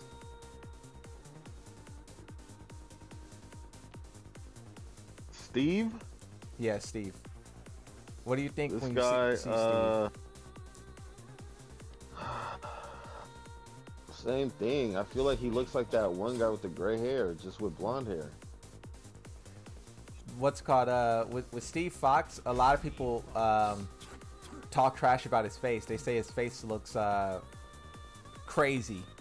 Like when he was announced, it was a huge thing. Players were swearing up and down the character's ruined and his face and His head skin? yeah, his they just don't like it. They say it's not him. Yeah, he looked kind of funny. He looked like a bird. And then you have Feng Wei. Feng Wei is a character who's kind of like irrelevant to me, but you know, he's so powerful to where you gotta acknowledge him. Acknowledge me. That's Feng Wei. Okay. He looks tight. Yeah, he's dope. Anyway. He got that like classic martial arts look to him. Yeah, he does. And then Dragon. He looks like he would be in the game.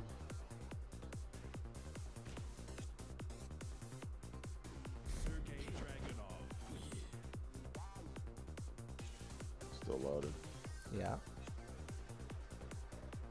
Dragonov, he looks tight. I actually like the way he looks.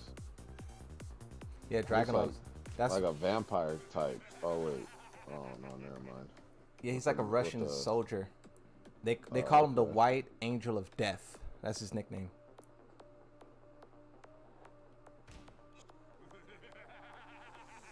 Brian looks like every other like person in this game.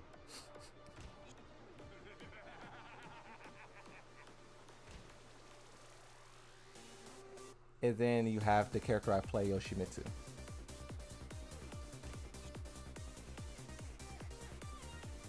Still hasn't loaded. I mean, I know how Yoshi looks, so Yeah. that's the one that you play.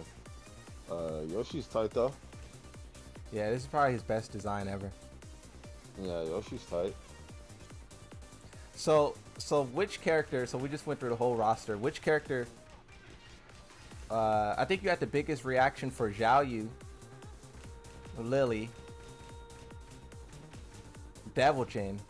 So which character would you think is like the best? Would you want? Devil Jin. Devil Jin, yeah, Devil Jin's Yeah. Devil Jin's the boy. There's like a long ongoing discussion right now in the game. He kind of sucks. Jayu is bad though. That's bad. I knew going to this outfit. I already knew your reaction. I intentionally went to this outfit and just hovered because I already knew. Yeah. Jayu the one. I like her more than the other girl in the bikini. Oh yeah. Oh yeah. And that outfit, oh yeah. Yeah, the outfit's fire. That's the one. The outfit's fire. All right. That was pretty good. Pretty good little detour. Anyone who likes Zhao Yu as my enemy, the chat's giving their reaction. Oh, you can see the chat. Wait, let me see. Who said that? Anyone who likes Jayu is my enemy? Well, I guess I'm your enemy, bro. Let's see what the chat is saying. You say Nina's garbage. Oh yeah, we can't be friends. Nina, my favorite since Tekken 2. Okay. What else was I gonna say about? I wish we had some gameplay of Heihachi so we could get. Oh, you know what? Okay. I'm glad I remember this. So, Tekken is all about like catering to new people and like bringing new players in and stuff like that, right? And Tekken is? Tekken, yeah. So Okay. it's a very Alright. complicated game, and they're catering so hard to new players. So basically, you show up and you pick Devil Jin. This game is doing everything in their power to make you good and make you keep up with someone like me who's been playing for like a decade, right? Okay. Like I think Call of Duty did some stuff like this too, but they kind of toned it down. Black Ops 6 looks crazy. You played the beta for Black Ops 6? Nah.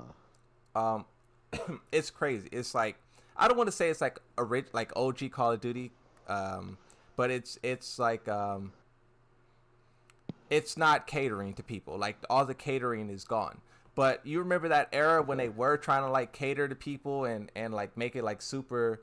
Back when we were playing like Rebirth and whatnot is when they kind of started to do that. So Tekken is kind of in that phase now where they're doing everything they can to cater to people. And, you know, everyone's saying like, bro, like knock it off. Like it doesn't work. Like you're only going to upset the people who's playing the game and who's here. And that's currently where they're at. They're just like trying to cater to people. But what I was going to show you is this new character design philosophy they have. So for these characters that I just showed you, right? These three characters, Eddie, Lydia, and Heihachi. And they have some other characters like Victor, the guy with the suit. There's other characters who basically, you know how like a fighting game, Mortal Kombat, Street Fighter, you do combos, you press different buttons, different direction inputs to do combos. What Tekken is doing is they are allowing you to do a combo by pressing one button. What? So, for Eddie, the first character, all you have to do is button mash X, and you will do a combo nonstop. And back in, I think it was probably like February, April, I don't know, it was like around that time of the year.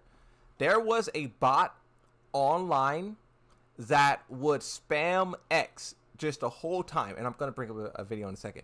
It would just spam X nonstop. And that bot was in rank destroying players. It didn't make it that high, but it made... So there's like 30 ranks in Tekken, and the bot made it like through 7 of the ranks. So it was doing like kind of work. More work than we expected. Yeah. And it was a huge... mockery of the game. You know, never before have anyone seen a game do that.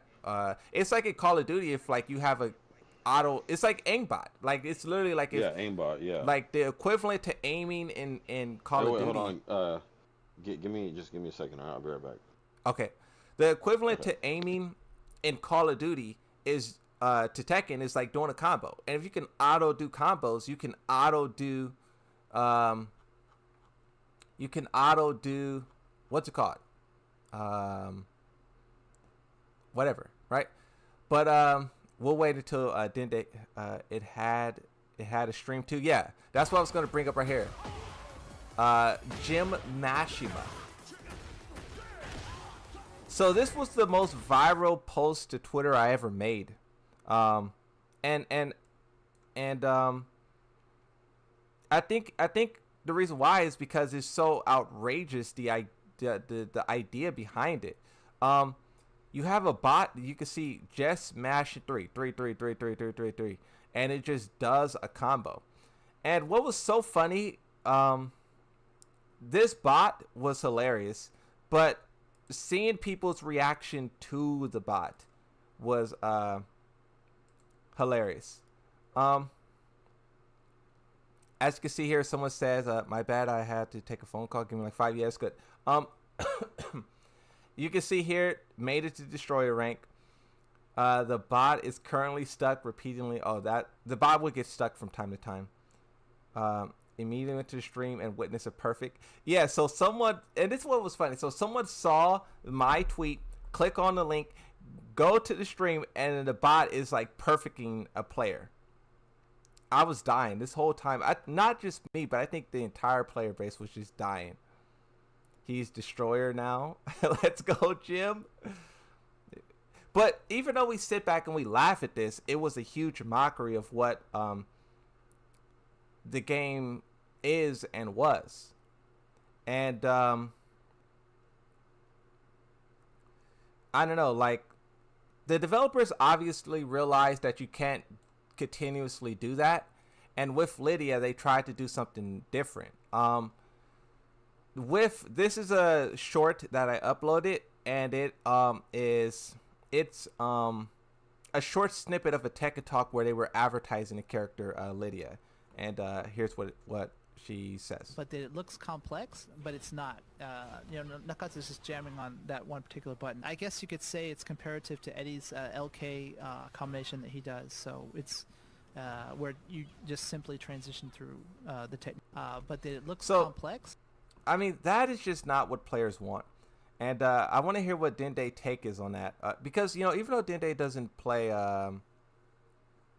Tekken, bro plays a lot of other competitive games. Like, bro be playing, like, sports games. We were very heavy on the Warzone when that first happened. Like, we're competitive players, right? We value, and I think everyone values skill, right? Like, we all know that we may not be the best person on the planet, but and we're okay with that. Tekken trying to make everyone super good and everyone feel power is just not it. And also too, what I think this kind of gameplay design where a character is just super effective and easy and they're just like doing whatever they're doing, I just think that it's not good. Players who here's what the developers have to realize. Anything you put in a game can be used by the player or by the opponent player, right? It's a one-on-one, me versus you. And they give these beginners tools and they streamline the game and they make it easy to help these beginners. But what they don't realize is that the pros will know, like, we just have a better understanding of the game, like hardcore players, and we will use these tools better than them no matter how simple it is. And that's why I think you see, Call of Duty Black Ops 6, they're getting away from that whole let's simplify the game, and they're making it just like competitive fun. You're starting to see a lot of games just do that, just straight fun competition, like, chaos. And I think that's the way to go. Trying to cater to a casual, they're casuals will always be better than someone who casually play, and by catering to them you will only push away the hardcore players. And I think it's so interesting that never before have I seen Tekken content creators not be Tekken content creators. There's a couple of Tekken content creators who are just off doing other things. They're playing, a lot of them playing Street Fighter, and you can talk about Tekken 7, and when Tekken 7 got as bad as it has ever gotten, the content creators were still playing the game. They were still here button mashing. And the fact that you now are isolating them and pushing them away, it speaks volumes. And the reason why I'm highlighting the content creators is not because like glorified content creators, but because the content creators represents the most diehard of the player base. And when you're pushing the most diehard of the player base out, I mean, and with Tekken 2, I don't think Tekken is a game where like how Worm was just talking about, Mortal Kombat has more of a casual player base where the player base fluctuates. For Tekken, it doesn't. For Tekken, you don't have this fluctuating player base. So once you push them out, I mean, what's going to return? Like, here's Mortal Kombat Steam charts. And Mortal Kombat is doing miserable right now. And I know there's a lot of people who say, like, oh, well, the game is popular on PlayStation. That's where the majority of players are. That's what people say for Tekken as well, right? And no matter how true that is, I think we all can look at 1,000-player peak and think this game is in a horrible place, right? Let's look at what Tekken is at. Tekken, last time I looked, Tekken was hovering around... Tekken was hovering around 8,000. Let's see if it dropped. Tekken is at 6,000. So Tekken's dropping. You see that? You see that dip right there? Tekken's dropping. It is dropping.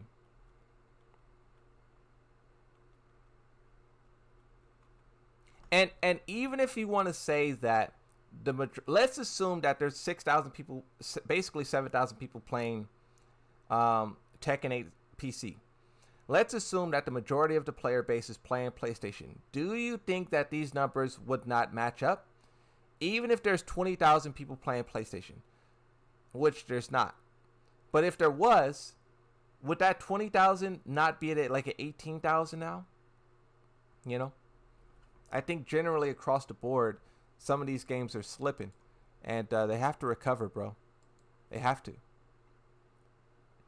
This was their opportunity, bro. Like, the fighting games had a moment of... they had a moment where they could have done whatever. They had unlimited potential. Bro, tell me another time in history where Mortal Kombat release, where Street Fighter release, Mortal Kombat release a couple of months later, and then Tekken 8 releases a couple of months later. That was the most hype fighting game players has ever been. And when you look like back on that, and now, a lot of that excitement is phased out. And for many different reasons, monetization, that's what we're talking about at the start of the stream. You could talk about balancing what we're kind of talking about now. And I don't know. Plus, I think since they're catering to casuals, it's going to make them stay. But in reality, most casuals will always leave. Exactly. And that's what makes them a casual. And the goal is to turn a casual into a hardcore player. And for a lot of people that work, like there's some people in the chat right now who started off playing Tekken 7, was their first Tekken ever, and now they're here locked in, you know? So it is possible. But it's not possible with the way that they're currently going, you know? This is not going to get you a hardcore player base. But it's not. Nakatsu's just jamming on that one particular button. I guess you could say it's comparative to Eddie's LK combination that he does. So it's where you just simply transition through. That's not gonna get them where they want to be. It's not gonna get them. What else? You yapping about? I was telling them about.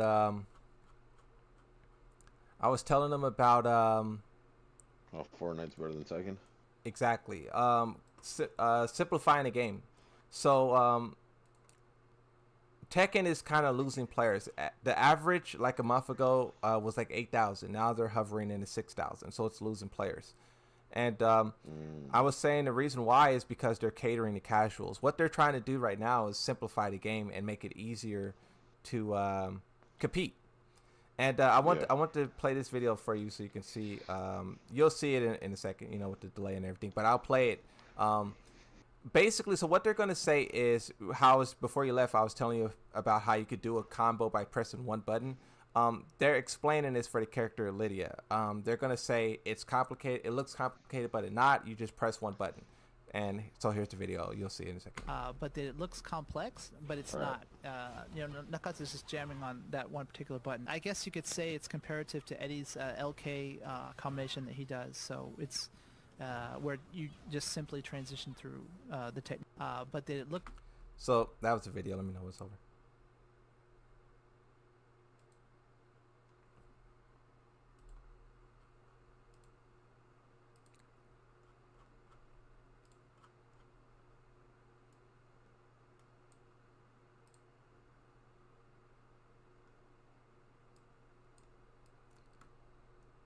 All right. Huh? That was that's pretty crazy. Yeah. So. I mean, I thought like she was gonna do like something a little bit more simpler, but yeah, I mean, she kind of did like a whole little combo. Yeah. So I'll let this play on loop. This is a tweet that I made back in like a couple of months ago or whatever. But basically, this character Eddie was the first time they did this. They had kind of variations of this. Like they have a thing called special style. You press a button and you turn it on, and you enter like this. You have a simpler moveset, but you can mash buttons and the buttons become more effective. They had that, but with Eddie, you can argue like different characters. Kunimitsu, Victor, it started sooner, but Eddie was the real like 3-3-3 combo with a tornado mixed into it. A tornado is basically what makes a combo a combo. In my opinion, it's what differentiates a string from a combo. A string is just like, you're not comboing a person basically. Yeah. But with Eddie, this was the first character. Like, you can see the controller like kind of above the person's name, Jim Mashima. The bot is just pressing X over and over, and it's doing all of this stuff. And it was very effective online, and it was a huge mockery. They're trying to scale it back a little bit. Like with the other character Lydia, you got to press forward 2, and then you can mash 2. But they're still trying the same shenanigans, and basically it just won't work. Like, they can't. This is not exciting gameplay. It's not what players are looking for, and they don't realize that. It just seems like an easy way to get catch W's. Yeah, like cheap, huh? Yeah. Yeah, it's just like a cheap. Yeah, I don't know why they think this is what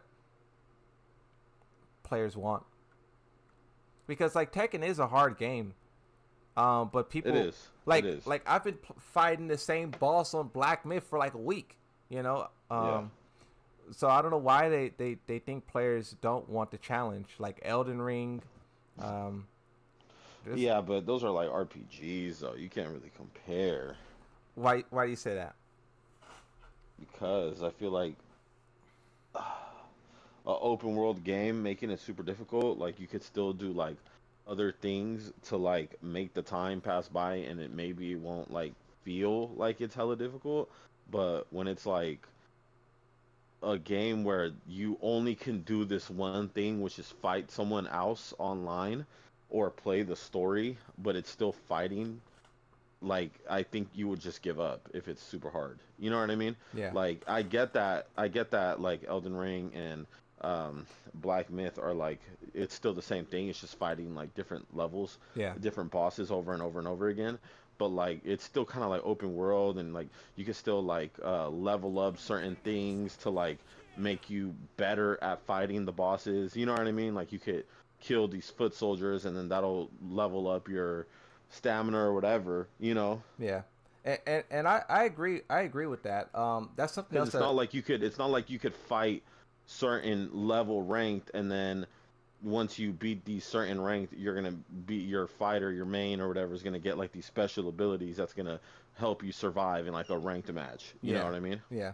And I agree. And I also say that's a problem with Tekken, and you could talk about other fighting games, but I think that like when you purchase a copy and your only option is to go into ranked and fight sweats, you should have more options to the game. And I think that's a huge flaw with Tekken, is that you buy the game and you go fight the people who's been playing the game for 20 years. You're not going to win, no matter how much they simplify it. And I don't know if you can see your screen now, but I have this, this is a segment of the story where you have like this fun little, mode. And I was saying on Twitter that they should turn this into a game mode, and it's for that exact reason. It's because you need to give the casual players something to do besides go up against me. Like, I'm going to smoke the casual no matter how. You're just going to make the game more simple. I'm going to get frustrated, but I'm still going to stomp the casual, and the casual's going to quit. It's going to be the same outcome. You got to give more for the casual to be happy. And I think something like this, either 4-player free-for-all, 2-on-2, they need some more. They need some more modes. They need it desperately, and they don't see that. I don't know why they don't, but they need it bad. Yeah. They need it real bad. What's the chat saying? Tekken Lord Supreme with King and Brian. Tekken Emperor. What us everybody rank right now? Rajin. Oh, you guys are talking about your ranks. I'm actually hated this part of the story. You hated this part?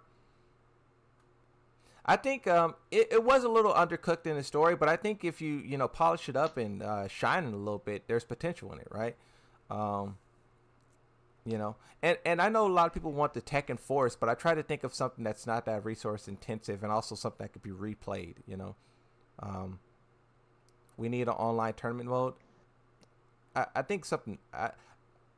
They said tournament mode in Tekken 7 was unpopular. That's why they removed it in Tekken 8. But I think they need something. This part was worse. Does Tekken have that? Does Tekken have that thing that like Mortal Kombat has it, and like all the games have it, like where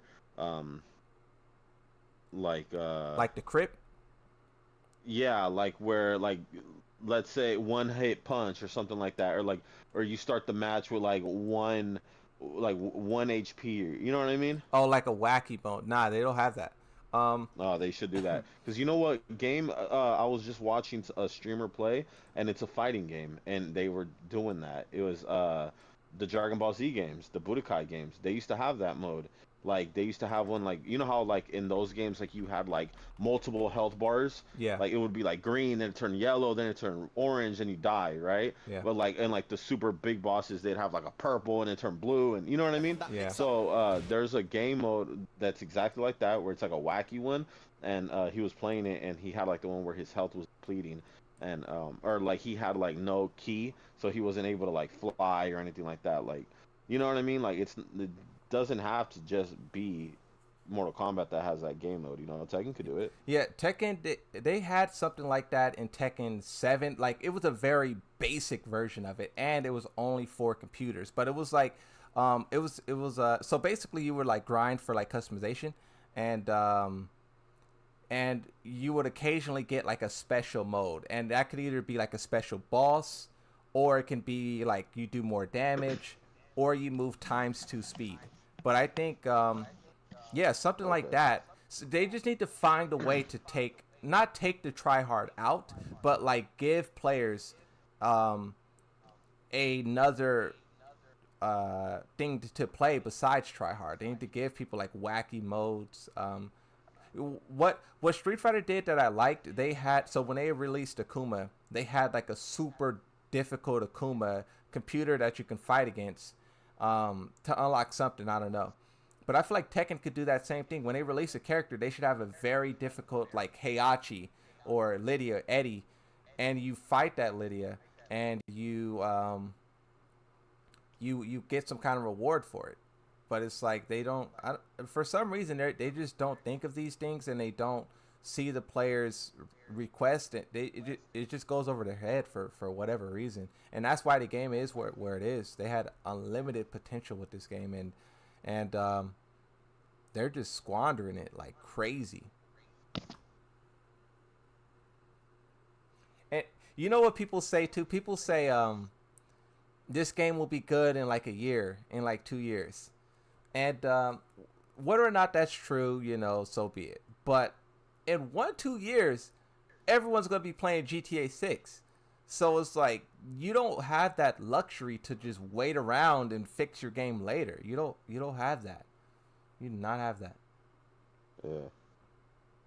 They're gonna get cooked if they don't pick up the pace. Yep. Hey, you guys in the chat, you guys got questions for Worm, for Dende? You got a non Tekken player.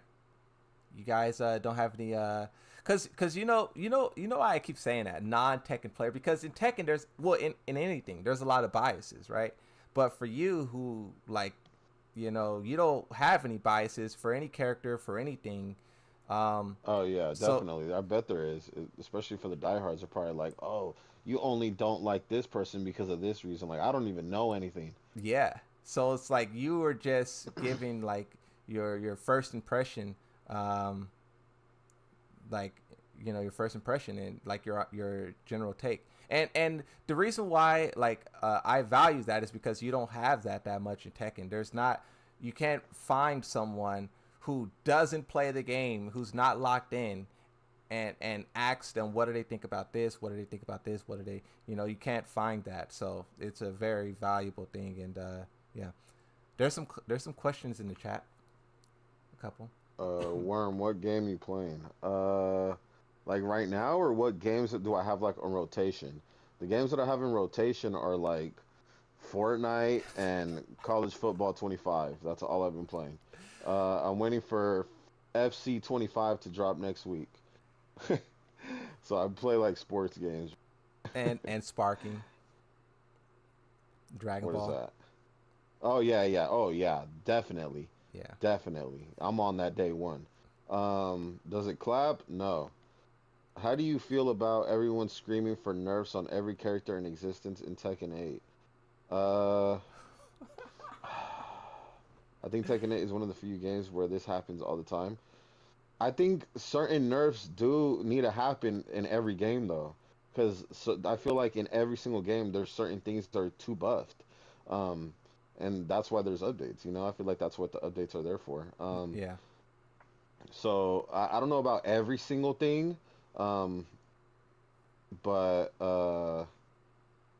I definitely do think that certain things. Obviously, I can't speak for the Tekken 8 things that need to be nerfed, but I mean, if like I know for a fact in other games that I play that there's some things that definitely need to be nerfed, and I'm screaming it in sports games. Like for I'll give you an example: College Football 25. There's a hit stick that's broken. Literally, this hit stick makes you fumble every single time, and it's not even realistic. Like it's I'm gonna go on a rant about college football 25. Do it. It pisses me off. Like there's no way. Oh, there's no. That it's not realistic for me to fumble the ball 4 times in a row. That's not real. Just based off a hit stick. Like there's like how do you even like okay, it's different if I'm throwing interceptions, right? Yeah. So that's my fault. I'm the one throwing I'm the one throwing the ball into the wrong place. But if I'm trying to be conservative, run the ball. Why am I fumbling every single time? So yeah, So yeah, I do that's think that certain things do need to be nerfed in every single game. yeah. Let me see. Just play the game. Playing the game gives you a much more impact first impression than hearing someone yap about the game. I'm not. You gonna buy it from me or what, bro? Y'all should both try Rust. Oh, I heard Rust is good. I Will you watch try Rust Tekken? videos. I watch Uh, a Mars Zion. You know who Blueprint is? I'll be watching Blueprint. I'll be watching Wellen and um uh Tokyo something. I can't remember the name, but those are the three that I'll be watching. you should try it. It's fun. There's lots of characters to choose from. The only reason why I don't try it is because I don't want to buy it. Worm, have you became more interested in Tekken after Moon explained some stuff to you? I definitely do like understand a lot because obviously this is like one of my best friends. You know what I mean? Like this, so we've been friends for years. So he talks about the game. Like, this is what his YouTube channel's about. So obviously, like, I know a lot of things without even playing the game. So, I mean, yeah, it's made me interested in it for sure. And I have played it. Like, when I go to his house, we put it on. It's not like we don't play it, but it's to me, it just seems like a little hard, and I just don't want to put in the work to become good at the game. What I was um I remember because you be in the stream like quite often and whatnot, right? And you hear it's like talking about the fighting games like Punish That and Whiff and stuff like that. And I remember you were saying like just hearing these terms and like frame data and stuff made you better at Mortal Kombat. Like you'll be playing Mortal Kombat and someone would do something, and you just hearing us talking about how are you not punching that, how are you doing this, that would Oh make yeah, you like yeah.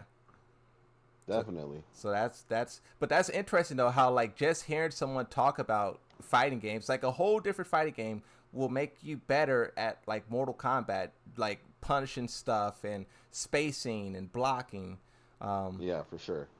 yeah, Because yeah, I used to just button mash when I used to play fighting games.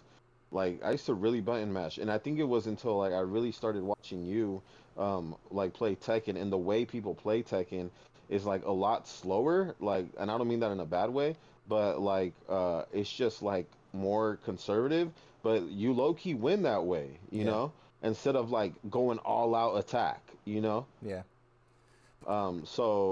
Cause I think like when growing up, like I just played Mortal Kombat, and like when I did see people play like a different fighting game, it'd be like Tekken or not Tekken, Marvel versus Capcom, and you know how people do like 500 hit combos on those games, like something yeah, crazy. yeah. Like so, like I like just knowing that in my head, I just always thought that that's how fighting games were supposed to be played.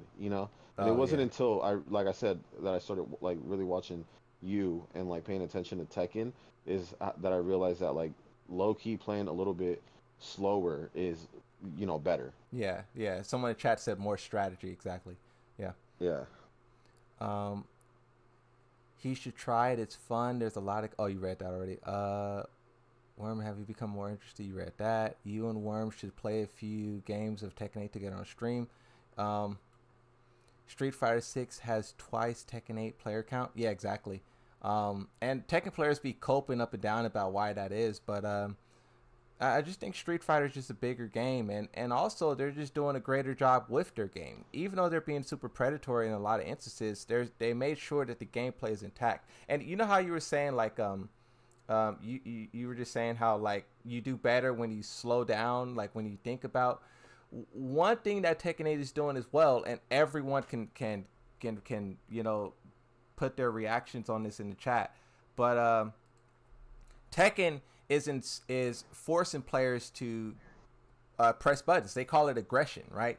And basically in this game, if you decide to like try to sit back and think about what you're going to do, you will get like destroyed. They just designed it's kind of like masterful when you think about it. They turned a slow paced game into like a full on like heart attack, like press buttons or else type of game. It's interesting how they were able to make that change, but players don't like that change. Players don't like being forced to press all of these buttons and just try. Like we're used to slowing down. And you're seeing a lot of people get burnt out on the game way faster. You talk about like an individual session, people get burnt out faster. Yeah. But it's just interesting how you were saying like you realize being better at the game was like slowing down, and that's one way they're removing skill is by forcing everyone to speed up.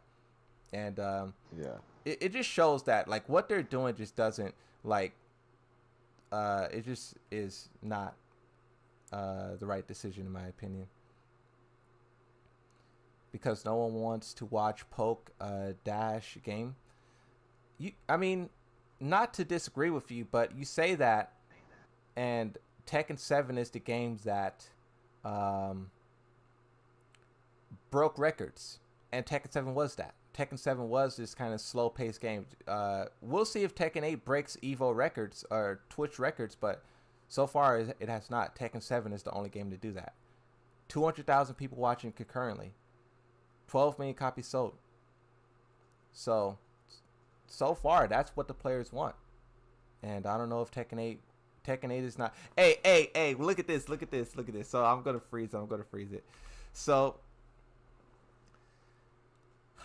this was kind of a crazy thing. This player on the screen is Kokoma.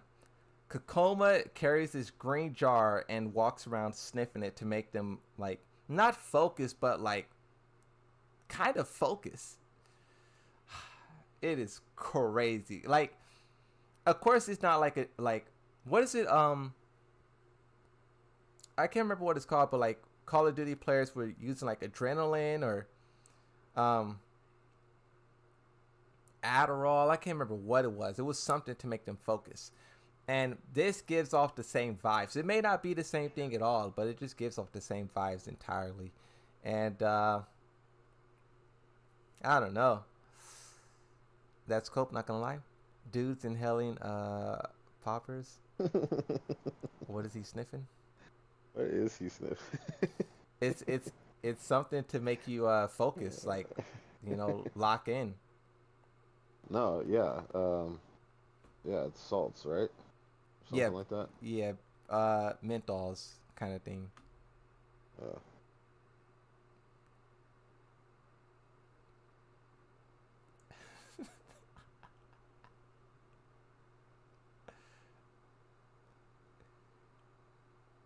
That is crazy. He's just sitting there sniffing it.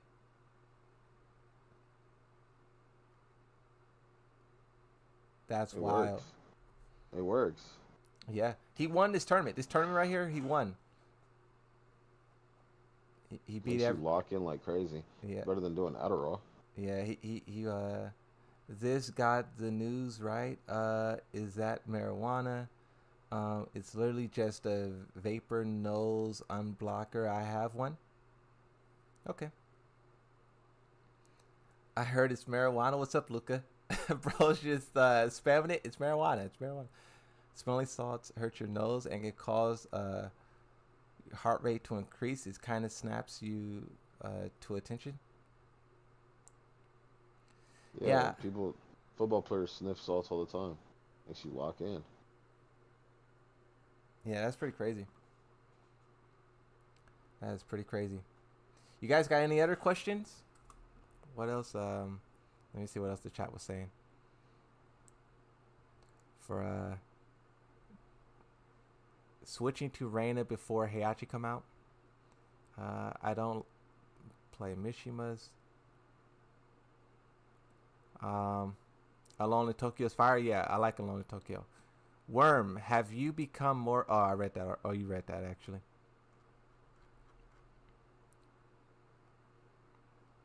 Yeah. What else is going on in terms of Tekken that we can oh, here's the sales of the game. Here's like the complete so you can see which game sold the best and how Tekken 8 is shaping up against them. And how recent is this?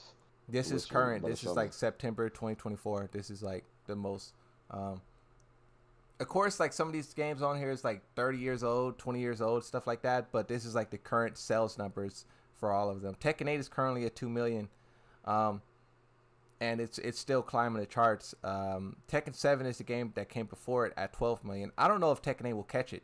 Yes or no in the chat if you guys think Tekken 8 will catch Tekken 7. I don't know. Someone said that's inaccurate.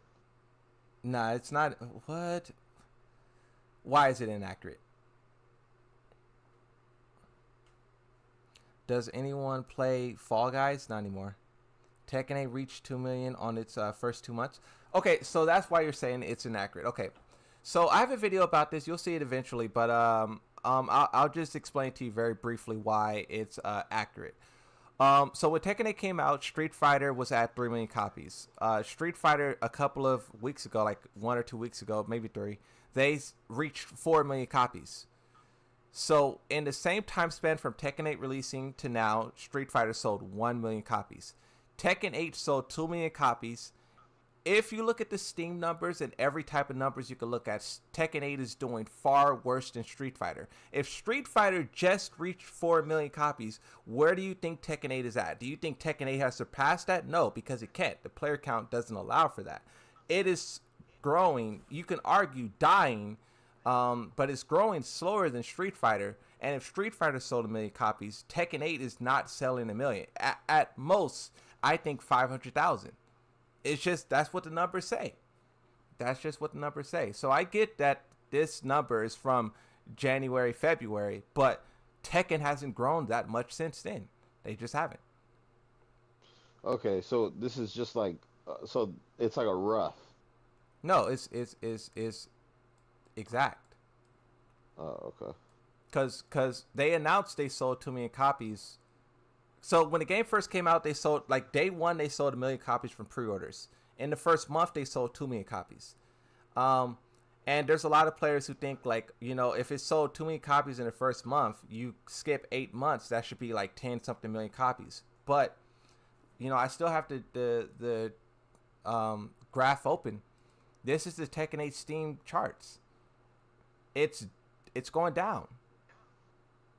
It's, as you can see here, 13,000, 11,000, 10,000, 9,000, 8,000, 8,000, 7,000, and now it's at 6. It's dying.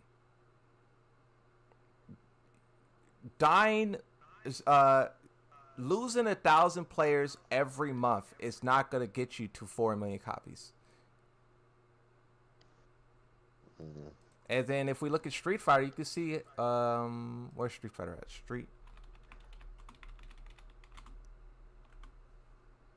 Street Fighter. Look at Street Fighter in comparison. Max. Look at Street Fighter. Street Fighter's we're doing way better. Street Fighter for a brief moment dipped into the 19-20 range, and now they rose back up to 25,000. But I mean, if you believe that Tekken 8 is, selling all these millions of copies, we should hear news soon, right? They should announce that. True. So I mean, we'll see when they announce 4 million copies, 5 million copies. In my opinion, if they reached it, they would have said it already. Street Fighter did. Why wouldn't Tekken? True. So, I don't know. I get that we want to believe this game is doing well, but in reality, it's struggling. They're making a lot of stupid decisions, and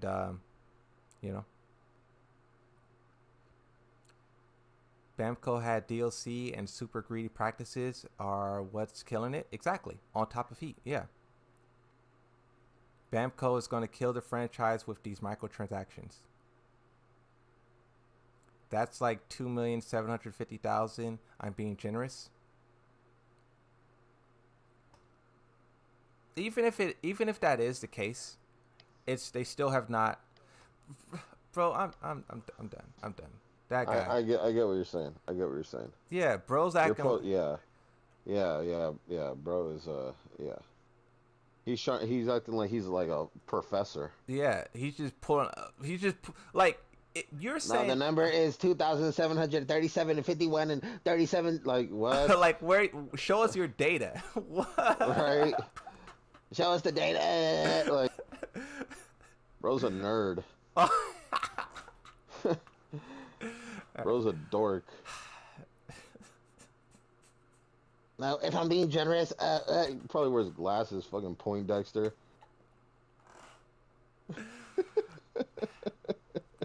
He's crashing out of them. The aggressive microtransactions still inaccurate. Fair enough, bro. Agree to disagree, All right, what else can we what's on your mind, Worm? It could be anything. You don't have to be Tekken. I don't know, man. I'm trying to.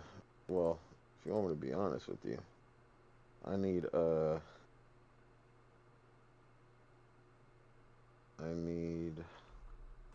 this team to score a certain amount of points so I can bet. Oh, you're on the app. Hey, anyone in the chat? Do you guys be betting on sports? I need the Tigers and the Royals to score more than 8 home runs combined. They're at 5, and it's the middle of the.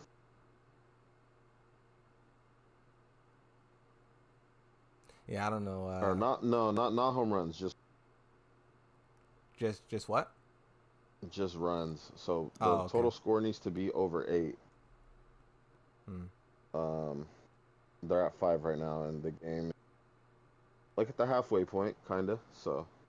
Someone said I would, but it's illegal where I'm from. It's crazy. Oh, crazy. I sometimes bet on UFC fights. Nice. Warren, want to know when that Heihachi trailer dropping? Yeah, let me know. That's like what's on everyone's minds. We can make like educated guesses and whatnot. We had 2 characters prior, and all signs are pointing towards like mid-October. For the character to release, but I'm starting to think maybe not. I'm starting to think maybe that's where some kind of trailer will be or something. Oh. But anyone. When are they gonna put Guts in Tekken 8? Who? Guts. From what? I'm gonna Google that. Guts what? From Berserk. Berserk.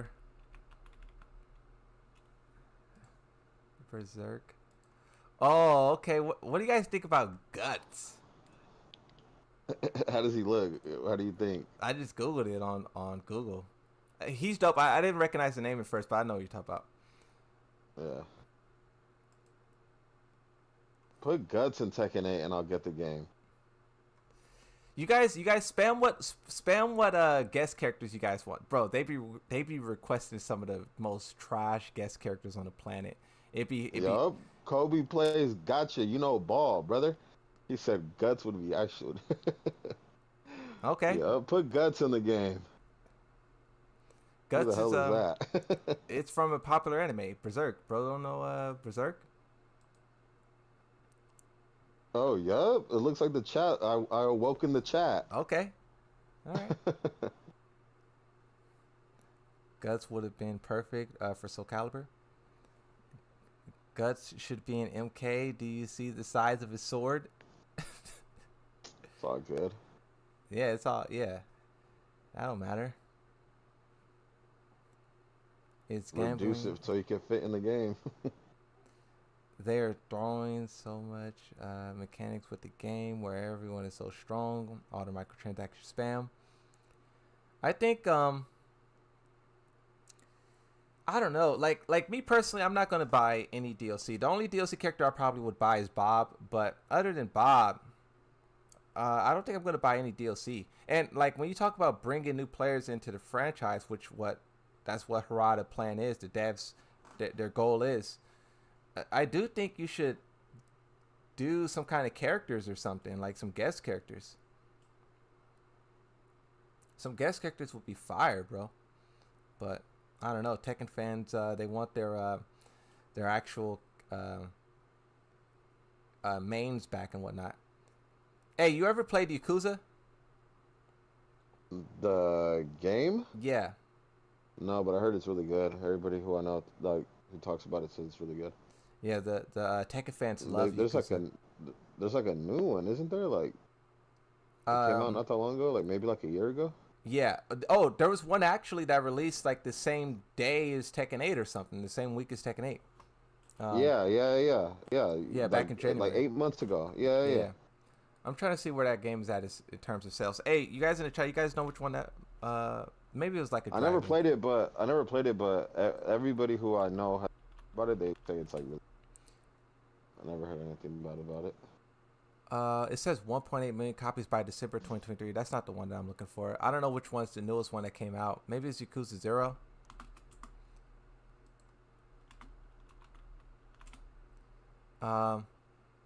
No, it's not Yakuza 0. New Yakuza. You should play Yakuza now. What fighting game players always be requesting Yakuza characters to get into the game, whether it be Mortal Kombat, Street Fighter, Tekken. Everyone wants them, but the devs who own that character in that franchise, they said they're not going to do it. They said it's not worth their time. They said it's better to make like TV shows and stuff about the characters than collaborate with fighting games. Bro was low key talking trash about fighting games. I'm surprised you guys let that slide.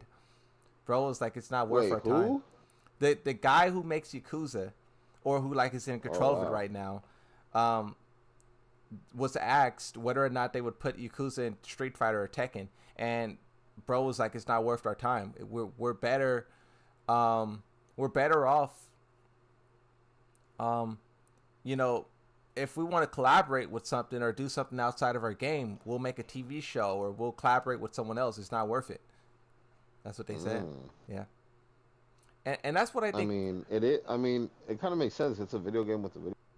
So it's like, unless you're doing like a full, like, you know, huge collaboration, like, yeah. I mean, just putting your character in the game, yeah.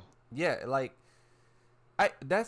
and even though they're that's gonna what do like a DL, like something crazy, then yeah.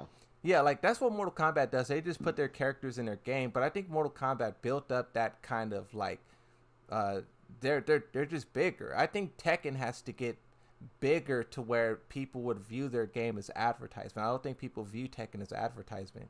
Like Fortnite, everyone wants to put something in Fortnite because it's that like game the thing is to do. huge. Yeah, that game is huge. Yeah. Yeah, I feel like Tekken, just a larger, you know, world doesn't view Tekken as like, I want to market my character. Let me go put it in Tekken. That's not the reality. So even though he said that and it was like a shocker to everyone, I mean, it's true. It's definitely true. If you're trying to market your franchise or whatever, Tekken's not the place to go.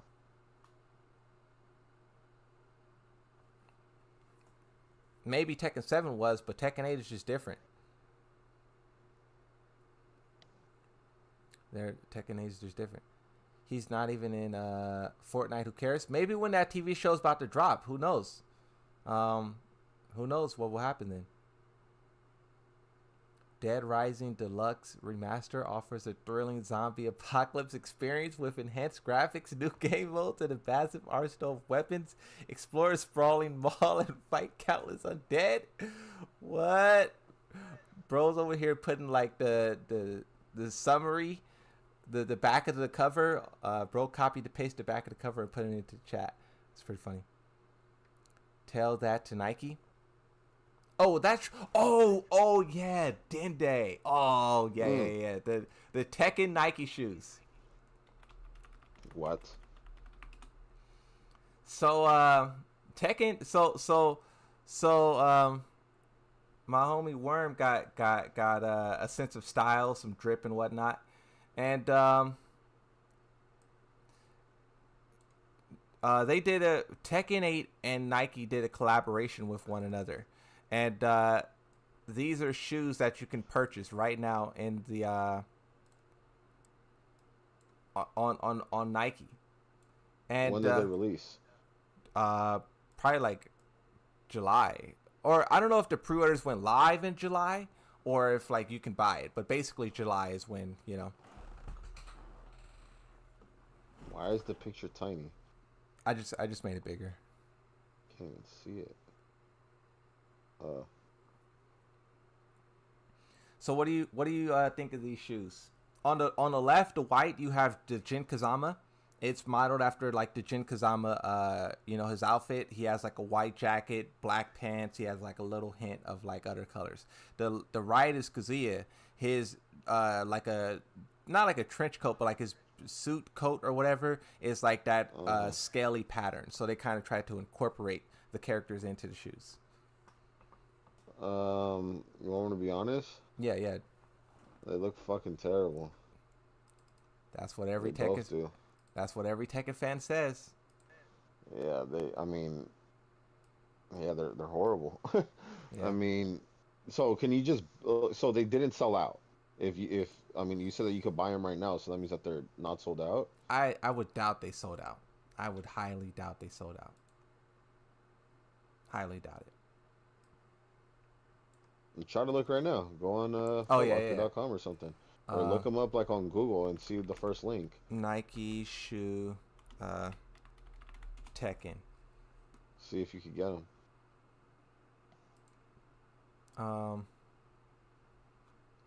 And go to like shop or something. Shop now. I'm doing it off screen just because I don't know like what will pop up or whatever. Yeah.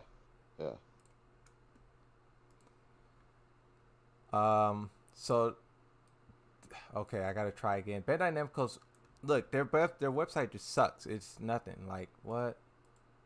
Okay, let's try this again. Do look on Google.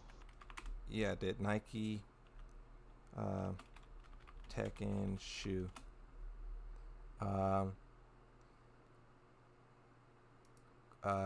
Open link.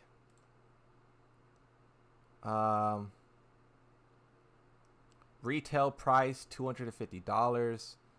Wow. Release date is October 19th, so it's not out yet.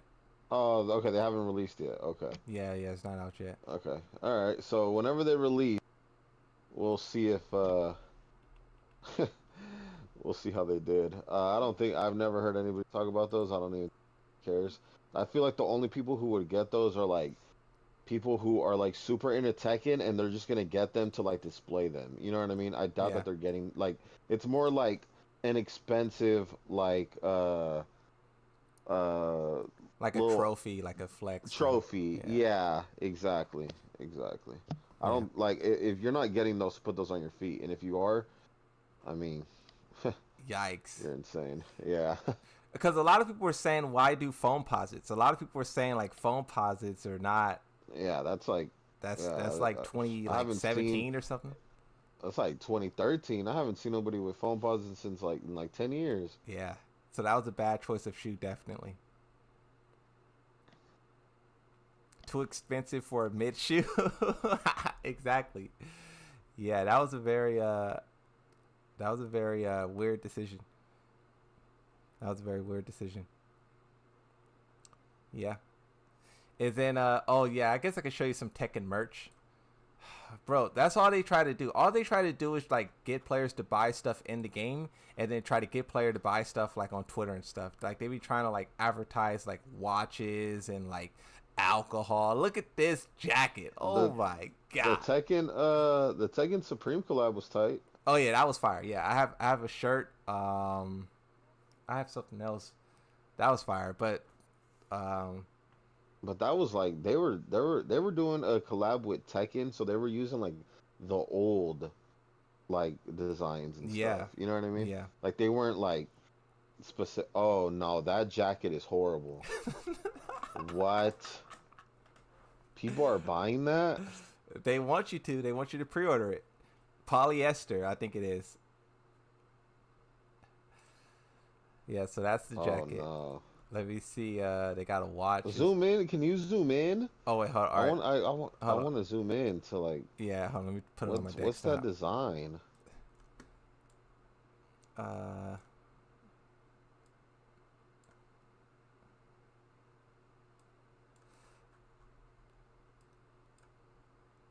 So in this design, you have this. The glove on the left, the white one, is Jin's glove.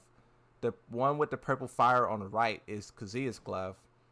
Under the tiger is kind of like, I don't know, it's just like imagery that Tekken has, so that's like a Tekken imagery.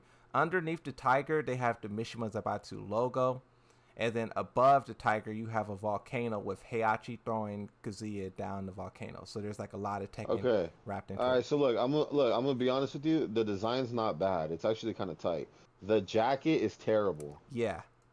Yeah. Put that on the back of a hoodie, like jumbo size, where it covers the whole back of the hoodie. Oh, and then in the front, just really tiny on like where like the chest put like Tekken right there.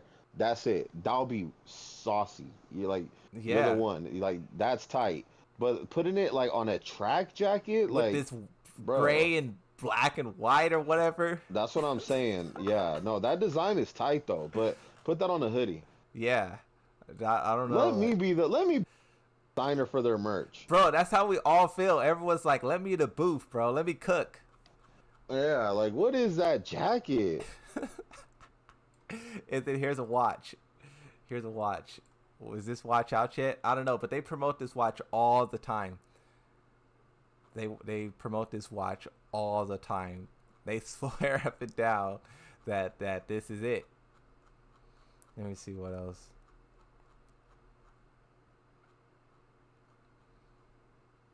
Oh, the Chipotle collaboration as well. You ever seen that like that little meme? It's like 2 seconds. I mean, it's all right. that's my For real. That's me with that watch. I mean, it's all right. Like, there's nothing wrong with it, but like, who is spending money on that? That's what I mean? Saying. Like there's nothing wrong with it, but like, what do you like? Why are you spending your money on this? Yeah. Like, how much is it? Let me see. Tekken watch.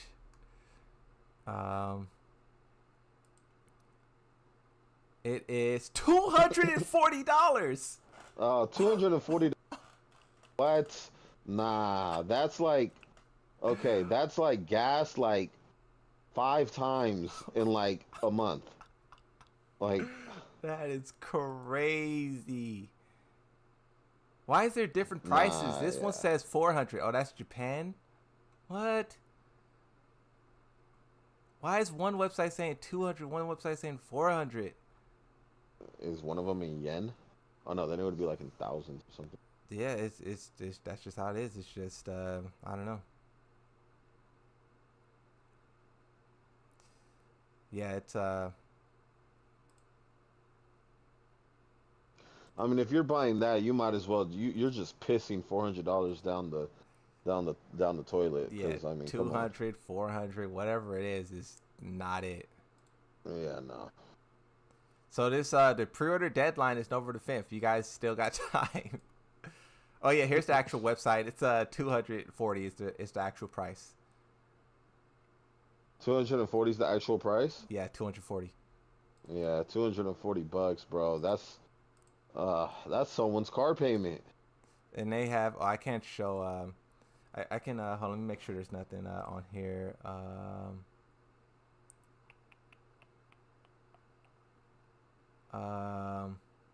What if I control plus this? Nah, that doesn't work. Yeah, I can't put this on the screen. It has too much information.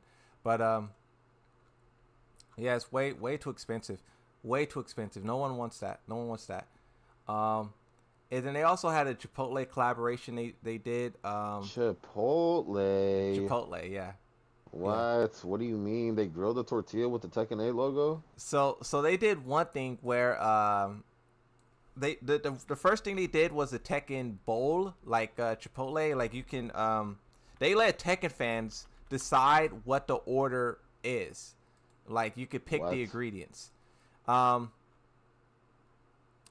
could pick the ingredients, and basically you had a bunch of Twitter fans just randomly picking ingredients. Wait, is that King? Because they say that King is Mexican and it's Chipotle? Win Chipotle gear from King. Wait, what? Bro's over. Wait, what? Explain it again. Okay, why? That's King, right? Yeah, it's King. Yeah. People all over the internet always say King is Mexican. Uh-huh. So why is he the cover art for Tekken 8 times Chipotle? Because it's Mexican food? I guess so. That is racist. Hey, no one picked up on that except for you. Hey, that's crazy. Why did they choose King? This is starting to piss me off, man. Oh, that's crazy. That's funny. Nah. Oh, that's funny. This is starting to get me angry. So there was a so this is the actual website, and basically you can order from like an app, Chipotle app, and you get 500 like coins, basically like 500 V-bucks in terms of like Fortnite, right? So you get 500 Tekken coins. Up to. There was some people in the chat. If you guys ever did this, comment how much coins you got. But there was people who did this. They spent like $30 on an order, and they get like 200 coins. Not even the backs. Like what? What? You got to spend like $100 worth of like Tekken, $100 worth of food to get $5 of coins. Like what?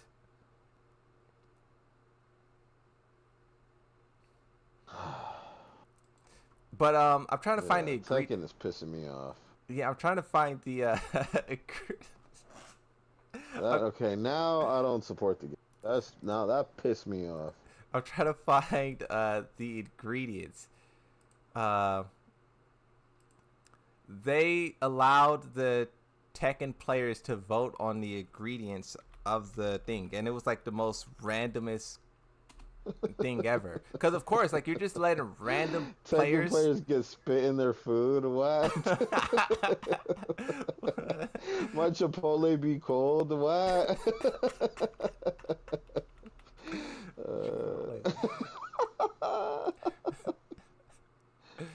Oh wait, here it is. Okay, so here's the ingredients that players voted on. So round one, as soon as anyone notices you play Tekken, they just spit in their food. Nah, for real.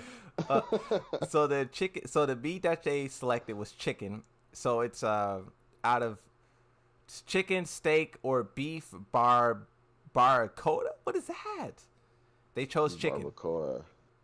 Was that fire? That's fire or what? Bro, of course they chose chicken. Oh my god, they don't know what anything else is. All right, keep going. It's select your protein: pork, what is that? Carnitas, veggie, or plant-based sofritas. Yes. So basically pork, carnitas won. No, it didn't. I voted. Oh yeah, I did. I So get it. yeah, basically yeah.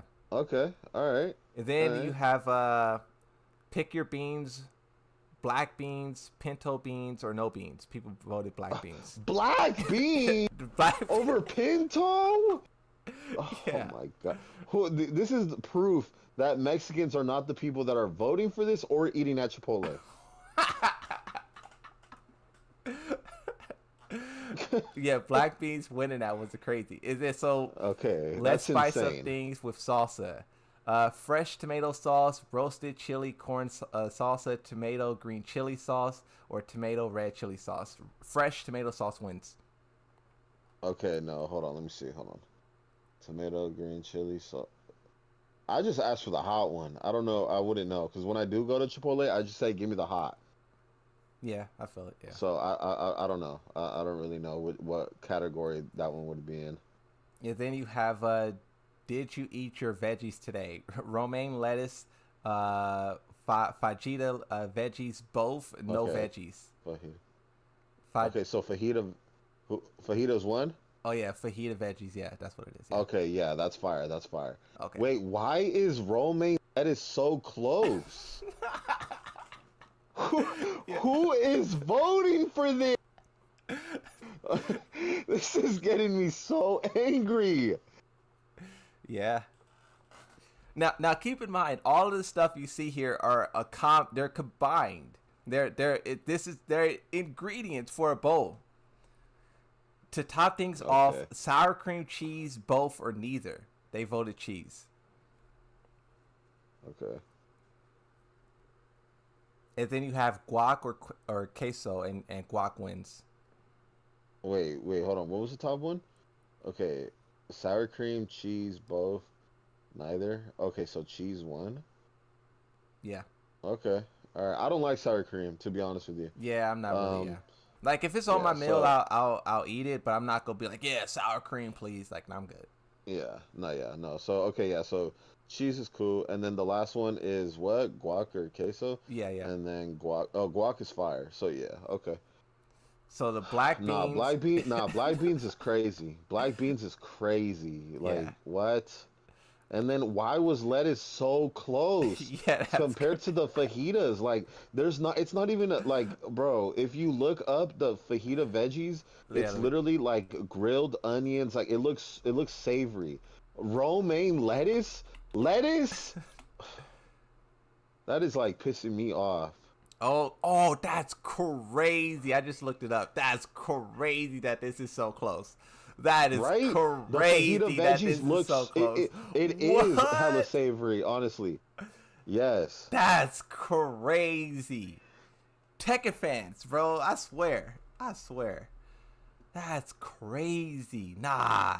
And then let's look up romaine lettuce. It's just lettuce. Like, who does that? Who does that? Who looks at these two and thinks, yeah, I want lettuce? You have two options, and you think, yep, lettuce is what I want. What? That's what I'm saying. That's crazy. That shit's pissing me off.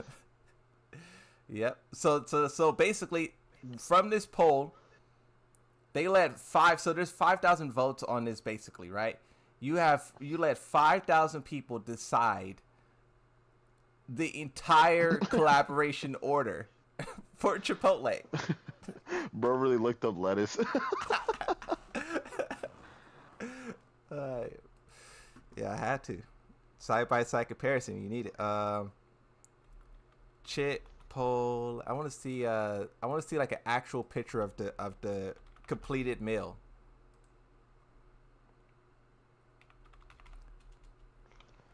Chipotle Tekken 8 Battle Bowl.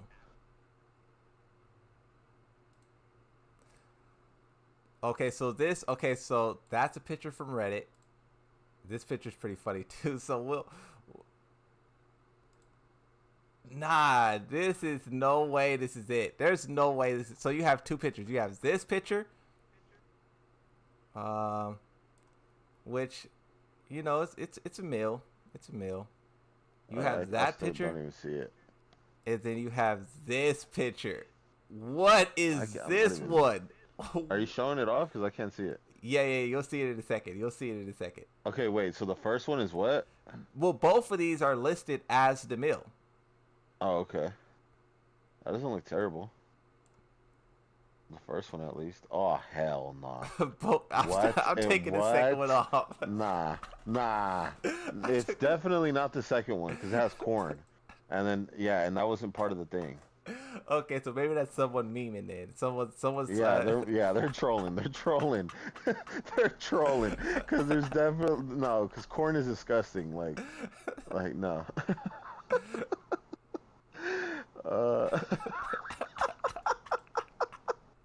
That is definitely not it. Yeah, that picture looked like it was taken on a flip phone. Yeah, that was crazy. No, but see, this is another person who's posting it, and it has corn in it. Here's another picture. They're probably asking for corn though. They're probably like, let me get the Tekken meal, but they're probably like, let me get corn in that motherfucker. Cause nah, that's crazy. This is the Tekken Chipotle bowl. That's what it says on Reddit. This is from Reddit. This is someone who ordered it, and it has. Yeah, I don't know. I'm not gonna lie to you, that's making my stomach hurt, bro. Like, stop, take it off. My stomach's starting to hurt. Does that make you want to play some Tekken 8? Nah, man, that makes my stomach hurt. Yeah, that's a crazy meal for sure.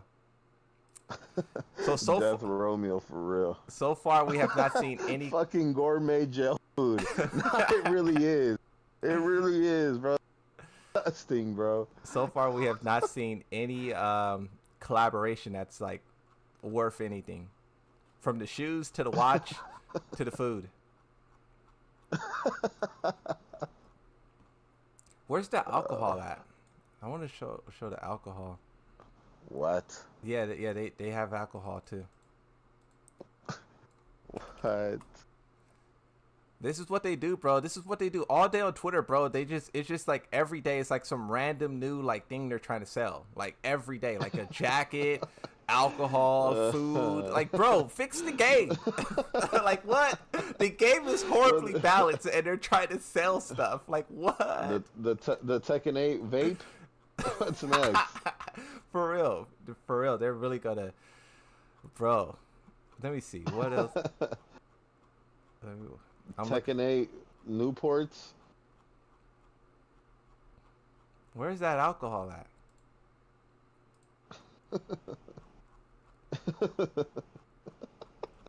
Wait, why does bro keep calling the shoes ghetto? I don't know. I don't know.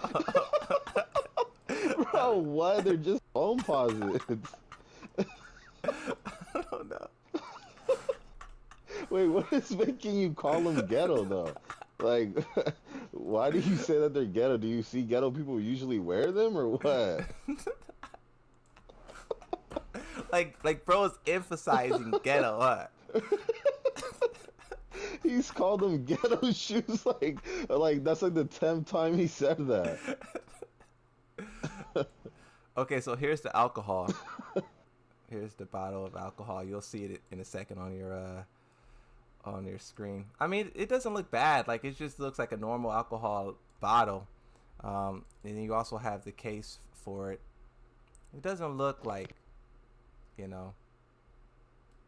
it's more so like if you were really into alcohol, like if you were, the type to have like a bar or something at your house or something, small, I could see for sure being excited about this and adding this to the collection. What's the price on this? What is the price on this? Okay. Yeah, it doesn't look terrible. I'm not gonna lie. It looks cool. I would get it like if I was a collector, like a collector's item. Yeah. How much is it though? It's in Japanese, so I gotta try to translate this. That doesn't look bad.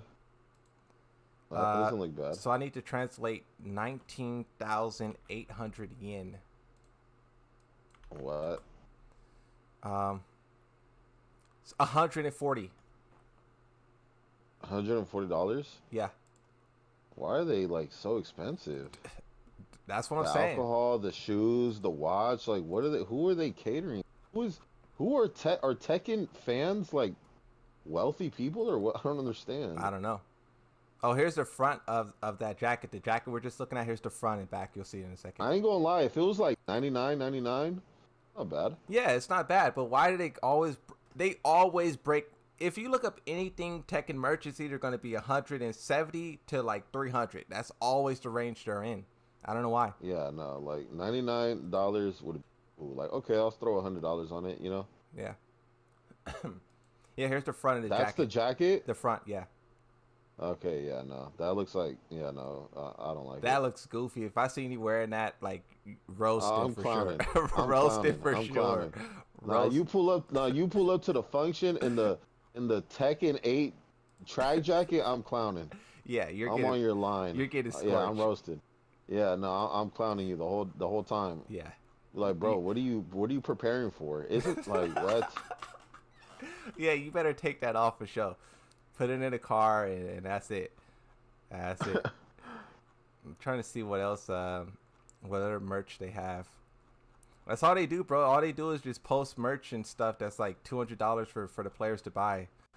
It's just all day. All day. They had like some skateboards and stuff. Wait, hold on, right? Hold on. Yep. I'll be right back. Here's Kazuya's watch. You have Kazuya and you have Jin. They both have their own. Both of them are $240 though. Same price. What else do you have here? I'm just scrolling down their Twitter, and I'm just looking for like what they're posting basically, their advertisements. Oh, here's a trailer for the watch.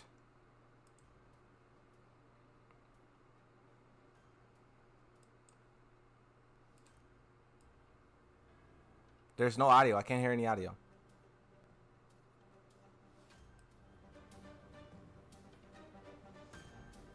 The audio's super low.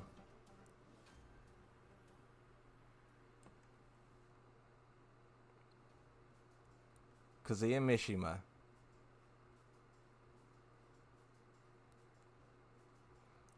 I mean, out of all the things that they released, this looks like that watch looks like the highest quality thing. Like it doesn't look like cheaply made. Just from the naked eye, who knows how it feels, how heavy it is, right? But I mean, like that looks like high quality, but pause. It looks high quality, but no one's gonna rock that for like $240. And after shipping and all of that stuff, the price is gonna be insane. The price will be insane on that bad boy. Oh, the last Rockstar trailer.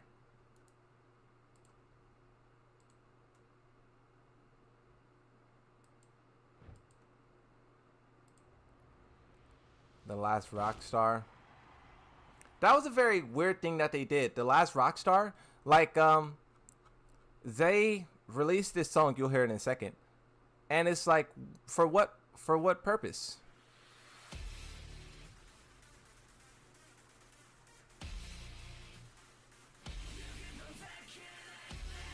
Like, don't get me wrong. I think this song is good for like Tekken. I think it's a good song for Tekken, but I don't think that this, like, I don't know what the purpose of it is. Like, what else is this song supposed to do besides, oh, that's cool, and then you move on with your day? Like, is this supposed to, what was the, I don't know.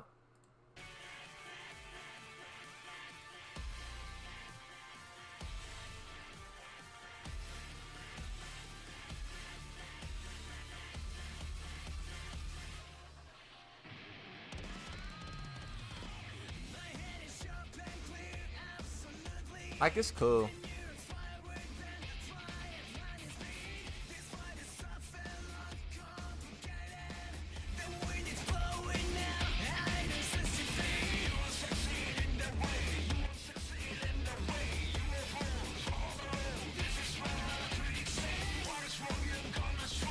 I'm looking for the skateboards they were trying to sell us. I'm scrolling deep into their Twitter right now. Tech is funny, bro. See, I like this part of the song.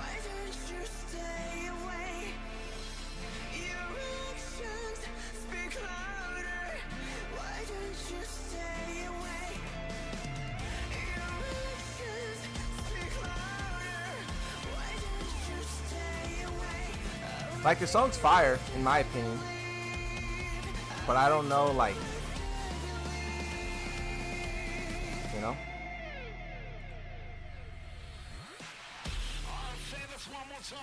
Okay, this part's trash.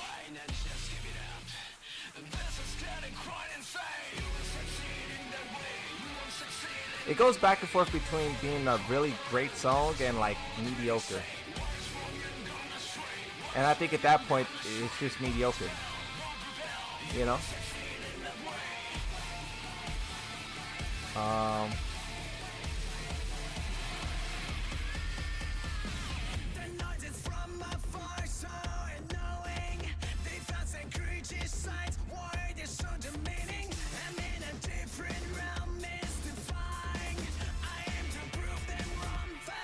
Where is it?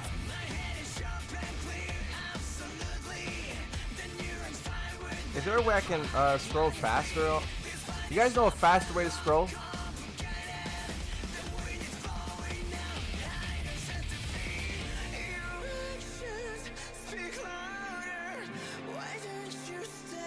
What are you guys saying in the chat? Cringe?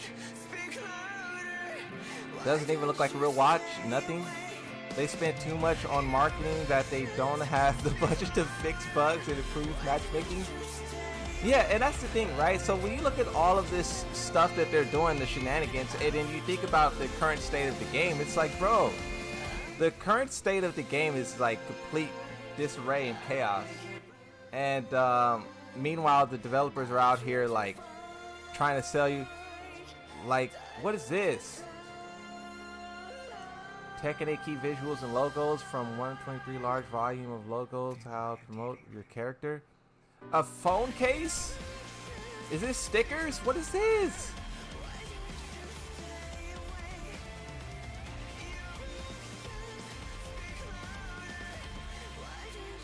Like what is this? This is like some random thing they're trying to sell. The quality of it sucks. But it's like, I'll show you more pictures. Grabs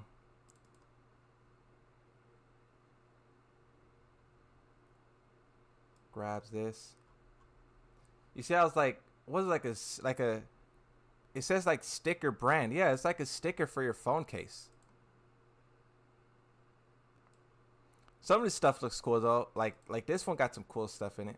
I actually like stickers. But all these top ones up here are trash. But when you start talking about like this King one, this Kazuya, this Brian, Yoshi, when you start talking about like some of these ones at the bottom, fire. But these ones with these default profile pictures and stuff, I hate that.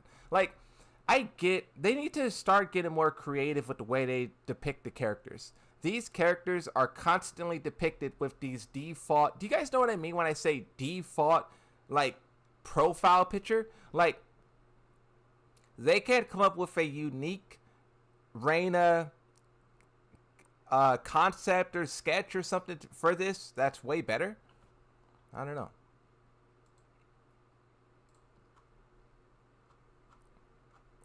Let me see. What else is here? What else is here?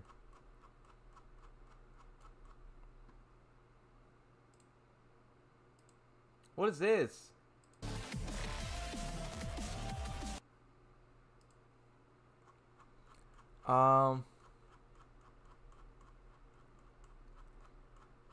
Can you guys hear me scrolling? I'm scrolling like crazy on this bad boy. So that was pretty much all the marketing stuff that I could find that I was willing to scroll through.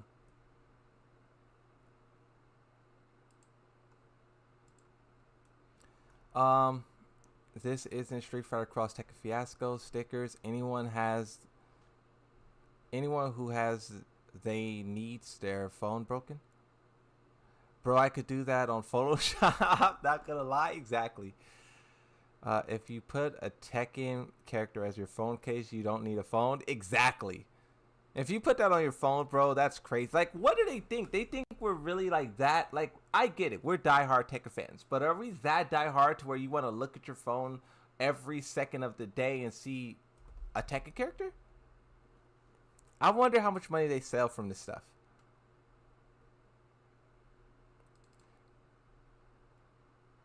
I wonder how much money they sell.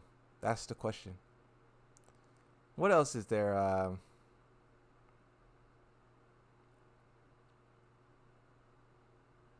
What else is there? YouTube. Click on this. We can unmute this.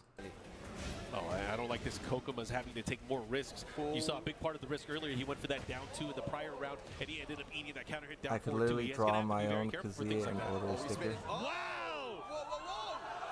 That was tight. I haven't heard Markman commentary in quite some time. Oh, great stuff with the back one, able to thread the needle, the dashing giant. Every time I stream, I have to, like, after the stream, go through and get all like the Tekken stuff we watch out of my history, because I don't want to ruin my recommendations. My recommendations is so fire right now. I'm like locked into like a perfect type of like content, so I don't want to like that to be disrupted by like random Tekken Tag Tournament 2 videos and stuff, you know. But I think the John doesn't really care about getting hit by it too much. Doesn't do a lot of damage, but still though. Exploding walkie-talkie kills at least 20. Injured 450 in second wave of attacks. What was that? That was 3 hours ago. More explosions in Lebanon today, this time from walkie-talkies and solar equipment. The apparent second wave of attacks targeting electronic devices comes one day after hundreds of pagers used by Hezbollah blew up. At least 20 people killed and more than 450 people were wounded in the latest round of attacks. Lebanon says 12 pagers and walkie-talkies exploded, wounded when the pagers blew up yesterday. Sources confirmed to ABC News that Israel was behind the pagers attack, but the U.S. has not. That's crazy, bro. The world's a crazy place. That is, the world is a crazy place. See, and that is the strength of fighting against King. That's why they should have made it subtle instead of a portrait. Yeah. King's options and beating out the throw there. Yeah, that's that Korean style attack as well, man. Just utilizing lateral movement perfectly. Koma on the board. The John still looking for that down 4-1, down 4-2 counter hit. And all it needs is just a slight. How long have I been streaming for? Yep.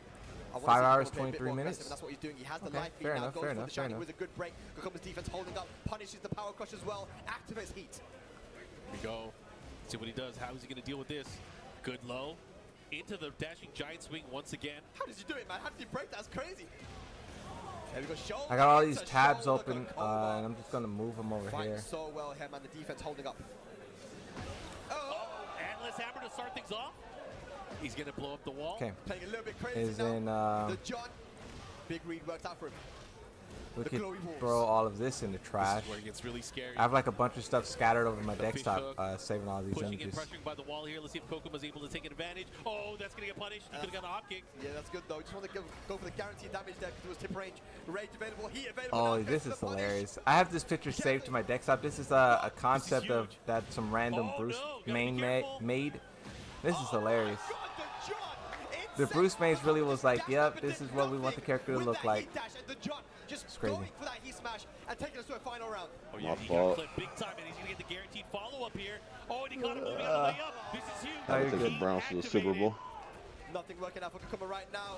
You said Everything what going Super the Bowl? John's way, but good punches I said I had to take the Browns to the Super Bowl real quick. Got him Oh, again. yep, yep, yep. Heat smash. Do you expect After Yoshi is a back-to-back problem? rounds at the very end, ended up getting him that victory. King And the players, John when he with starts such showing a me lead now propaganda. going into this final game potentially. Yeah, man, that was insane stuff from the John there. Like, All right, what else going is there for a to heat talk dash, about you're with plus Tekken? 5.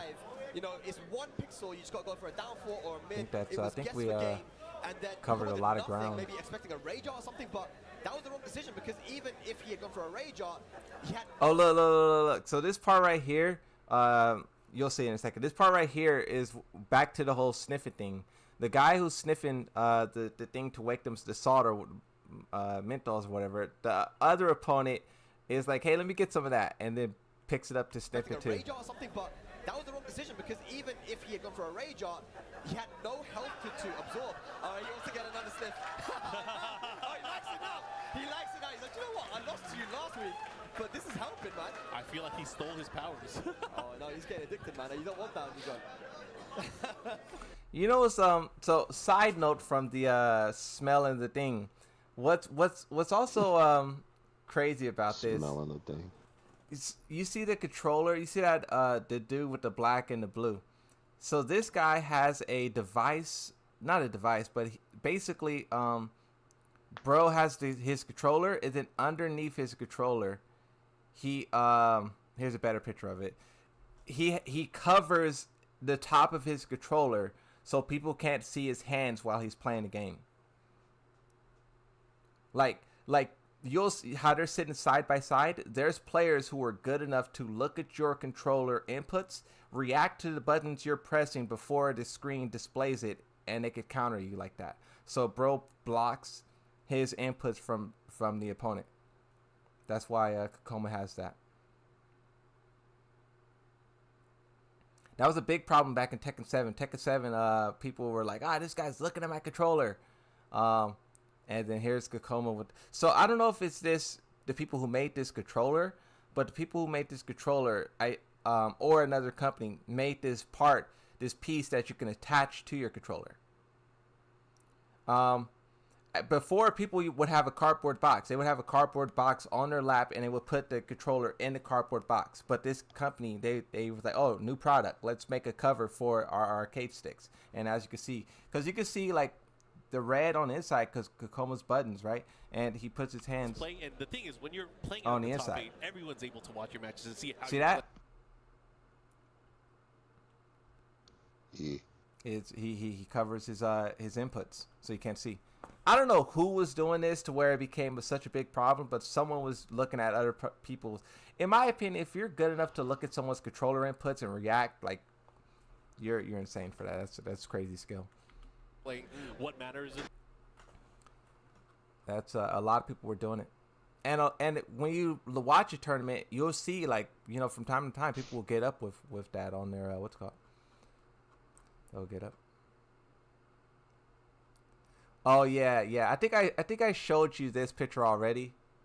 But this is the director of Tekken. This is Harada, the guy in charge.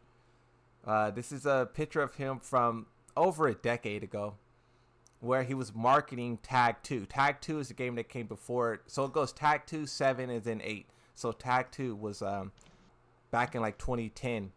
And this is how he wanted to market the game. With the 2 cosplay, one of Lily, one of Xiao Yu on the right. Xiao Yu in orange, Lily in white. And him in the middle with the white suit with the Lambo wrapped. That boy Harada. Oh yeah, that boy look fly. Yeah, that's Harada-san. Harada got a I think Harada did a good job of like building up a fan base around him. Like he's a game developer, right? And you usually don't see game developers like this, like bro's like the man. So I think he did a good job of making like building up his brand. Yeah, like his own personal brand. Yeah.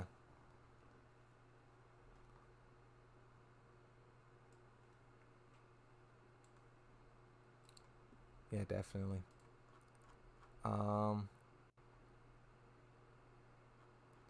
What else?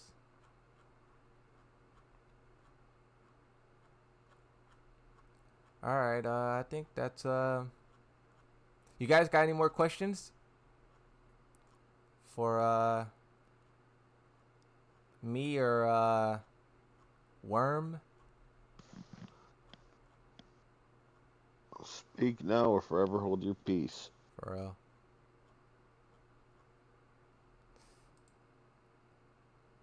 Here's a Tekken TikTok video that's just ridiculous.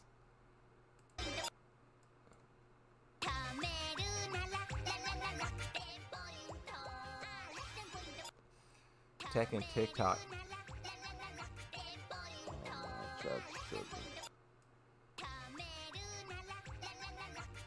I got too many tabs open. My computer's starting to recognize. You're going in and it puts things in your mind, like how am I going to approach? If I What are they saying? Do you accept Yoshi is a problem in the state of game? Yeah, that's what we were talking about. Yoshimitsu's overpowered. It's interesting that you guys think that I don't think Yoshimitsu's a problem. He's obviously a problem. No one takes you seriously. Stop with their kids. Dude, they're cosplayers and clearly are adults. The MOG. So I don't know if anyone realized this or not, but MOG Dank Smitty is someone you kind of just have to ignore. I think let me look at your record. You have 3 deleted messages, you have 3 timeouts, and you have 1 permanent ban.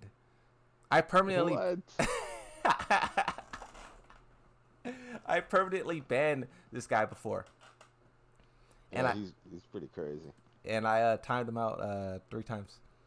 When I permanently banned, hey, maybe one of you guys remember in the chat. I think this was bro. I was hot. I was like, bro, I'm tired of you in the chat saying blah blah blah. I was going off, right? And then I was like, I'm gonna permanently ban you. And then bro was like, oh no, please. That was like their last message. Does that still exist? Bro said, bro, is that you who said, oh no, please? What stream was that? That was nah, it doesn't count. When I permanently banned you, it wiped away everything you said. That was hilarious. Bro said, oh no, please. That was pretty funny. That is pretty funny.